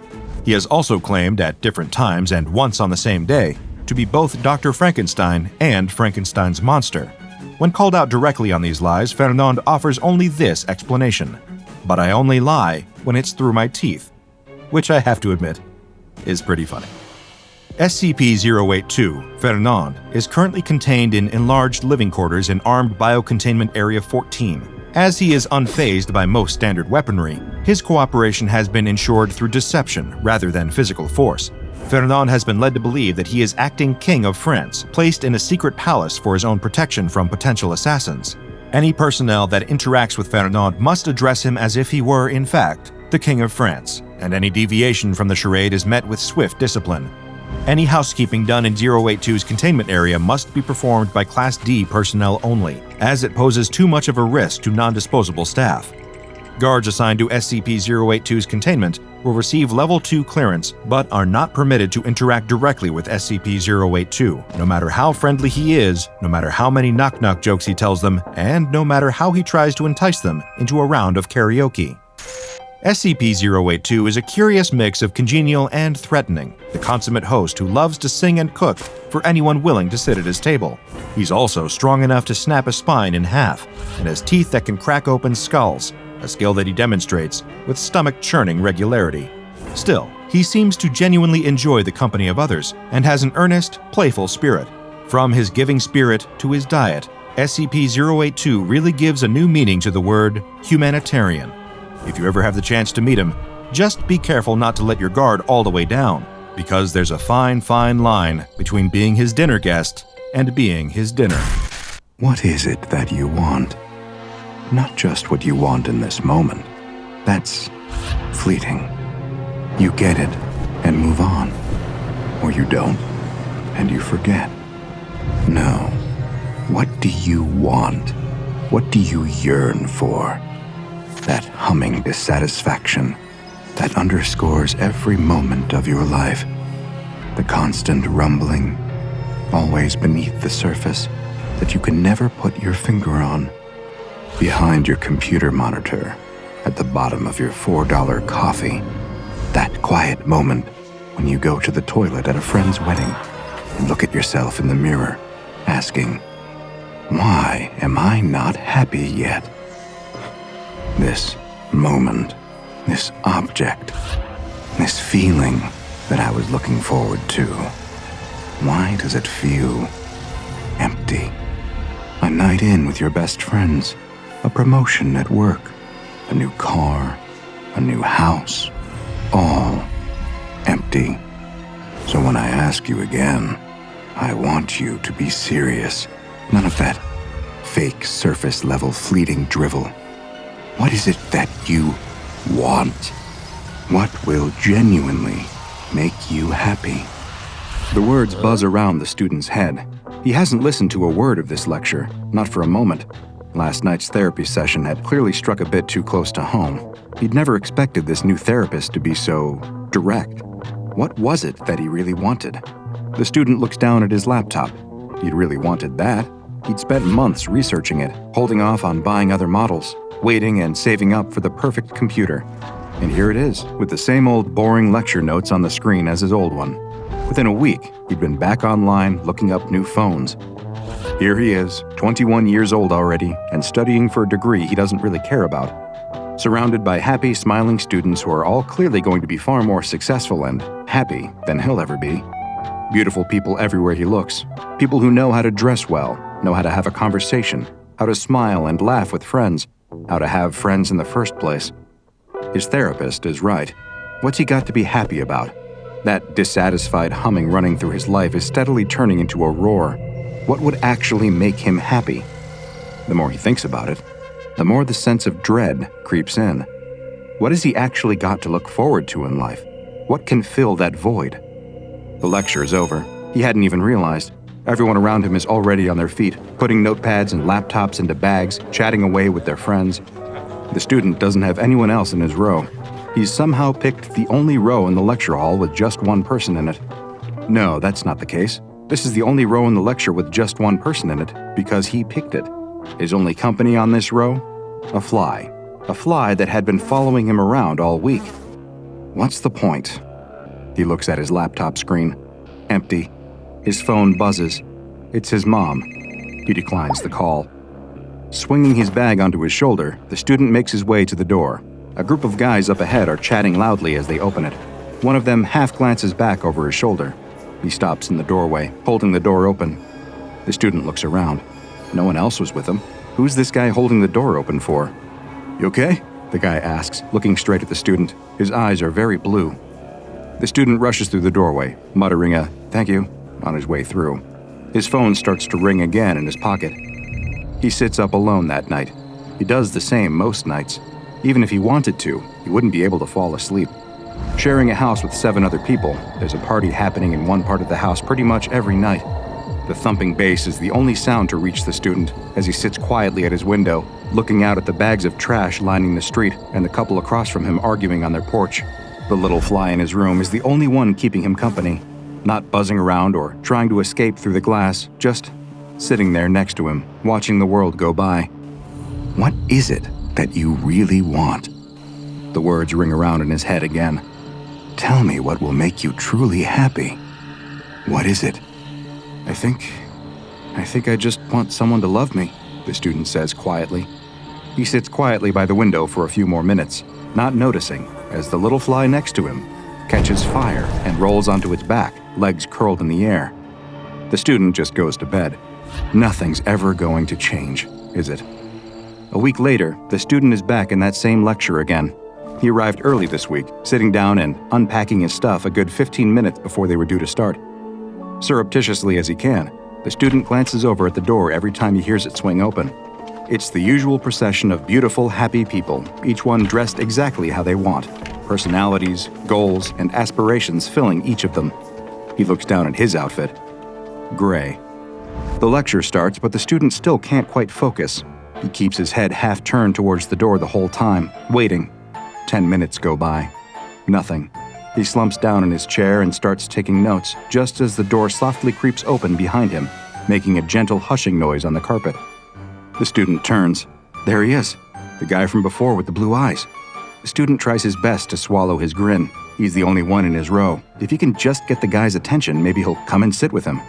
But no, that's a stupid plan. Why would anyone want to come and... The bag lands in the seat next to him. The student turns to see those same piercing blue eyes.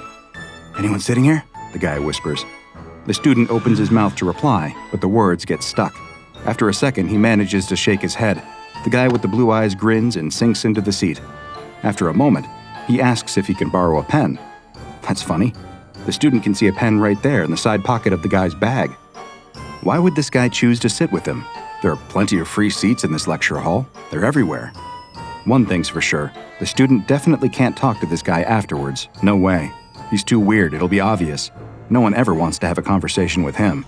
Everyone he talks to is always sidling their way out of the room after just a couple of minutes.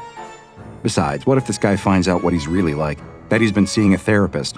Not just a therapist. That would be pretty normal. Normal people do that. No, what if this guy found out that his therapist was a fly? A fly that had been following him around, that he'd been talking to every night before bed. A fly that had been asking him what his deepest desires were. A fly that he'd woken up to find dead and burnt on his windowsill this morning. Nope, no way is he going to have a conversation with this guy. It would just be a disaster. There's no other option. He has to call his mom. As soon as the lecture is over, he'll call her and deal with whatever it is she has to say. He takes the phone out of his pocket and stealthily gets his mom's contact details up, ready to hit the call button as soon as the lecture finishes. There, the final slide. The student hits dial and immediately turns away from the blue-eyed guy next to him, getting up and putting it to his ear. He shoulders his bag and marches out of the lecture hall, not looking back until he reaches the little square of grass outside where he sits. His heart doesn't stop hammering until he's sitting there. His mom takes a long time to pick up. When she does, it's clear that she's been crying. Not this again. The student swallows and prepares for her to start ranting. Only she doesn't. Instead, she just asks where he is and if she can drive over and get a coffee with him. He says yes, hangs up, and looks down at the phone, brow furrowed. What's she got to say to him this time? A shadow falls over him. Turning, the student just sees two blue eyes. The guy is holding out the borrowed pen, a gentle smile on his face. His mom doesn't come for coffee in the end. Instead, she invites herself over to his house. It's the first time she's visited.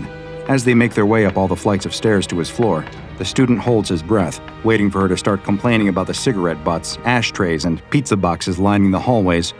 But she doesn't. She doesn't say a word. He closes the door to his room behind her, and she lets out a sympathetic little sigh looking around. He probably should have tidied first. Here it comes. He can feel it. She's about to start lecturing him on his dirty clothes, leftover dishes, his unmade bed. But no, she just quietly picks up a sweater and starts folding it. Then another. As she tidies his room, she shoots him a sad little smile. "This house really won't do." He explains to her that it's all he can afford at the moment. "Well, then let me help you so you can find somewhere better." What's going on here? He doesn't know how to react. This is surely one of her games. Any second she's going to lash out at him. But no, she just gently brushes the dead fly off the windowsill into the trash and turns to him. They stand across the room from each other, the same way they always have, 8 feet between them, plenty of space, not too close. She closes the distance and pulls him in for a tight hug. As his mom buries her head in his chest, he notices for the first time how short she really is. Has she always been that height? Didn't she used to tower over him? Her muffled voice speaks into his chest, right into where his heart is beating. "I'm so sorry for how I responded before. I didn't know what to say. You're my son, and I'm proud of you. I always have been. You love who you love. Don't let anyone take that away from you. Even your silly old mother." For a long time, the two of them stand there, crying together. It is a busy week moving everything into his new apartment. It's still a pretty basic place, but at least it's his own. The neighbors are quiet, the street is clean, and there are no flies. By the time the student sits down for his lecture, he's completely exhausted. He barely registers the bag landing on the floor next to him and the guy sitting in the seat. He's so tired, in fact, that the conversation catches him off guard. He hadn't prepared anything to say. But suddenly, they're talking. About the weather at first. It's sunnier now. Then about the class. Then why they chose to study here. Then their teenage years, then their homes and families. The lecture starts, but the two of them keep muttering away to each other in hushed tones. The student cracks a joke, and the guy with blue eyes laughs. Properly laughs. He isn't just being polite, he actually found it funny. So funny that the lecturer tells the pair of them off, which just makes them laugh more. Is this what it's like? To be one of the beautiful, happy people? Days go by, and the student wakes up every morning expecting it to be over. He's going to wake up any minute now, and he'll be back in his old house with a talking fly waiting for him by the window. But he doesn't. It's sunny, day after day, week after week, no flies in sight. He calls his mom. He doesn't just pick up the phone to her, he actually starts to call her. He goes to parties, discovers he likes white wine, and finds out what it's like to have a bit too much of it. He has his first kiss and opens his eyes to see a pair of perfect blue ones staring back at him. He makes friends, more friends than he can count. Friends who text him asking to hang out, who help him move house, then move house again, and who fill up rows and rows of seats the day he gets married to the man he loves, the man who loves him back. Is this what it feels like? Is this happiness? Maybe, just maybe, this is it. Until one day, the man wakes up. Everything's perfect. The sun is still shining. He can hear his daughter's squeals from downstairs. His world is still happy. Except for one thing. His ear hurts. Not that much, but there's a little something. A kind of dull itch deep in his ear canal. The other ear starts to hurt as he makes his morning coffee. He should probably go to the doctor about it. He'll book that this week. But by that night, he knows he probably shouldn't wait any longer. He lies awake deep into the night, feeling his lungs tightening. You're not supposed to feel your lungs, are you? But it's not just his lungs. It's his throat, too, and his bowels. All of a sudden, his stomach starts convulsing. He throws off the sheets and rushes into the bathroom, not quite making it to the toilet. His vomit splatters across the tiles. He must be getting delirious. That can't be right. It looks like his vomit is moving, wriggling, and crawling. His husband appears behind him, switching on the light. The two of them stare in horror at the writhing maggots covering the bathroom floor. The X-rays and MRIs paint a grueling picture. Each progressive scan over the next couple of days looks worse than the last. What had once been healthy flesh and organ tissue steadily has deeper rivets chaotically eaten into it. The maggots work their way through the man's throat, lungs, stomach, sinuses, ears, bowels, and urethra. In some places, they run out of flesh and end up burrowing their way out of the surface of his skin. By the time the maggots mature into flies, the man is on his deathbed. Excessive blood loss, organ failure, and multiple infections have worn his body down to a husk. There's nothing left to be done for him. All that the man's husband, children, mother, and countless friends can do is stand by and watch, as one by one, thousands of flies emerge from the body of the man they'd once loved so dearly. Heartbreaking as it may be, this is the sad reality of what you sign up for when you make a deal with SCP-3063, known informally as the Fly. This SCP on the surface seems like one of the most harmless that the Foundation has encountered, taking the appearance of a common housefly. It has no extraordinary physical properties, nothing apparent to distinguish it from any other fly, and yet, it is one of the most powerful entities with an apparent ability to somehow alter reality itself. It is believed that SCP-3063 only exists in one instance at a time, though this is very difficult to prove given the sheer number of flies that exist around the world. As soon as one instance of SCP-3063 dies, a new one seems to manifest in a random location. Naturally, this makes studying the fly very difficult indeed. As far as the Foundation is aware, the fly communicates with its human target telepathically. It interrogates them, trying to discover what they want most in the world. It will then offer the individual that exact thing. If they refuse, it will make increasingly grand offers, tempting them with greater and greater promises until they accept. When I said this was one of the most powerful known SCPs, I was not exaggerating, because this fly does not make empty promises. Do you want to become a millionaire? You might wake up tomorrow to a number of anonymous bank transfers or a handful of lottery tickets pushed through your letterbox. Do you want to become an opera singer? The next time you sing in the shower, you'll find a whole new voice coming from your chest. Who knows, you may have left the window open and a superstar agent could be strolling by your house at that exact moment. Whatever it is that you tell the fly that you want, it will be granted. The little insect will catch fire and die straight away, appearing somewhere else in the world, ready to start talking to someone else. Your answered wish may not always take the form you expect, but it will be given to you, just like our student finding love everywhere he went for the next 6 years. Or, to be more precise, 2,376 days. You see, as soon as you make a deal with this fly, the clock is ticking. For 2,376 days, you will be free to enjoy your dream coming true, no strings attached.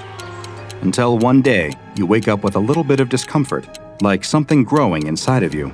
Eggs, anything from 5,000 to 20,000 in number, will suddenly appear throughout your body. In your digestive system, respiratory system, and even your muscle fibers, small maggots will be born comprising all known Diptera species. They will steadily eat away at your body, feeding their way out of you and growing into regular adult flies as they emerge. Most individuals die from multiple organ failures during this stage. It can often be difficult to identify the exact cause of death, as the attack on the body's central systems is so absolute, devastating, and swift. If the individual dies before the 2,376th day, then the process is halted and the flies die along with them.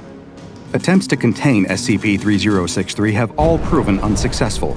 To date, 6 members of SCP Foundation personnel have been targeted by the fly. Each of them have tried to make a different wish to contain the fly, but each has had a loophole exposed. Senior researcher Elizabeth Gao requested the death of SCP-3063, which the fly interpreted as the death of that manifestation, combusted and returned in another instance. Senior researcher David Roberts asked for the permanent containment of SCP-3063. The fly then stood totally still, allowing itself to be taken into secure containment below Site-63. But sure enough, after 2,376 days, the researcher died, and the fly was discovered to still be manifesting around the world.